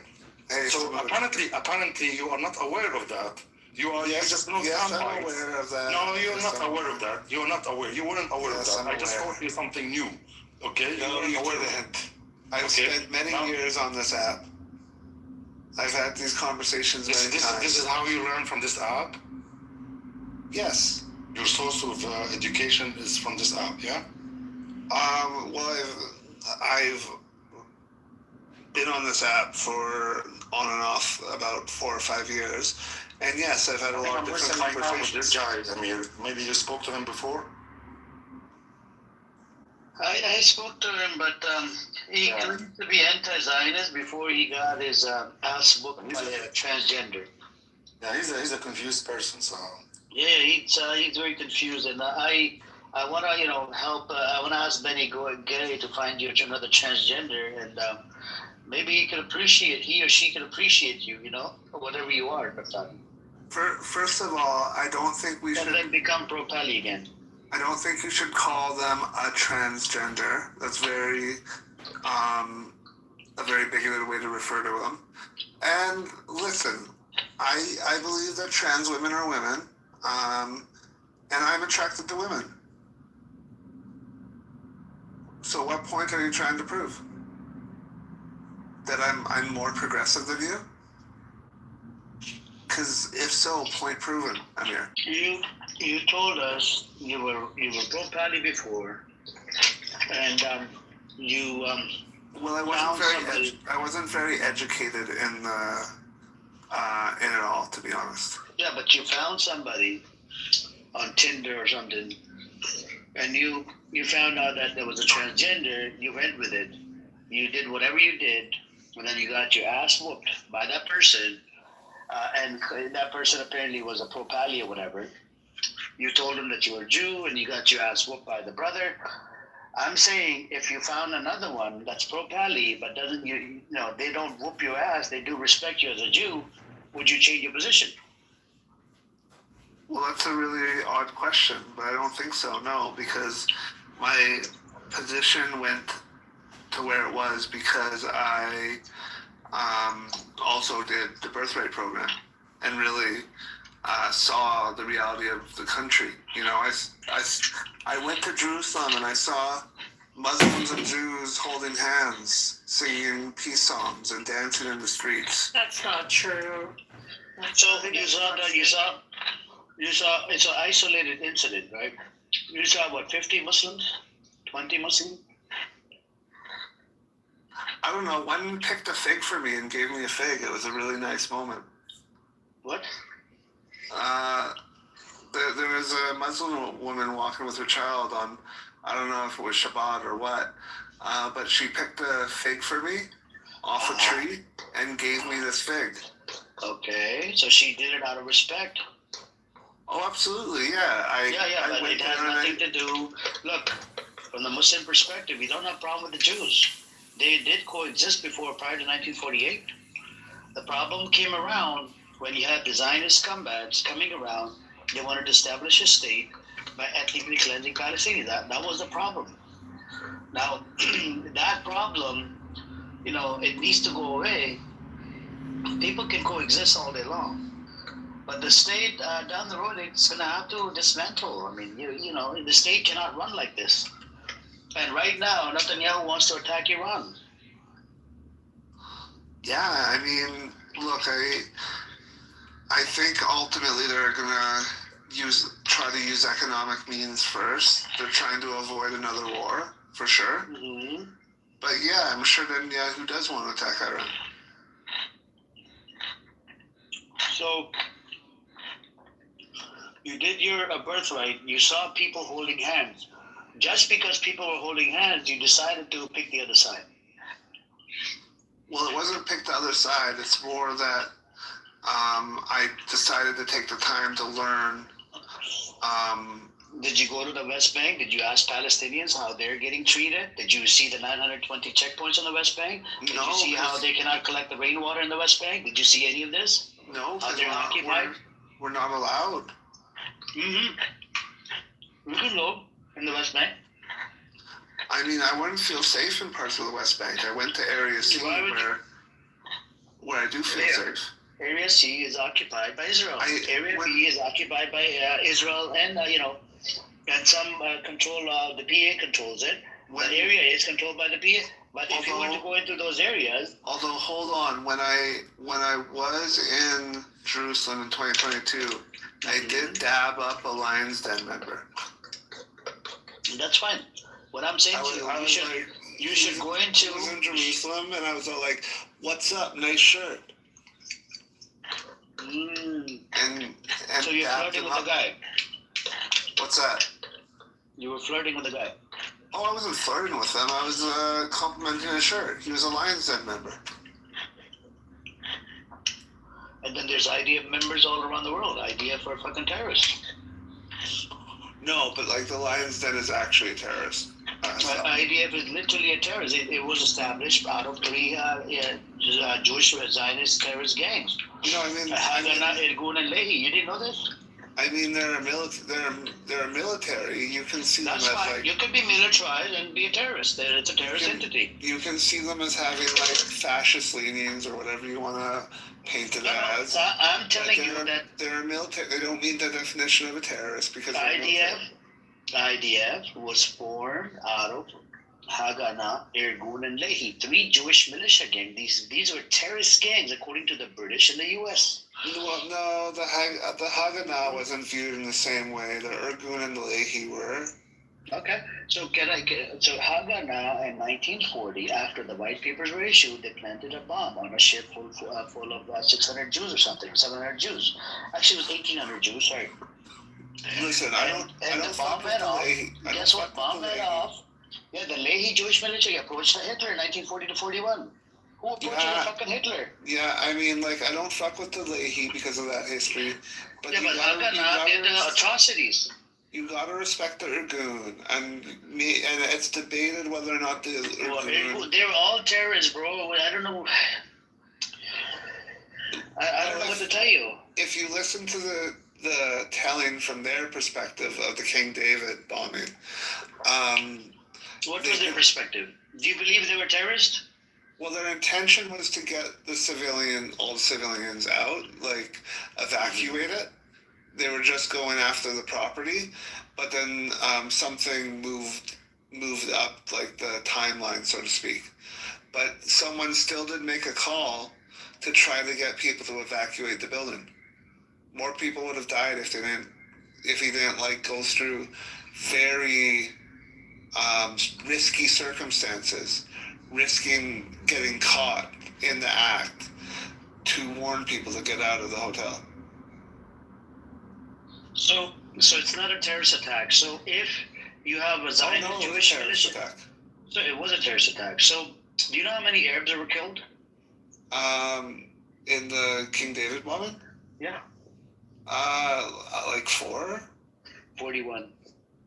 No, I don't think so. Yeah, 41. Look it up. And how many Jews were killed? 17. You see what I'm saying? And the total, and then the rest of them were, they were the British mandate, authorities or whatever. So wasn't it mostly politicians? I thought it was mostly politicians. No, 41 plus 70. These are civilians.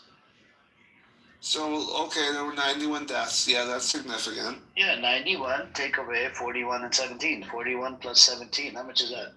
That's like 51, 58, take away minus 91. Yeah, the majority of them were civilians. It was less than like 30 or 25, the British mandate. Mistakes were made, obviously. But it was a terrorist attack. Sure. Yeah, so if these and this is how IDF was formed in 1948. With these three Jewish militia gangs, Lehi and Haganah, and even Stern gang played a role. The narrative is more that the Haganah's way of doing things defeated or won out against the Irgun. So that's how the narrative spins it. Narrative can be whatever. It doesn't matter, Naftali. But if you look into the history, how was IDF formed? It was formed out of 3 Jewish Zionist terrorist militia gangs. Listen, the point is that you are sharing the anti-Israel narrative, and I'm sharing the Israel narrative, which that's I right. happen, You can share pro-Israeli, but do you agree? But I happen to believe it. Okay, if King Hotel David bombing attack was a terrorist attack, and it was done by which gang was it done by? Let me make sure. Irgun. Okay, Irgun, and let's say Irgun transforms into IDF in 1948. 46 was the terrorist attack. 1948 becomes IDF. Would you still call them terrorists? Well, the Haganah absorbed them and formed the IDF out of that because the Haganah's and you still call them terrorists? Values and way of doing things went out. Even Haganah was a terrorist gang. No, they were not. Well, I gave you example, Naftali, 1940. They planted a bomb on a ship full of Jews, and it sunk the ship. It killed about 250 Jews. I gave you that one example, 1940. And did a whole bunch of terrorist attacks as well. Not just it wasn't just Irgun. It was Haganah and Lehi. Lehi literally approached Hitler in 1940 to 41. So these are all terrorist gangs. Whether you agree or disagree, you can look it up. These were terrorists according to the British. I must say it's been a long time since I've heard these talking points. It's been such a long time since I heard your talking point, and you're denying it. You're suffering from cognitive dissonance, right? You don't want to agree to any of this. No, I mean I'm agreeing to parts of it. I was asking Benny, can you find him a transgender, a pro-Pali, and that will actually respect Naftali in Canada? Benny Gay. I think he wants me to call him Benny Corey. Yeah, send them down to Hamilton, Alberta for me. Well, you're in Alberta or you're in Ontario? Hamilton. Hamilton, yeah, that's in Ontario, isn't it? You've never heard of Hamilton, Alberta? Hamilton, I haven't been to Alberta. I lived in Ontario. Oh, you should come down to Alberta, Amir. So are you in Alberta right now? I mean, for all intents and purposes, yes. Okay, so you've never been to Ontario? Oh, I've been to Ontario. Okay, I didn't know you live in Alberta. Okay, I haven't been to Alberta. So you think I'm from Ontario? I thought you were talking about Hamilton, Ontario. I mean, the place that I went to school, it wasn't that far away from Hamilton. I mean, I went to school in Canada, by the way. Oh, you did? Yeah. Well, I'm proud to call you my fellow Canadian, Amir. Yeah, I'm a Canadian and American. That's awesome. And would you give it all up for Palestinian citizenship? Give it all up? Like in what sense? I don't get it. Are they gonna get are all of them gonna get the citizenship? No, hypothetical. Everyone has an opportunity to take Israeli citizenship, but they have to give up whatever other citizenship they have. Yeah, but I'm not Palestinian, Naftali. I am an outsider. Okay. But I just know a lot more because I'm always looking into the history of Palestine, Israel. I'm trying to look at it from different angles. But you wouldn't give up your American and Canadian citizenship for Palestine? If I have to, yeah. If they're gonna get it, right? But I'm not Palestinian. That's what I just told you. So where am I gonna go? No, I'm saying say the only requirement to get Israeli citizenship was to give up your all your other citizenships. So you're talking about me? I am the only person that has to give up my passport, my citizenship, and all the Palestinians will receive Israeli passport. Is that what you're saying? Oh no! Say we lived in a reality where every Palestinian could take Israeli citizenship, but they would have to give up they would have to first pass the checks, and then they would have to give up whatever other citizenship they had. Gain through their refugee status. Yeah, I think some of the people would give it up. They want to live inside where they are from. I've met 2 so far. Yeah, there's a lot of them out there. Some of them are living in the West just because they can't go back. They do want to go back. There's a pretty big population that want to go back. Well, they want both. They Not want. only Muslims, even the Christians want to go back. But who's stopping them? Israel. Wait, I mean, I've why talked are to a you lot of making this a Palestinians requirement, though? Like, Jews Yeah, I want don't to know. give up their citizenship. That's what I'm saying. No, say it was a new rule for both populations. I mean, listen, if a state wants, there are states that do have this rule that you're not allowed to hold any other citizenship, right? So it's not completely out of the question. But you would have to apply it to Jews, as well. And I don't think a lot of Jews are going to be happy with that. I think to make it really fair, you would have to offer Israelis opportunities to get citizenships in other countries as well. The Israelis do have opportunities to get citizenships in other countries. Of Israelis of certain economic statuses and backgrounds. No, actually, no, not necessarily. Portugal passed a law that people who were expelled like 500 years ago, Jews who were expelled like 500 years ago, could get citizenship. Yeah, and I think Germans have that as well. Like, there are countries that have this kind of law that if you can prove lineage, you can get citizenship. Yeah, it's just it comes down to the nation state, and a lot of Israelis did, take that opportunity. I know a Jewish woman who moved to, where did she move? Somewhere in Europe. She chose Europe over Israel. But she's like a physicist, so she has the ability to do that, and a lot of Israelis really don't. Okay, I mean, yeah, sure. I don't see what you're trying to say. Like, if Israeli or for a Jewish person, is American, it's really good. You don't have to get off there. I'm saying that a lot of people would really wish to have the citizenships that Palestinians now have. Sure. And a lot of Palestinians as well would like to have other citizenships and, migrate, but they can't. I mean, it goes both ways. I just don't see where you're getting this idea from. Oh, it's just it's an idea that I'm always curious of what people say.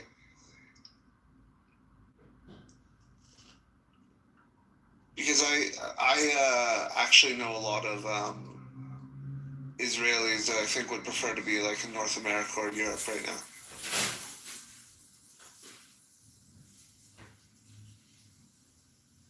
I mean, you would concede that it is easier for a Jewish Israeli to migrate to North America or Europe as opposed to a Palestinian living in the West Bank or Gaza, right? Well, no, I think the West Bank, it's because of the high education rates. It's very easy. It's like the point systems in places like North America are all related to education and career, a bit like prospectability and things like that. So the same thing that benefits Palestinians in the West Bank benefits some Israelis. But as you know, Palestinians in the West Bank are some of the highest educated population per capita. So it gives them an advantage in those point races. Well, I mean, if you take out the Haredim, right, who just choose to not get educated and just, sit and read the Torah all day, I think the rates are going to be pretty similar. No, actually, a lot of people can't really afford, especially on the outskirts, in the north, in parts of the south, that aren't Haredim can't afford education. Isn't education very cheap in Israel? Well, it's especially if you do civil service or the army. Well, it's not paid for. It's not free. Yeah, but it's pretty cheap. I'm assuming. I haven't looked into it. No, you can take out student loans and stuff. They make it accessible, but it's not cheap. Yeah. How much does it cost? I don't really know. I know someone who has had to take loans out to do a healthcare admin role. I know that one of the big proposals of Naftali Bennett, who's a politician I really like, is to give everybody who serves in the military a free bachelor's degree.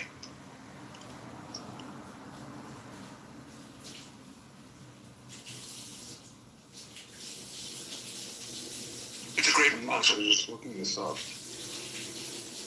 Yeah, it's called the Naftali. $3,000 and $15,000 a year. Shit, that's pretty expensive. Yeah. Not sure. I mean, on the lower end, $3,000 is not much. So they're talking about like $12,000, let's say $15,000 for a bachelor's degree for a 4-year. That's not too much.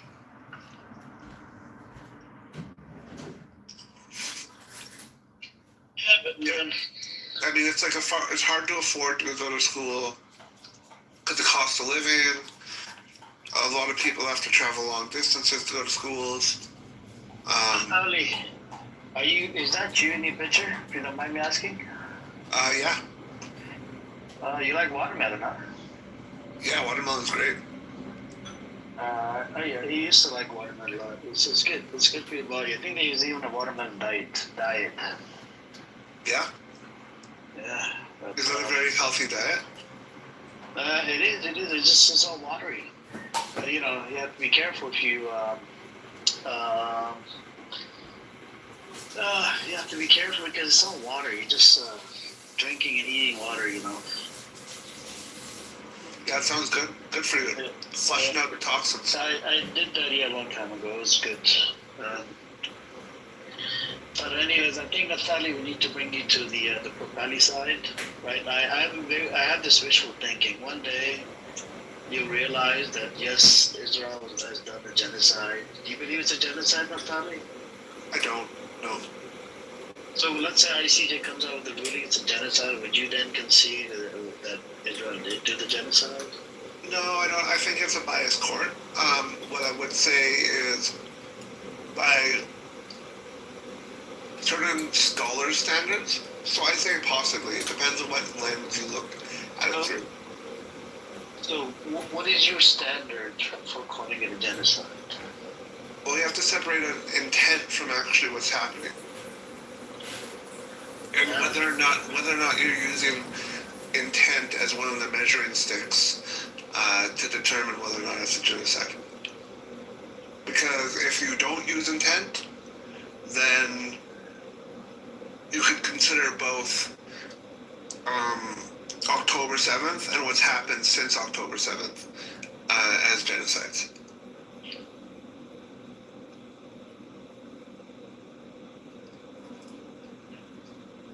But I think if you 7th of October was a genocide? Yeah, because in that matter, it doesn't matter the scale. It matters the acts that were carried out.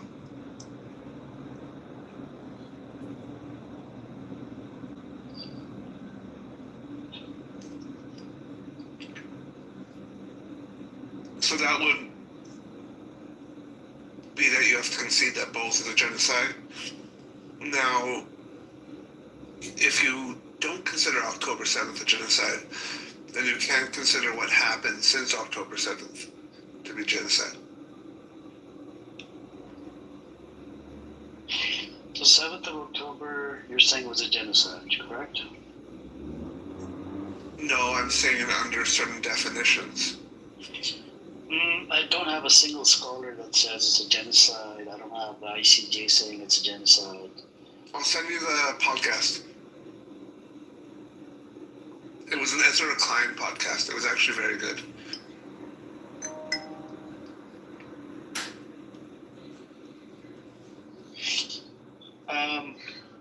So the no, but I need like a scholar, though, Naftali. The problem is there's no scholar. There's a scholar. The guy that Ezra Klein is speaking to is a scholar. So if you could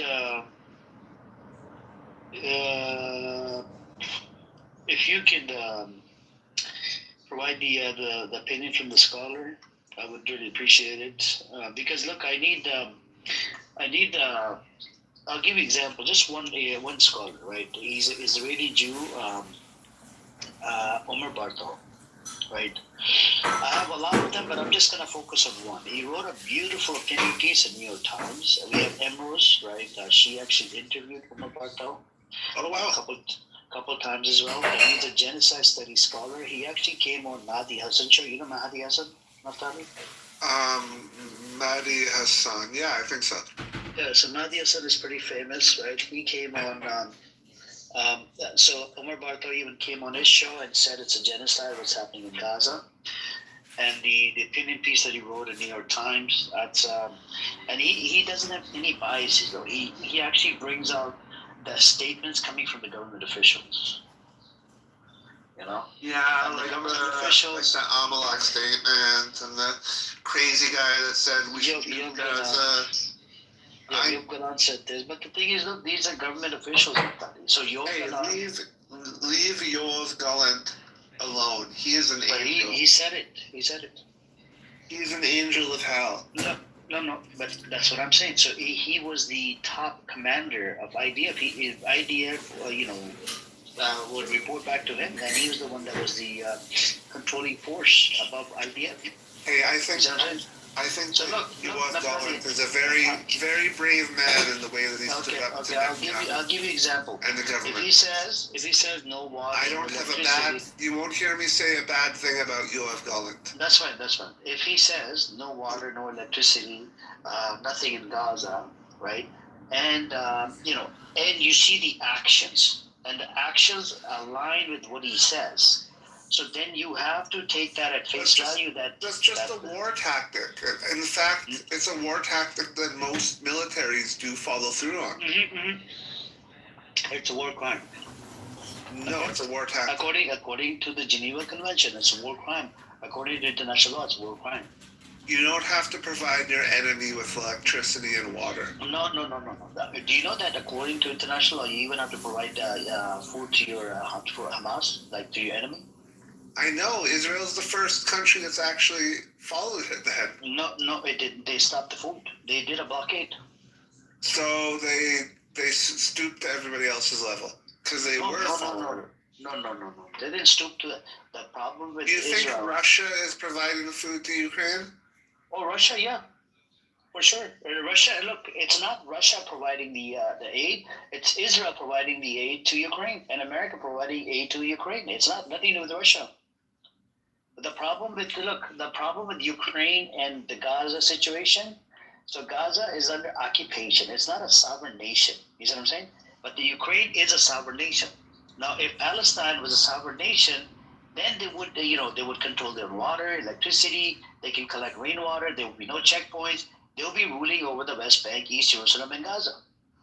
But since it's not a sovereign nation, it's under occupation. Hey, welcome, Velvet and Muda. Amir, why do you talk like this? Like this is a possible reality. It is reality. So if it's under occupation, Naftali, according to majority of the organizations out there, they all say that it's under occupation. Then we have to take that at face value, correct? So, Amir, if it is an occupation, then they will annex it officially, and it'll no longer be an occupation. But they don't want to annex it by international definition. Yeah, but Naftali, they don't want to annex it. They just want to keep it occupied because if they annex it, they would have to give them Israeli passport, and it will kill the demographics. It would no longer be a Jewish state. The current government is moving towards annexation with expulsion for violent members of the Palestinian population. So you're talking about annexation of the West Bank. The West Bank. Area C, yes, they want to divide that into two parts, right? Yeah. Why do you think they're taking military control over Area A? They've been taking the control over Area A. You didn't know this? There's more than 920 checkpoints in the West Bank, all over, from Area A to all the way to Area C. On paper, they only say Area C, but it's all the way from Area A to Area C. They don't do the they're not the military in Area A. Amir, you need to check your facts. Okay. Area C. But they now are going to become the military area. Area C is 60% of the West Bank. Okay. Area B, it's about 22% of the West Bank. Area A is about 18% of the West Bank. Okay. So now when we go back and forth, so Area C is controlled by Israel, fully controlled, right? That's 60%. Area B is 22%. Half of it on paper is supposed to be controlled by Israel, half of it controlled by Palestinian Authority. Area A is supposed to be fully controlled by the Palestinian Authority. But what ended up happening is they violated the accord and whatnot, whatever deal they had. All of the agreements were violated by Israel, by one side only. And that one side decided to go up on the settlements up to 800,000, more than 800,000 settlements, right? And not to mention, release those terrorist settlers that are terrorizing the fuck out of the Palestinians and installing 920 checkpoints. And not to mention, they have flying checkpoints on the chopper. So they would fly the anywhere they decide, they'll pop up a fucking checkpoint in the middle of a road. You see what I'm saying?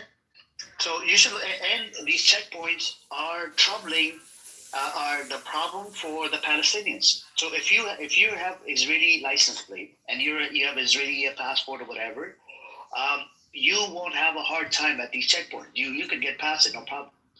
But as soon as you get, you have a car with a Palestinian license plate, and you're driving with a Palestinian identity or whatever, you will definitely get harassed. Like if you're driving 20 kilometers, minimum you're looking at about an hour to 2 hours. You know what I'm saying? And if you want to drive 50 kilometers, you're looking at, usually in America and Canada, 50 kilometers is what, it takes us less than an hour to drive, right? You missed what I said. I know, I think the checkpoints are quite unjust, but... Hey, Amir, real quick to cut you off, brother. But, hey, Yes. It's another room, right, that I just lingered in by mistake just a minute ago. And they record our conversation. And this room is called... It's John Kitover. Huh? It's the idiot all the way at the bottom. You see with the flower emoji? Yeah, him. Yeah. It's the anonymous account. That son of a bitch. He's wanted for campaign fraud for one of the states. He was begging for money on this app, and he got it. He's being investigated by the feds. Yeah, but this retard, he's got about 77 phones. All he does is records all the rooms and then streams it. Right now, he's got about 5 phones pointing at my phone. I heard him on the other side. He thinks I don't know what he does on this fucking app. By the way, John Kitover, I'm your fucking dad when it comes down to the investigation and whatever, right? I could actually look into your fucking credentials, bitch. Yeah. His page is called Jewish Complaint Department. I know. Report. It's not only that. There's other ones. If you search it, Amir the Terrorist, just search it. There's about 5 rooms. They're streaming the same content. A fucking idiot. That's crazy. Yeah, he's a retard. He served in the military. But anyways, going back to you, Naftali, what is your take on this whole West Bank? What do you mean? I mean, the checkpoints are unjust. But if you want them to be occupying it, sure, they're occupying it, and then they're going to annex it. No, but but they're not going to annex it. If they annex it, it means that they will have to give them the passport, right? Israeli passport. Now, if they give them Israeli passport, that would kill the demographics of a Jewish state. Maybe if you have the right government in, but the government that is is in right now is going to expel a bunch of them, I think. I don't know, man. Because if let's say if they Amir, the government right now that's in doesn't give a shit. They don't give a shit. They're weaning themselves off American military support.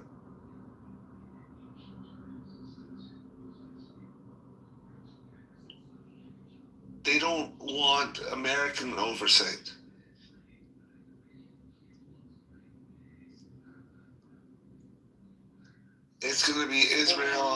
regional powers running the Middle East.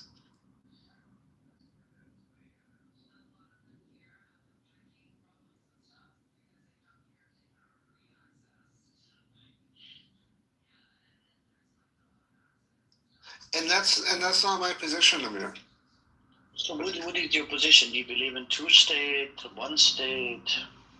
I believe in one state, and integrating the people that it's possible to integrate in, but not integrating everybody in. And I would have liked to see, part of So how many part of the area. Palestinians can be integrated? What? How many millions of Palestinians can become part of Israel? Well, I think 400,000 for sure. Only 400,000. What do we do about? The ones in Area C for sure are pretty well integrated already. No, but they don't have the passport. That's true. You're right. Yeah, and they're suffering. Do you know how even when they're walking, they get terrorized the fuck out of the settlers? And then by the settlers, I mean. I don't think Gaza is going to be part of whatever the future Israel looks like. Mm-hmm. That's like a technocracy. So Gaza is going to be technocratic. You want only Area C to be annexed, not the whole West Bank. Yeah. But the Palestinians in the West Bank, they live on less than 40% of the land, anyways. Like 30% of the land. Because 70% is occupied by Israel. Well, my position is more of like a, hopefully what I would say is like a position where I don't see people expelled. Yeah, but why not allow everybody? Because I just don't think that's going to happen. Just become anti-Zionist, Naftali. You can believe in a Jewish state, but become anti-Zionist. Anti-Zionist would be a good position to hold because you believe in everybody can coexist with each other. That's a good position. Oh, I don't believe everybody can coexist with each other. I believe why not? Like they did before 1948. I believe a lot of people can't coexist with each other. Unfortunately, no, they can't. No, people on both sides. There are people that can't coexist with each other. No. Let's say Ambrose has a pretty good plan on this, right? So let's say they go with two-state in the beginning. And then at one point, when there's no threats coming into Israel, eventually it's probably going to erode from within, just like Ehud Olmert said. Ehud Olmert was the former Israeli prime minister. He said Hamas is an enemy, not an enemy. You mean Ehud Olmert, who's in the Epstein files? No, that's Ehud Barak. I'm talking about Ehud Olmert. So he said on TV. Right, he said that everybody's an enemy, like Hezbollah, Hamas, Iran, Yemen, but the biggest enemy is enemy within. And then I watched about 20 documentaries about, I would say probably, I'm stretching it, probably about 10 to 15 documentaries of culture inside Israel. And the Haredim Jewish community, they don't like the secular Jewish community. The secular Jewish community don't like the Haredim Jewish community. You have you're right, and they should all get along. And the Orthodox community doesn't like the secular community. And Naftali Bennett's new proposal will reward Haredim who choose to serve in the military. We will take the money that has been going to the Haredim and give it back to the citizens that serve this country. That's what I think.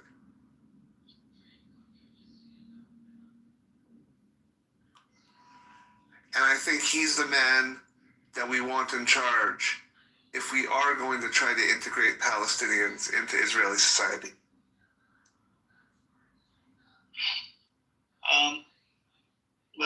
So you actually like Naftali Bennett, huh? Yeah. But then Naftali Bennett was actually a terrorist as well, by the way. Naftali Bennett is not a terrorist. Take that back. Okay, all right.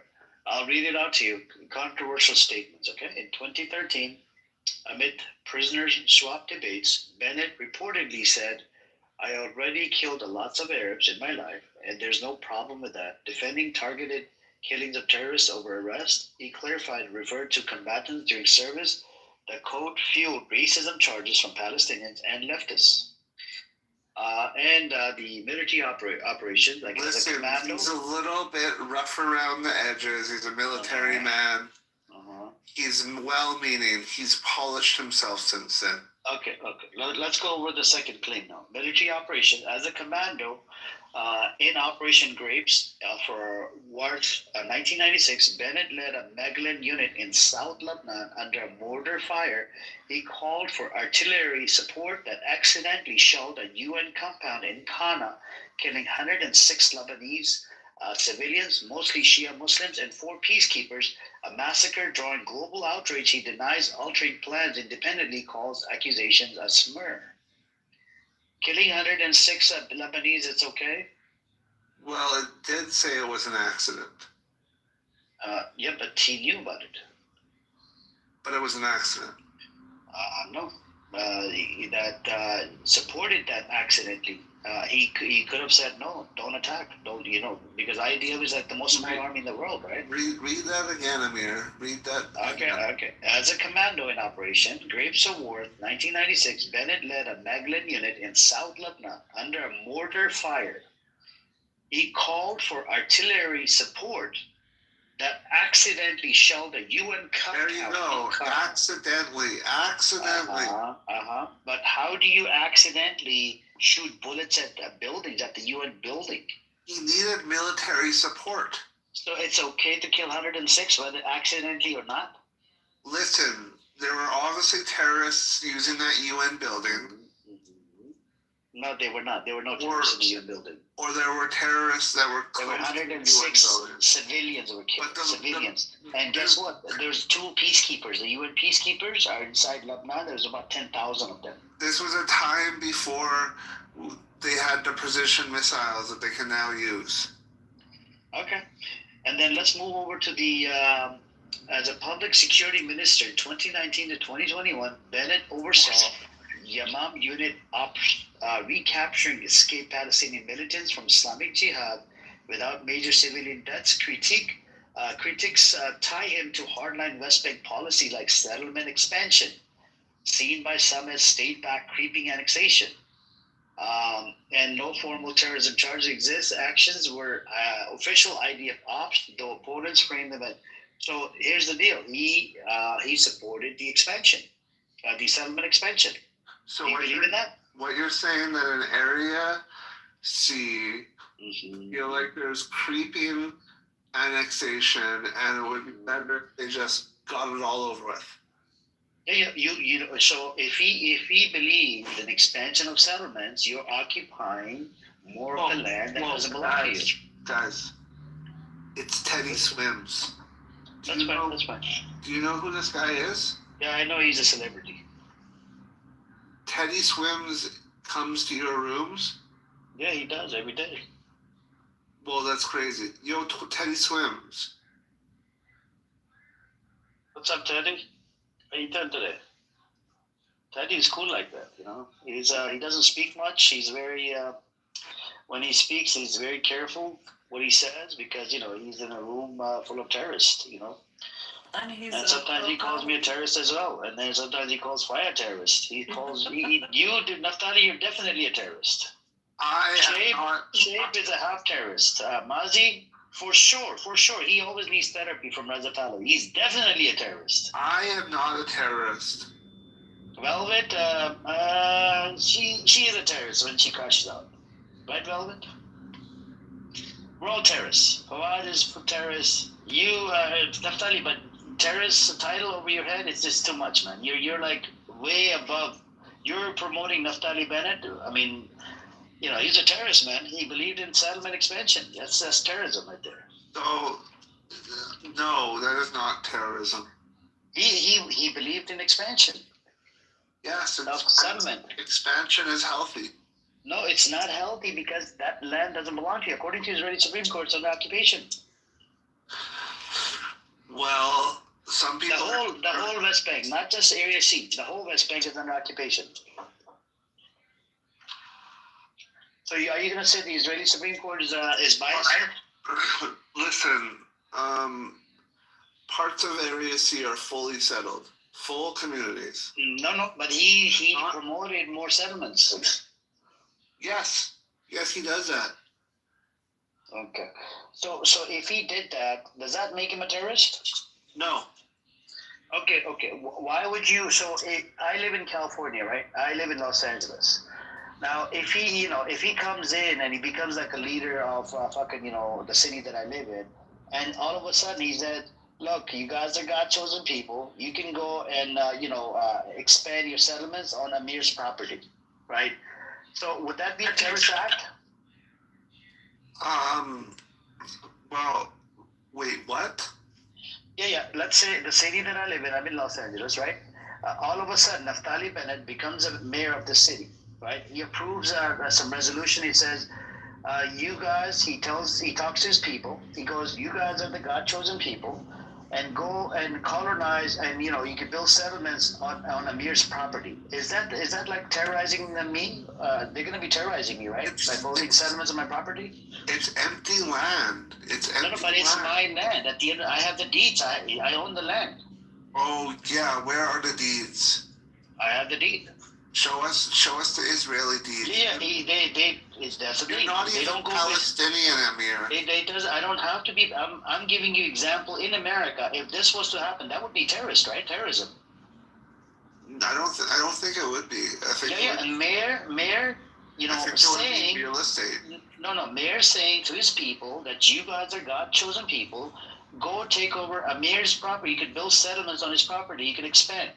And they would come in here and they would start building settlements on my property without my consent, without my authorization, and I have the deed to the property. And if I try to stop them, they have like this force, this city force, they will come and kick me out of my own property. So that is terrorist act. This is what's happening in the West Bank, Naftali. Listen, Naftali Bennett is not a terrorist. Don't be upset. I just told you he's a terrorist. He's not a terrorist. I just read it out to you. Literally, he killed 106 Lebanese and killed like 2 or 3 UN peacekeepers. Accident. It was an accident. Yes, it does.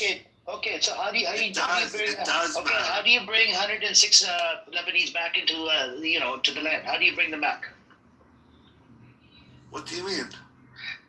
The lives that are lost, 106, right? Mother, sister, father. How do you bring them back? What's going to happen to their families? If you accidentally go around and you kill people, about 100 people, right? What will happen to their families? How would they? Let's say if those people, some of those were fathers, right? They were the breadwinner of the family, right? How are they going to survive now? It was a military operation. Innocent people die in wars. Again, that Lebanon does not belong to you. Why would you go in there and fucking do your shit? See, this is the thing, Naftali. I don't understand. How do I tell you? How do I make you understand something that doesn't belong to you? Why would you go there in the first place? Same thing in Lebanon. Same thing in the West Bank. West Bank doesn't belong to these. Because there were terrorist groups that threatened the safety of Israel. Okay. Safety of Israel. Let's go with West Bank. Safety of Israel. How? Why can't the settlements go back to Israel? Why can't they just move all 800,000 back to Israel? That's ridiculous. That why do you insist on it being a Judenrein in the West Bank? Okay, you want me to be? You're telling me I'm a couple? Why do you insist on it being Judenrein in the West Bank? Okay. The reason why, inside, according to Israeli Supreme Court, it's under occupation. Okay? According to international law, it's under occupation. ICJ came out with a ruling, said it's under occupation. And they said, no, it's under occupation. Answer the question. Yes. I want you guys. No, you're dodging. Because it's under occupation. Okay. Why can't the Israelis that live in the West Bank go and live inside Israel? Why are they living in the West Bank? No, Judenrein is wrong. You shouldn't want to kick all people out of a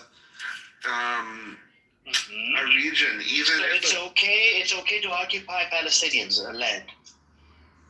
It's not Palestinians' land. It is. The West Bank belongs to the Palestinians. It doesn't belong to Israel. It's contested. You think it belongs? No, it's not contested. No, it is. Israeli Supreme Court says it's under occupation. Are you denying the Israeli Supreme Court ruling? It's literally contested. It's being contested right now. Are you denying the Israeli, Supreme Court ruling on this?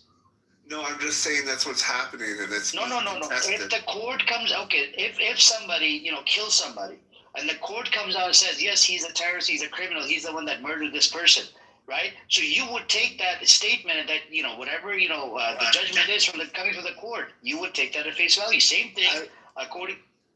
As you are talking on this app, it is being taken by the current government.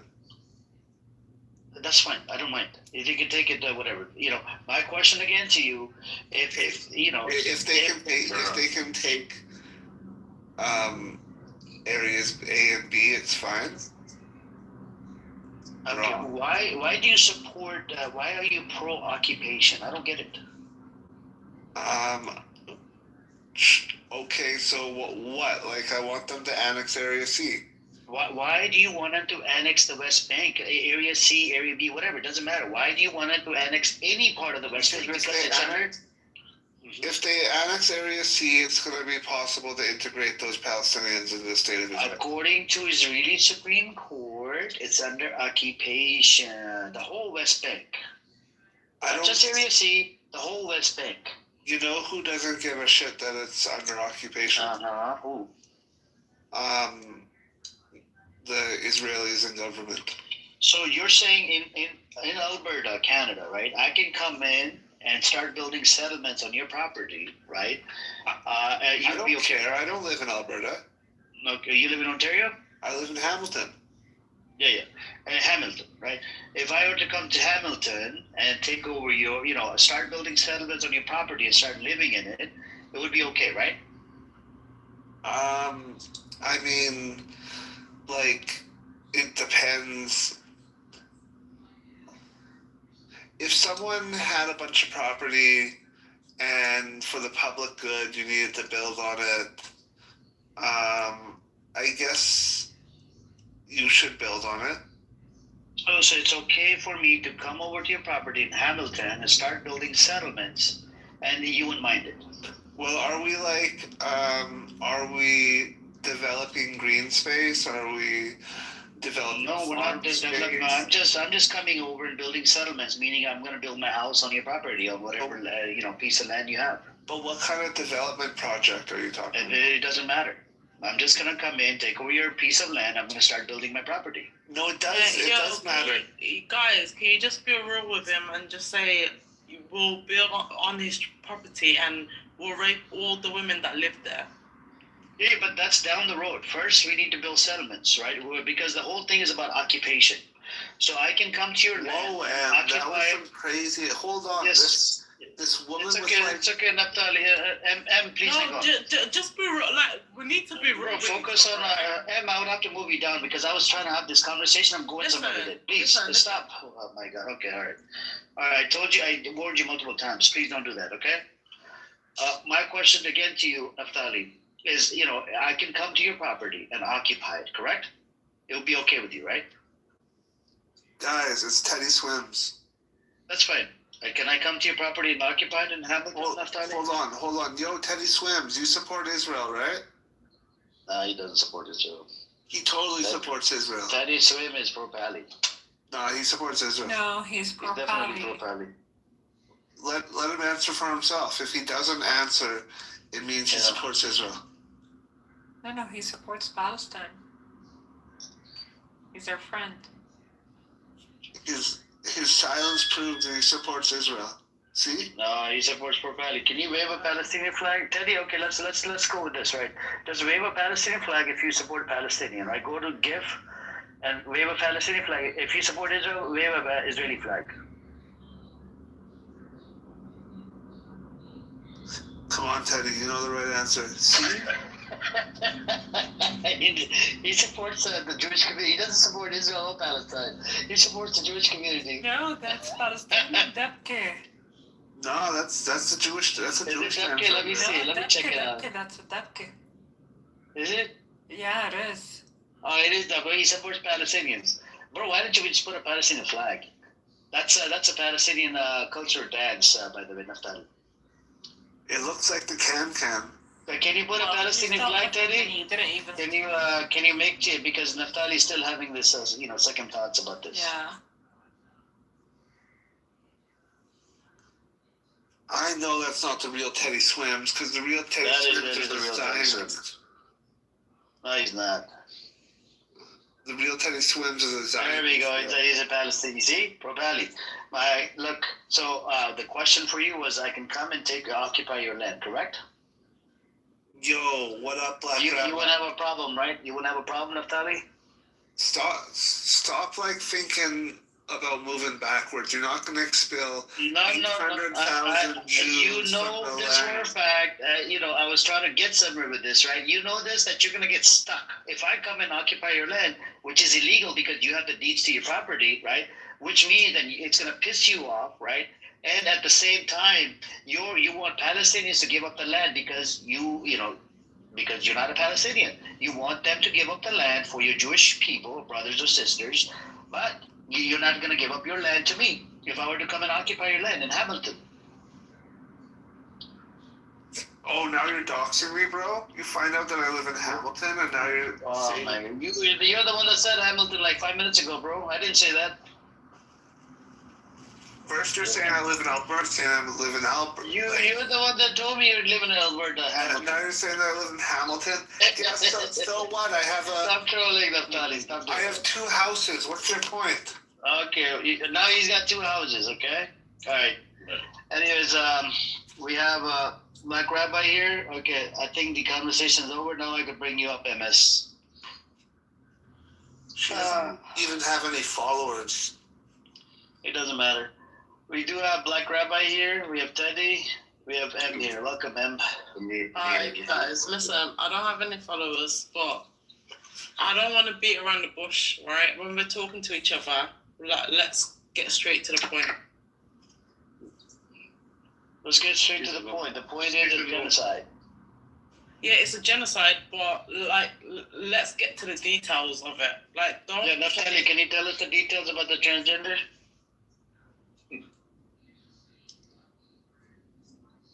Can you tell us the details? About what? The transgender?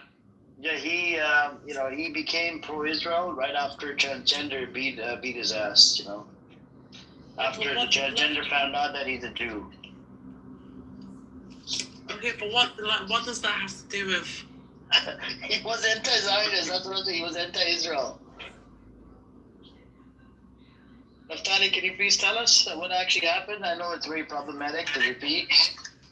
I mean, I just want you to know I love you. Stop attaching... I don't love you, Rabbi. I don't love you, Rabbi. Stop attaching what happened to me becoming a Zionist. You told me this yourself, Naftali. No, I didn't did. I didn't become a Zionist after it happened. No, you became Zionist after you got your ass whooped by a pro-Pali tranny. No, that's not what happened. Oh, okay. When did you become a Zionist? When I went to Israel. What year was this? 2020. And what year was the tranny experience? 2018. There we go. You were terrorized. You were you were traumatized by, this experience. And then you slowly decided to join the other side. You're like, I'm going to go to Israel. I'm going to do Aliyah, get a citizenship, and that's what happened to you, bro. Respectfully, I'm being respectful. No offense to you. So you're saying I was traumatized and terrorized? Yeah, you were traumatized. I mean, you were terrorized by this tranny that beat the shit out of you, right? After you did what you did. I mean, her brother did it, right? Mm-hmm. Yeah, and you were terrorized, and you're like, fuck this, I'm not going to be pro-Pali. You said to yourself this was a pro-Pali tranny, or Palestinian tranny, or whatever, right? And anti-Semitic tranny, and you decided to, go to Israel. You're like, fuck this, I'm going to, get back at her or something by joining the other side. And I think this is what happened. You went to Israel, and you became pro-Israel. They usually go to Israel when they rape little kids. So they run to Israel. Man, you are fucking crazy. You are deranged. No, I'm not deranged. It's the truth. You're deranged You're all fucked in the head. Listen. You're deranged in your brain. Fuck you guys up. Hitler should have fucked every fucking Jew up. We were so fucking wrong. It's not, and We it's were not all so of the wrong with Jews. Hitler, bruv. It was not. Hold on, stop spreading the Hitler bullshit, bro. Not in this space. This is a pro-Nazi space. Don't stop doing that. She's It a has nothing to do council with Hitler. Hold on a housing. second. We have She's a some Jewish people council that have. Hold housing on, bomb. Natalie, bro. Hang on. She We have- belongs in Can you stop? London. Stop. She's a Stop. council. Stop. So we do have Jewish people that support the other side as well. Respectfully, right? It's not the when you say the Hitler thing, you're actually attacking all the Jews. And the Hitler thing, it's hold on a second. Hold on. Oh my God, this woman. Okay, I'll move down. Okay, all right. I don't support that. Get lost. Get the fuck out of here. Anyways. That's what you support, Amir. That's the type of you support. I voted down. Anyways, going back to what is it? Black Rabbi is here. Naftali, what do you think about Black Rabbi? You think he's real Jewish? Yo, I don't think Black Rabbi is black. He's a Hebrew now. I don't know. He said he has Christian background and he was born as a Muslim, went to Mecca, and then he became Jewish. And I think there's some trauma involved here. He's a fellow Hebrew. Do you think he had some transgender tranny experience as well? Probably not. He probably doesn't go down through that. I think it was done by Ariel. There's another guy that used to be on here, right? Ariel?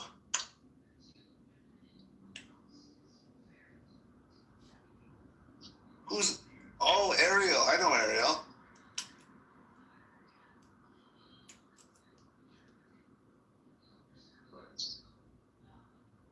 Dude, what happened? Amir just disappeared. No, I'm here. Dude.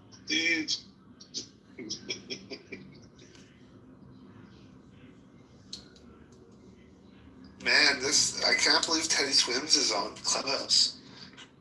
He is. He's been here for years now with us. And he supports Palestine. Yo, Teddy, I'm here, Natalie. Just, I was doing something.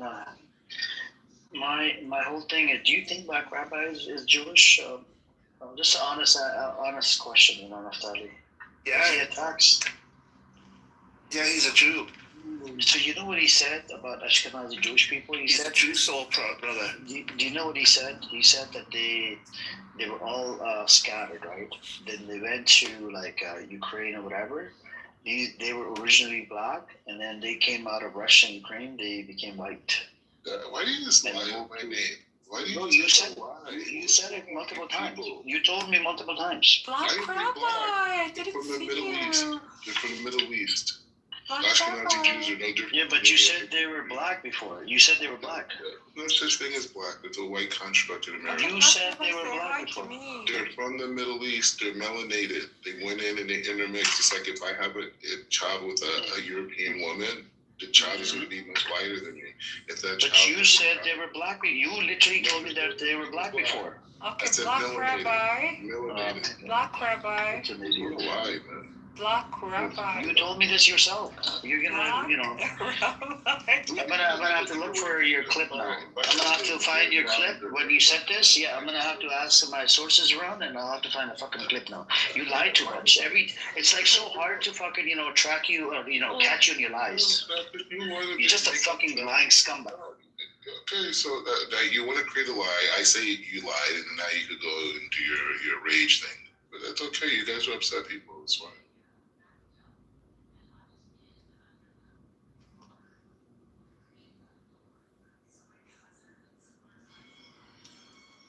Hey, Black Rabbi.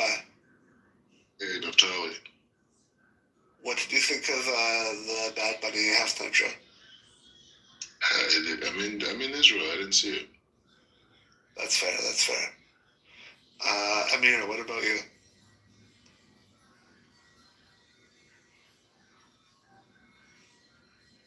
This is what you do. What'd you say, Naftali? What'd you say? What'd you say, Nathaniel? Amir, I asked you what you thought of the Bad Bunny halftime show. What is a Bad Bunny? Well, these people are fucking retarded if that's this. Yeah, I don't know what Bad Bunny is. What are you talking about? I mean, he asked Black Rapper, he says to Black Rapper, did you see the Bad Bunny halftime show? Black Rapper's retarded response was, no, I'm in Israel, I didn't see it. Does YouTube not fucking exist in Israel? No, it doesn't. So Al Jazeera is blocked by Israel, by the way. So do you can watch it, or maybe you can watch it on a different network on YouTube. No, listen. Actually, I remember Black Rabbis, the history is like full of U-porn. Is your phone history full of U-porn, Black Rabbi? Or porn or something? Amir, Israeli. Because Rabbi Shimoli is, the shop is, you said you're buddy with Rabbi Shimoli. Yeah. Amir. He probably tests all the products out first. Iran's going to have a serious wake-up call very soon. Very soon.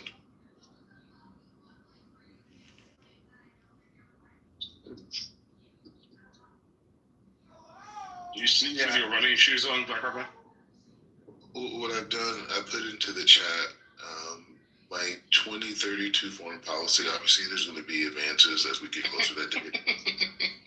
But I put it inside the chat. You can see my American expansionism model. I use Somaliland and Israel as a basis to explain how we're going to empower fragment groups in different parts of the world who want justice, who want to get away from tyranny. We're going to help them build their own nation state with America's support, backing financially, militaristically, and through trade and commerce. And we're going to create a better American world that's going to spread around planet Earth.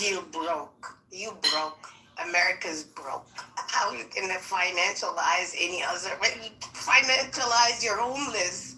In the same way that we're funding the Gaza peace plan. The dollar is broke. The petrodollar is broke. Gaza peace plan. Finance all of that. The Gaza peace plan. Yes. There is no Gaza peace plan. There are $4 billion. Countries have given $4 billion to the Gaza peace plan. You guys are fucking broke. You guys are $1 trillion of debt. In case you haven't fucking noticed. Maybe you should go back and read up on stuff. I feel like I'm listening to dumber and dumber on this phone, bro. What's the fuck's going on? It's because you are dumb, Black Rabbi. There's nothing smart about you. I don't need to call names. My foreign policy. There's nothing smart about you at all, my friend. Cover it up, please. You are not even black, you're not even Jew, you're not even a Muslim, and you have an opinion about every fucking thing in the entire planet. You're right. That makes you an absolute fucking cunt of a human being. I can't even say that you're a human being. Yeah. Well, anyway, the key point is I don't really care enough to really want to. Whatever you say is an utter splat of bullshit. You just mix words up and just look up with broad generalizations and pretend it to make sense. Assalamu alaikum, my beautiful people. How are you? Alaikum salam, Zee. Hi, Hamdi. Alhamdulillah, I'm sick. That's why I didn't get here in time. My 2032 foreign policy outlook on American Dude, expansionism. Shove it up. What foreign policy? I think you would appreciate it. Idiot person. It helps. It's okay. Especially giving the example of Somaliland. Somaliland and Israel. Dude, be realistic. Why is Em a horrible person? It's about time. Give peace a chance. Give black rabbis. Go fuck yourself, Naftali. Give black rabbis proposal a chance. Why won't you consider the word for you people is capitulation, and we are not a people to capitulate to the demon that produced Epstein. No, not us. What's your background? Where are you from? I'm your master grade. No, where are you from, though? That's what I said. I'm your masters. Who's your master in this life is the Egyptians. That's who we are. Oh, you're Egyptian. Yeah. But you live in America, right? Masters. But you live in America. Just another North African country. And you're British, Teddy? No, I'm Chinese. Okay. Bengali. Dude, fuck's sake. See, I knew you were that dumb. That's not very nice to say. Yeah, I know. I'm just tired of these people when it's fucking 5:30 in the morning. I think we have to start really teaching the Arab world what peace is, because you guys have. Maybe you start to learn what is humanity. You just have to shut the fuck up. You tell me, like, who are you to teach anybody? So the big question is,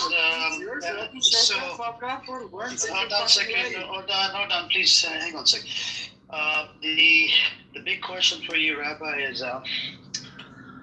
it the West that needs to teach the Arabs the manners, or should we teach the people in America the manners, because how the black folks were treated in America, how they were enslaved, how they were kicked around, how they were butchered and slaughtered, how they were hanged, how they were raped, how they were, allowed to, they were told not to sit in the front of the bus or something.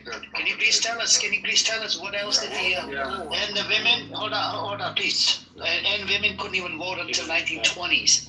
Can you please tell us what? Let's dive into the American history. A scumbag like you fucking makes up bullshit as he goes. He doesn't know anything about American history. I don't know anything. So I love this guy. He lacks his identity, that's why. Just to answer your question, Amir. Used as a lure for gators. I can't even talk American. The point is just saying that because of what you just described, which is 100% true, and the advancements that our society has had over the last couple hundred years is the reason why I believe in American democracy. Wow, with the prison system. A couple hundred years? It's only been a year. What are you talking about, a couple hundred years? It's only been about 100 years. Couple hundred? Where the fuck did you get this, couple hundred? Yeah, a couple hundred in terms of women couldn't even vote until 1920s. 1920 to 2020. How many years is that? Amir. Fucking dumbass, man. You're just a dumb fuck. Why are you cussing? What are you upset about? Because you don't know shit about history and you want to come up here and argue with it. But why are you upset then if I don't know? And we even have your Jewish brother that's a historian. His name is Mark. I don't know if he's a historian or not, but he could probably teach you on history. I agree with you, so you say it is. Amir, he doesn't know about anything about his own black history, his own American history, Arab history, or any geopolitical. Or you don't have any idea on jack shit, buddy. It shows. It actually shows. By the level of conversation you have, by the abrupt. There's no need to attack each other. You guys peace. No. It's about peace. You guys. No. It's exactly, but nothing about you says. They show it in the room. Peace. Nothing about you says peace. Nothing about you saying. Well, I'll say like this. Expresses peace. On Clubhouse last night, I was in a room full of African Americans, mostly liberal, and I explained to them that the education that my ancestors gave white Americans from Europe about what peace, justice, love, inclusion, and the pursuit of happiness, that education, which was very difficult to teach them, is the basis of U.S. American foreign policy, right? And so when we see American expansionism, we can't just see a white face. We have to see our ancestors' dreams. We have to see our ancestors' dreams that were slaves, that were abused. And we have to see that inside the expansion of the United States and America. You contributed jack shit, or your ancestors might have contributed, but they weren't your ancestors. So stop linking up or stop taking their credit. No, my ancestors. Because you have contributed nothing. Made civil rights world famous. Brother, if you would have contributed anything to the cause, if you would have made peace, or if you would have made something that would have been so that you. Israel is the manifestation of my ancestors' dreams. The manifestation of cancer. For Manifestation of cancer. The ultimate client state. When you see to preserve Western civilization, and then it failed to do that, so every freaking Western country came to its aid. Bullshit. Stop bullshit yourself. Dude, it's a loose cause. Stop defending. That is the strength of the Loose cause. Stop defending. It's the ultimate client state vassalized, and it failed to even achieve its goals. That's why they're coming to their aid now. Stop talking shit. I'm way above it. I'm way above what you're saying. Dude, you are below anything that you can consider as human. You are below anything. You are the ultimate Uncle Tom that even blind to see where he's heading with this client state. I'm an extension of Martin Luther King. Stop talking. I'm an extension of Malcolm X. You are an extension of Stephen. Wait, do you know what Malcolm X? Hold on, guys. Hold on. What did Malcolm X say about Israel and Palestine? What did Nelson Mandela say about it? Nelson Mandela is not a part of this history. Wait, so hold on. He was the ultimate. He was one of the most. He was known to be a freedom. Yes. Wait, hold on. He wasn't Nobel Peace Prize winner. No, he was a part of liberation. And what did Malcolm X say about what did Malcolm X say about Israel and Palestine? Malcolm is a Muslim. What do you say? You never, ever mention Malcolm X on your freaking tongue ever again. Malcolm X is your superior. Is your superior. No. He came from the prison. He became Muslim. He's ultimately the hero of Black America, the righteous ones. So never mention Malcolm X. You can mention your Martin Luther. I pay taxes in both countries, so yes, it does matter, okay? Okay, anyways, I pay taxes in both countries, so yes. Where my fucking money goes matters. It doesn't matter, okay? So be quiet. Moving on. Go ahead. Okay, so all I want to ask real quick. I want to answer your question. I got cut off. Okay. So I have a book coming out called The Hijacking of America First. Fucking push your... No, it's all good. It's all good. You can say it. The Hijacking of America. And it's really because of some of our conversations that me and you have had in the mayor's room, right? You inspired this thought in me. And so the book shows how we have to have dominance over currency distribution in order for us to maintain our value of our dollars. So you could go and buy groceries. We have to control the seaports, right? The maritime, the oceans, because if we don't, 90% of all commerce comes through shipping. And we also have to have military bases in various places to influence and protect our allies from disaster, in essence. Well, that's beautifully put. Like, as an American, I would agree with you 100%. But I'll be honest with you. The vast majority of shipping is controlled by Chinese. It is. And we have, our government at least, I wouldn't say we, because I like the Chinese people. I like their culture. I like their government. I like the way they don't like us, but we're the ones sailing our aircraft carriers like 50 nautical miles off their coast. Like, China isn't sending aircraft carriers with full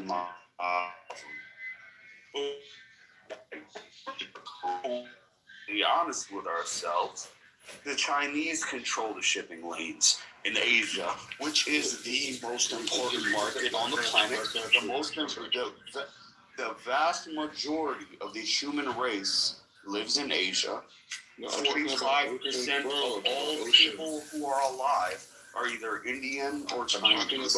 So let's just be real with ourselves. Let's be real with ourselves for a millisecond. China does not control the shipping. Okay, so 80% of all ships created, where are they built? 90. No, I'm not talking about ships. I'm talking about the No, I'm ocean. saying, okay, shipping lanes or not, what's the use of a shipping lane if there are no ships? 80% of the shipbuilding capacity on the planet, where is it? in China. It's in China. Let's be real. 80% of all ships that will be built this year are going to be built in China. Let's be real. No, listen. No, we're going to be objectively honest. I know I'm an American, right? But I'm also, I'm a realist. I'm a realist, bro. Look, listen. I'm a realist. I don't like to sit here and bullshit myself. I don't like my government bullshitting me. I don't like my fucking media bullshitting me, and I damn sure won't let you bullshit me. So, let's be real with ourselves. You're saying, we as Americans, we need to keep the currency within our control. How the fuck does that happen? Historically, we've done it through resources and manipulation, through the highest levels of government. Through the petrodollar and the gold standard, that's how we used to do it, but it was gone. The gold standard, we eliminated that under Nixon. The petrodollar is slowly eroding away. South America slipped away from us through economic deals through China. Africa slipped away from us through China. We lost Russia 100% thanks to our NATO encroachment. Like, it's over for us as far as the economic field. Either we make peace with these so-called adversaries, right? Either we make peace or we don't. But the reality has nothing to do with any of that. The reality is, there is a cabal of these sick, fucking, pedophilic motherfuckers in power. The truth is, there's a cabal of your masters, right, in Israel and in other places, these Zionists that do control the central banking in America, and their power is slipping away. And they need a distraction.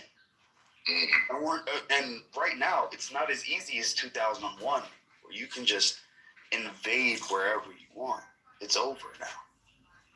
But please continue and explain to me why it's necessary for the United States of America and the United States taxpayer to fund a war in Iran on behalf of Israel. Yeah, so you put that asterisk on, and I'm not going to address that because it's a form of political anti-Semitism. But the point is... Sure it is. Yep. But keep going. Yeah, the point is saying the issue here is controlling the oceans, right? Meaning that having American military presence, not to take away from anyone else's commerce, but to ensure that ours are, that it works. That's right? why America pulled away from the Bab el-Mandeb corridor, just because of Yemen. The next would be Hormuz. And the Egyptian is putting a whole bunch of missiles out there, the Suez Canal. Thank you very much. Why can I have a back and forth with this gentleman? Why do you have to... You don't have to. You are, because you a loser. Okay, that's cool. I don't need to call you. See, please let Black Rabbi go. Please, Black Rabbi, articulate to me the necessity. Like, why is it beneficial to me as a U.S. taxpayer for Iran to be blown to pieces on behalf of Israel? Yeah, so can you articulate? This is how you will benefit as a. You'll say us, but I don't think you're a U.S. citizen. Because you're not really advocating for the U.S. citizens. Like I make 70 to in a good year I'll make 90 grand, but 70 grand to 90 grand a year, and I still can't afford a house because of how many family members I have. But that's beyond the point. In the wealthiest, richest nation on earth, that's what I'm dealing with as a U.S. taxpayer. So why is bombing Iran something that I should be rooting for, dude? Seriously, please articulate it to me as a U.S. taxpayer. Yeah. So Iran is a strategic partner with China and Russia, right? We're a strategic partner with China. Not ideologically, we're not, right? Fuck the ideology. Economically, we are. We need China. We economically. I don't know how much we need. The world needs China economically, dude. Okay. Please, I'm sorry. I'm not going to interrupt. I feel like I'm interrupting every 5 seconds. I'm not going to do that. Okay. I mean, it's not good for dialogue, but I get it. So the point is just saying we want to remove the axis of evil that is between Iran, Russia, and China. That's number one. By doing that, we ensure the future of democracy. We ensure that the idea of totalitarianship, the reason why you said you're against the IRGC is because of totalitarianship. They have, was it 70,000 people died in Gaza in the last 3 years? 50,000 have died in Iran in the last couple weeks, right? So we're talking about totalitarianships, right? They do not believe in the idea of presidency. They do not believe in the idea of democracy. They do not believe in a free market system. They believe in control, right? And so what they tried to do is that they wanted to create this plot to replace the U.S. currency with this idea of Brexit, which means is the natural resources, the natural gas and oils and minerals will not be traded in U.S. dollars. It'll be traded in other currencies, which means the 90 hours or the $90,000 that you make a year won't mean anything, right? When we talk about controlling the waters, we're ensuring that the price of goods and services maintain a certain price that allow you to be able to go and buy gas, to buy bread at the store, all these things. When we talk about having military bases around the world, it ensures that democratic ideas that are connected to free trade, open markets, and just human decency are expressed like around the world. So we have to be there, and we have to seek American dominance. We have to seek the fact that our currency is involved with all natural resources traded on planet Earth. We have to have dominance inside the sea because it ensures the logic of the bully to extort everybody for the benefit of themselves. That's the way you're looking at it. And we're not going to take it anymore. The economic of extraction, we're not going to do that shit no With more. all due respect, Z brings up a beautiful point, right? So you're saying us, the United States of America, which is 5% of the globe's population, right? 5%, right? China is 25% of the globe's population, right? As of 2026, probably like 18%, right? So you're saying us, the 5%, we need to exploit the resources of 18% of the world's population, and that is a good thing. That is morally good because we don't like their governments. Now listen, real quick. I don't like the IRGC, just like I said. I think they should be toppled, but toppled by the Iranian people, mind you, not by my government or my tax dollars or the Israelis. I think the IRGC should be toppled by the Iranian government. I think that you and me can find some common ground in that. However, why on God's green earth are you not advocating for the same thing for certain allies the United States has, like Saudi Arabia? Saudi Arabia is totalitarian. Saudi Arabia is just as brutal and dictatorial as Iran is, 100%. No, it's not. It's a monarchy. The only clear difference that I can see between the two is we haven't sanctioned Saudi Arabia to hell. And the only reason we can't do that is because they have the third world's largest oil reserves on the planet, only next to Venezuela, which clearly we just kidnapped their fucking president, whether we liked it or not. We did not kidnap under the politics of the mafia. 20-year-old. No, listen, real quick, Black Rabbi. I'm saying if you're advocating for these never-ending wars that literally historically have gone nowhere except killed millions of people and caused terrorist groups that didn't exist before to spring out of the woodwork, right? You're advocating for these things in Iran. However, there's no backdrop to any of this. Again, I'm not seeing any benefit to me. I know it's fun and cool to say, oh, if we do this, then it'll be cheaper for you at the gas pump. What the fuck evidence do you have for that? I've only seen the contrary. Historically, were this to be put in place, I doubt very much it would help me as a U.S. citizen. 100% it will. I mean, if you understand No, you're saying 100%, but it won't. If you understand the dollar. There is no plan in place post the IRGC. What's the plan? Of course there is. The plan is twofold. It's threefold, right? It's onefold. Who should it be? who should what be the leader? No, I'm saying who should be the leader. The IRGC falls tomorrow. Who is the leader that all Iranians will back unanimously? Go ahead. I don't know. I don't know if all Iranians Okay, unanimously. you don't fucking know. Thank you. So that's exactly what happened in Iran. I mean, Iraq. That's exactly what happened in Libya. No, if we take out Muammar Gaddafi in Libya, then there will be democracy in North Africa, and there will be a key ally right there in the Mediterranean. That's what Hillary Clinton said. Hillary Clinton said the same exact thing, and she said that most famous quote where she said, "We came, we saw, he died." As Libyans were literally starving to death in the streets, and open sewers and open fucking slave markets became a thing in Libya for the first time. And before the war in Libya, Libya had the highest standard of living in the entire continent. It had the highest standard of living of Africa. It had free education, free health care.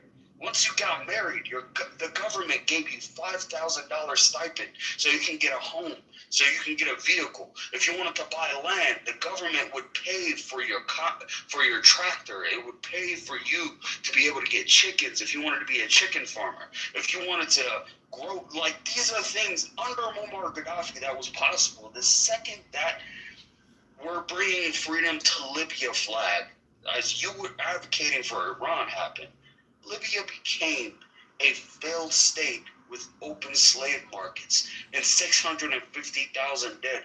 Why am I going to pay for that as a U.S. citizen? And I'm not seeing anything for you. Seriously, I'm not seeing any benefit to this. I'm just talking completely objectively, politics aside, man to man. Why are we wanting these things as Americans? I know you're not really America first, bro. You're Israel first, and that's completely okay. Just say I'm Israel first. You're Israel 100%. Don't bullshit me again. Okay, again. Okay. Let's stay focused and not do anything. Okay, let's stay focused. What the fuck is the benefit for me as a U.S. citizen? Again, bro, what is the benefit for? You said it like 8 times. You said it 8 times. Do you want to talk? I heard it over and over again. The last 6 minutes. Bullshit me this time. Okay, but you need to say it again. So you're just gonna give me the same talking points. I'm just saying to you, it's not talking points. I literally wrote a book about it. They are talking points. What is the benefit? What else do you want? What else do you want? You don't want talking points? I want honesty, bro. Okay. The point is, again, we have to control the resources in the world via U.S. currency as they're traded. That's fact. Now, if you That's gone. It's already gone. That's dead. It's already done. Okay. Again. If you're saying it's done, you got a problem, bro. You're in the working class. But I've already seen it, bro. It's over. But all your labor doesn't. Brazil, for the first time, we used the Monroe Doctrine, right? But Brazil, for the first time, have agreed to trade resources with China in the yuan, in their currency. For the very first time in our hemisphere, the quote-unquote our backyard, right? Brazil has chosen to do that. What the fuck are we going to do about that? Fuck all. We can do nothing about it. Do you know why people want to trade with China rather than us? Do you know why Africa would rather trade with China rather than us? Because we come with drone bases and they come with briefcases. They come with contracts. We come with M4s. We take your democracy and your human rights. You destroy it with your own hands. We're not innovators anymore. The enforcer is done. It's thanks to your filthy rat fucking Zionist buddies, right? Real shit. If we're being honest with ourselves, your filthy rat Zionist buddies, they're not builders. They don't create anything. They don't build anything. The Chinese do. Okay, cool. You should move to China. But this is the point. I just posted an article I wrote about the Monroe Doctrine, right? right? And it's the evolution of the Monroe Doctrine. And the Abraham Accord is done as well. Who is your partner in the Abraham Accord, sir? You are trying to get Saudis now is literally encircling you in your own zone. Economically, militarily, you are done. What you are talking about, you are delusional. You don't see what's coming. You don't see what's coming. You don't think strategically. It's bullshit. It's delusion. And you're just holding on the past. Thank you for destroying Oslo because we didn't need that shit. We want it all. Thank you very much. Look, let's be honest. I'll just say this point and I'll go on mute. One of the key things to keep in mind about the Saudi dynamic. First of all, Saudis arguably maybe even a closer ally to America than Israel. Never gonna happen. Number two Never is gonna happen. No, he's right about that. He's right about that. See, let him finish. Let him finish. Please, Black Rob. She just like her husband doesn't give her attention. But the point is like this. So what Saudi's doing is what we call economic diplomacy, right? So there's countries like Turkey. Don't bring my husband in the talk before I bomb your ass. Okay? Never. He's superior to you. Okay? He's a black dude, but he's superior to you. He's a black so dude. Never mention my husband ever again, you asshole. Okay, could you please be quiet? So the point is, so we have people that have been very hostile with the United States and Israel, right? And so what Saudi's doing is what we call economic diplomacy, where they're working with countries like Pakistan, they're working with countries like Turkey, and even India on certain levels. And what they're doing is we're making them, which you call in Somalia now, they're becoming financially dependent on Saudi Arabia. Saudi Arabia, these countries have massive economic issues, have been bankrupt 18 times over. Oh wait, So wasn't this a defense kind of union?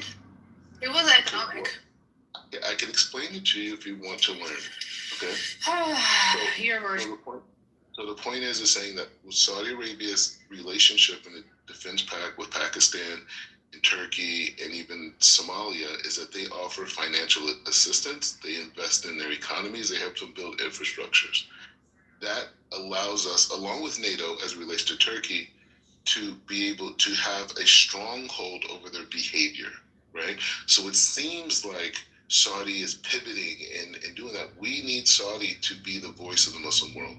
They're going to promote a modern Islam that you see in the Gulf states. Why not Turkey, though? Turkey's a NATO member. Why Saudi?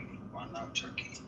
Well, because, Saudi... Turkey's closer to Europe. It's more integrated with Western ideals. It's more integrated with the Western system. Why not Turkey? Why Saudi Arabia specifically? It's a great question. The difference between, and I wrote an article about this too, by the way, I could post it as well. The thing is, Turkey, China, and Russia, their ideological approaches is reclaiming the past. Russia wants to reclaim, Putin wants to reclaim the USSR. Turkey wants to reestablish evidence for that. But what about Judea and Samaria? Is that in the future? No, real quick. Let's be real. No, that's a fair point, though. See, if you're going to shit on Putin, which there is no evidence for Putin wanting to recreate the Soviet Union. He said as much himself. He said we have the evidence for Judea and Samaria. Listen, verbatim, Putin has said there is no chance of the Soviet Union ever coming back, so there's no chance of that. So how do you really reconcile that with Israel wanting to reclaim Judea and Samaria on a historical basis if you're going to shit on Putin for wanting to do the same for an empire that existed far more recently than the ancient Israel? Let's be real with ourselves. You're digging a hole here, Black Rabbi. Be very. So let's stick to calling the West Bank because that name, those names are almost 2,200 years old. No. I want him. So let's stick to West Bank. I want him to hear the words that he's going to accept. Yeah, he's going to love it. Yeah. So let's be real with ourselves. So wait, really quick, I just put an article that talks about how we have Turkey under control.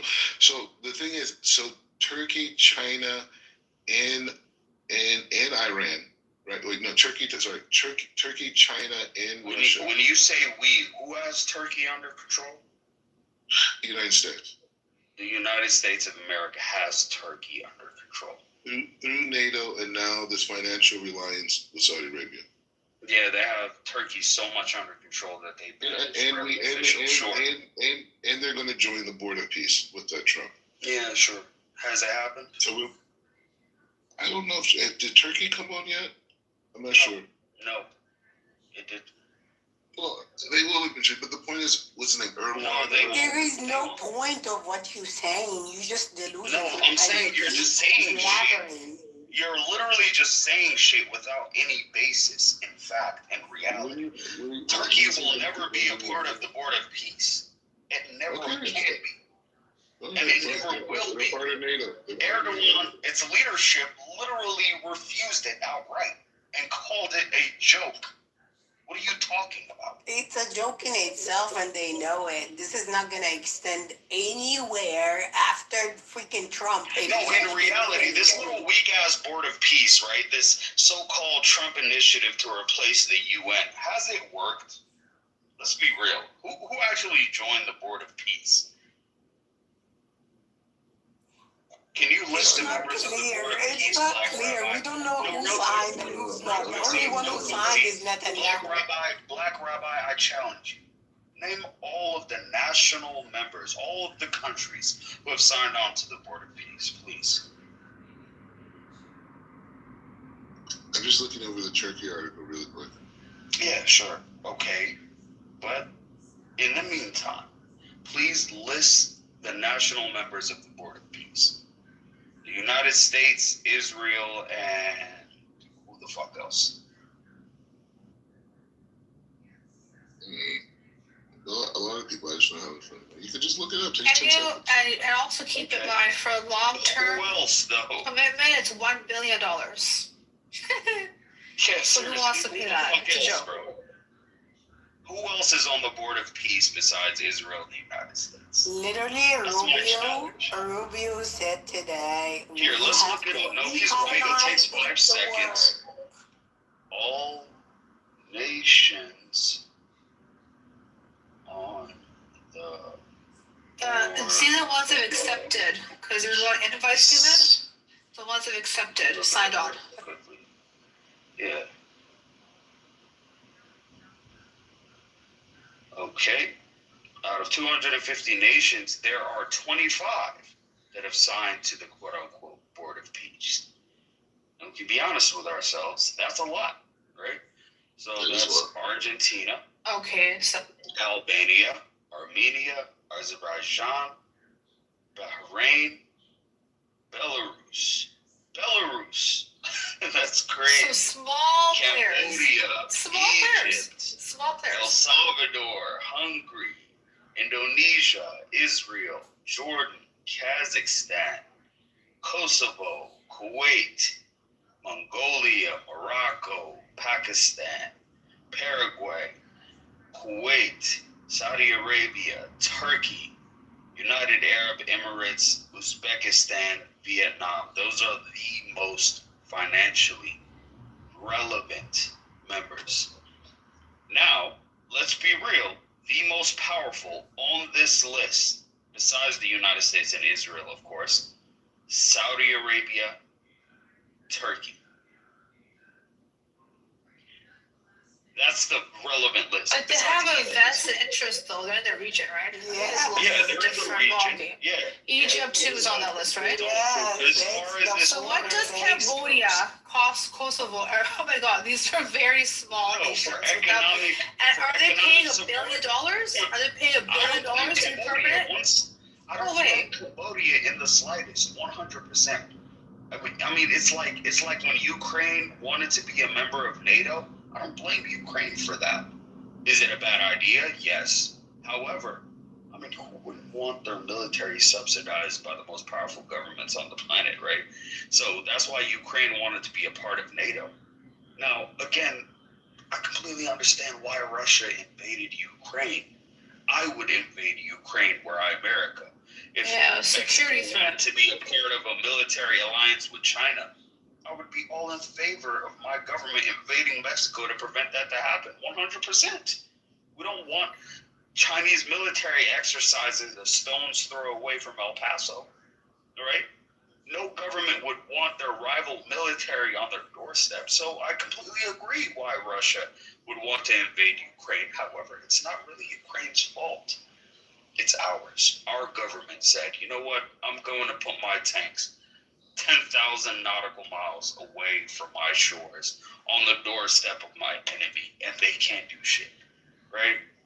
So, Black Rabbi, again, please, So I just put with respect and with decorum, we've had a civil conversation so far. Please, just directly articulate to me why it's beneficial for me as a U.S. citizen to fund the destruction of an entire nation of 91 million people in Iran that will likely, more than likely, cause the death of 1 million plus people in civil war.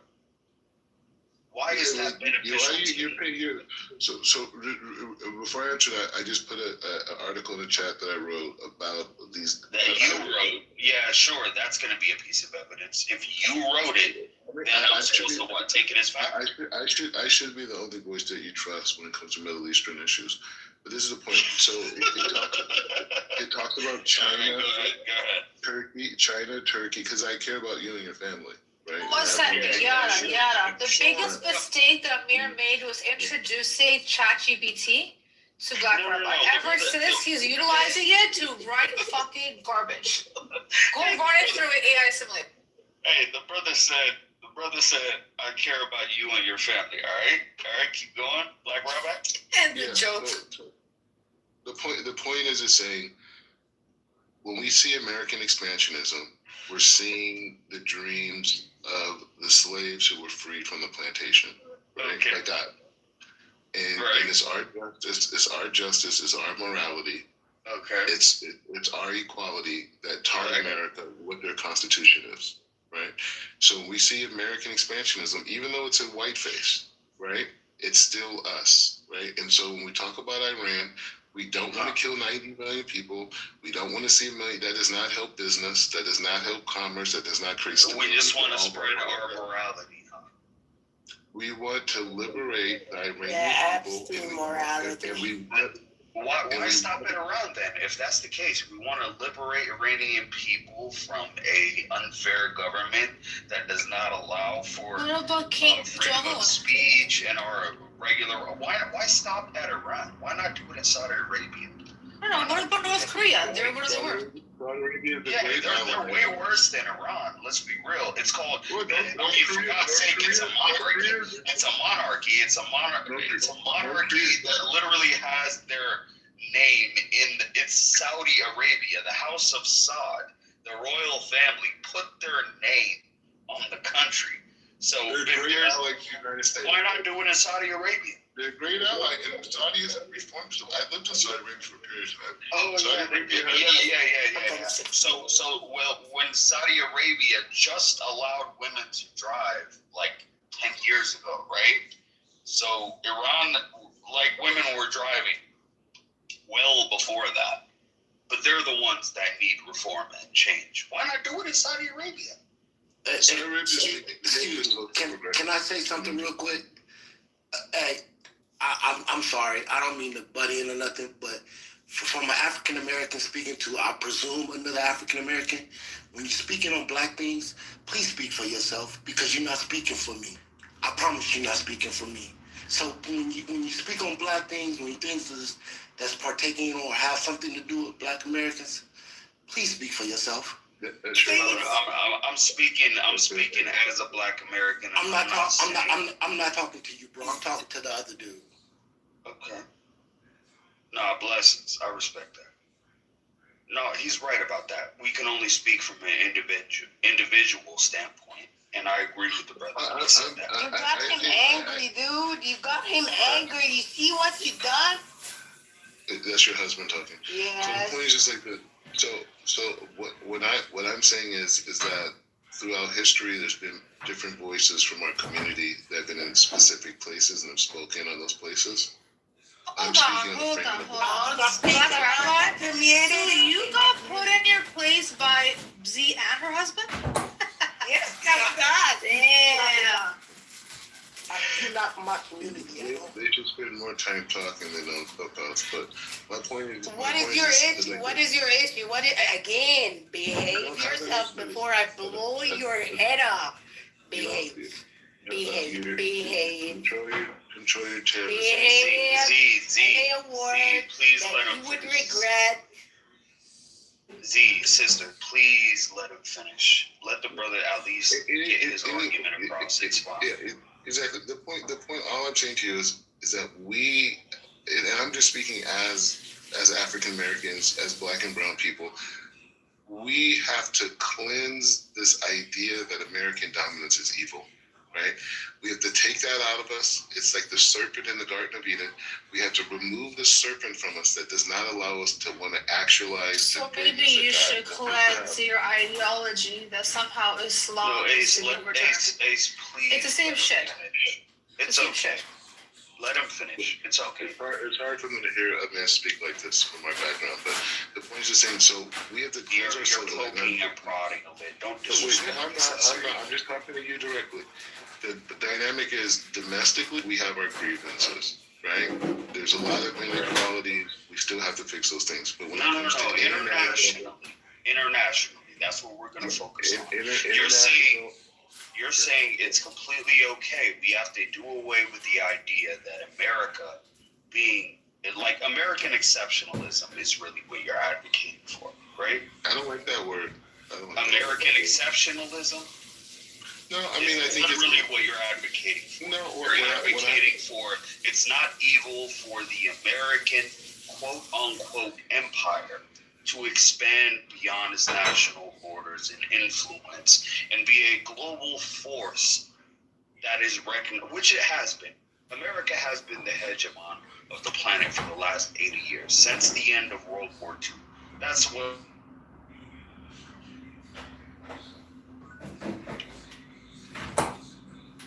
That's neither here nor there, right? As an American, America has been the hegemon of the globe. We are in the death throes of a unipolar world. We are moving into a multipolar world. We're moving into a place where China, Russia, the European Union, Africa, and South America have their own voices, have their own wants, their own needs, and their own need for self-determination. We are not the big dogs on the block anymore, the same way that we were. We have 842 military bases around the world. We spend up to $2 trillion annually on military expense. The official budget is around $900 billion or so, and Trump just tried to move it up to 1.3. But official and unofficial combined, we're about $3 trillion annually in military expenditure, and it has brought nothing but violence, division, distrust. No, let's be honest. Go to any random country in the world. There are 250 sovereign states on the planet. Real quick, Black Rabbi. There are 250 sovereign states on the planet. How high do we rank on the most trusted countries in each of these places? Our allies, our European allies, don't even trust us anymore due to our president currently threatening to annex their territories through military force, jokingly or otherwise, right? For the first time in human history, for the first time since World War II, since the unipolar order has existed. It's a NATO nation, which is even more troubling. China doesn't trust us for damn sure, our most important economic partner, regardless of what you want to say. Canada doesn't trust us. Greenland doesn't trust us. The United Kingdom doesn't trust us. Germany barely trusts us, right? Let's be real with ourselves. We've fallen by the wayside on our international standing. And really, it's because of our support of Israel. If were there no Israel, the United States would be the most trusted country on the planet. Still, to this day. To this day, we would be a unipolar society. Still, where your vision of the United States having economic hegemony across the world would still exist were it not for Israel's existence. 100%. Israel's antithesis to our greatness as a nation. And there is no argument, no clear, concise argument that I can logically find that is to the contrary of that, dude. It's just logical. Well, no Israel, the United States would still be the hegemon globally. I just posted another article. That you wrote? Yeah. And like I said, I'm the only trusted voice in the Middle East. Sure. So things like this. This is about nationalizing voting, right? You talked about the cost of living. You talked about the inability for a guy who makes close to $100,000 a year to have a proper home for your family. And a lot of it has to do with the inflated cost of living that comes from illegal immigrants, right? People like Ace and other people that come to the country. And so Ace is an illegal immigrant? Ace is born and raised. Ace is No, I know the Ace. I want to shut him down. Are you saying that Ace is an illegal immigrant, Black Rabbi? Oh, no, I'm just saying people who come from other countries, what they do is they do like me. I'm not even from another country. What are you talking about? Where'd you come from? Like you, Black Rabbi, you're from another country. Ace was born in North America. I was born in Africa. Black Rabbi, you're not indigenous to Palestine. What are you There's doing no there? such thing as Palestine. There is Black. The Black only Rabbi. thing is Palestine. Thank you very much. There's no such thing as only Israel. thing is Palestine. There The is. fake state that you are staying in is zero. Nationality for people at will. No real shit. If we can just rip away. TikTok. It's about Please, one at a time. See, look, if we can just rip nationality away from people, what's stopping people from saying there's no such thing as Taiwan? At least Palestine is recognized by 150 nations on the planet.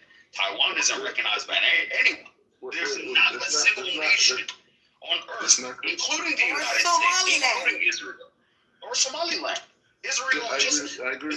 Like, here's the thing. We're in a world in 2026 where Somaliland is recognized by one country. Dude, fake state has its own time to finish, to be gone, and Israel would be the first one to die. Let me finish. I'm from Somaliland, right? I'm from Somaliland. You're from Somaliland. Yes. I'm from Somaliland. My family's from Somaliland. My lineage is from Somaliland, right? But Somaliland, to me, as someone from Somaliland, it's not a nation. It's a province of Somalia.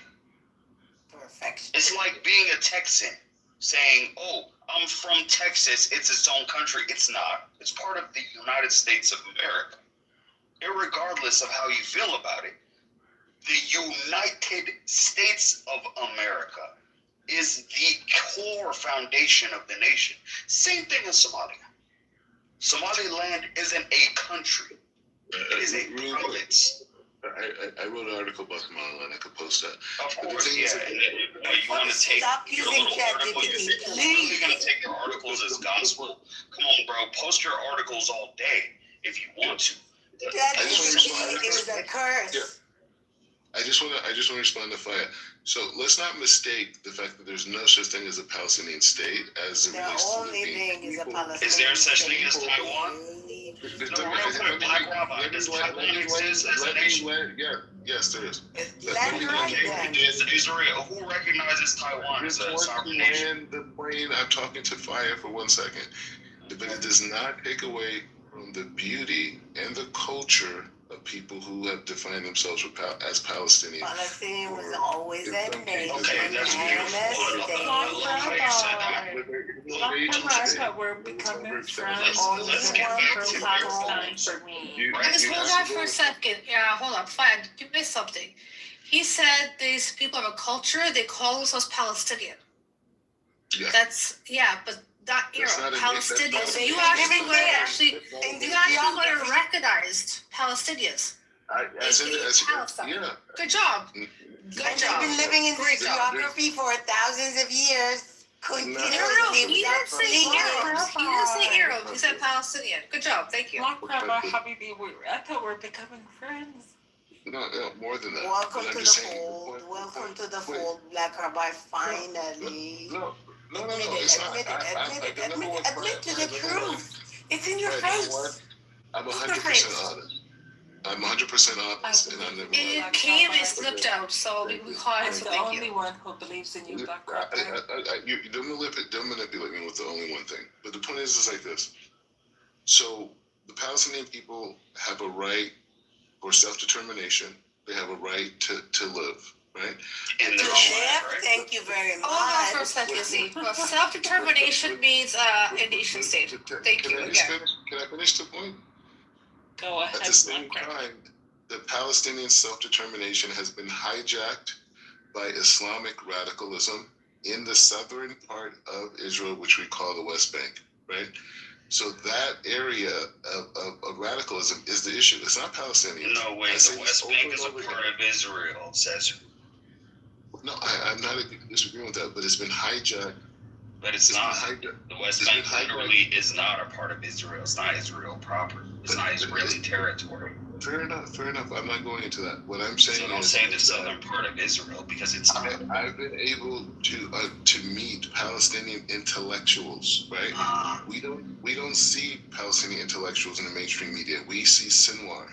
We see these other types of people. Again, you keep, like, I feel like real shit, Black Rabbi, the biggest issue I have with you, the biggest issue I have with you is you use the phrase, the word we so liberally. When I'm talking about Americans, you start saying we, like you're an American.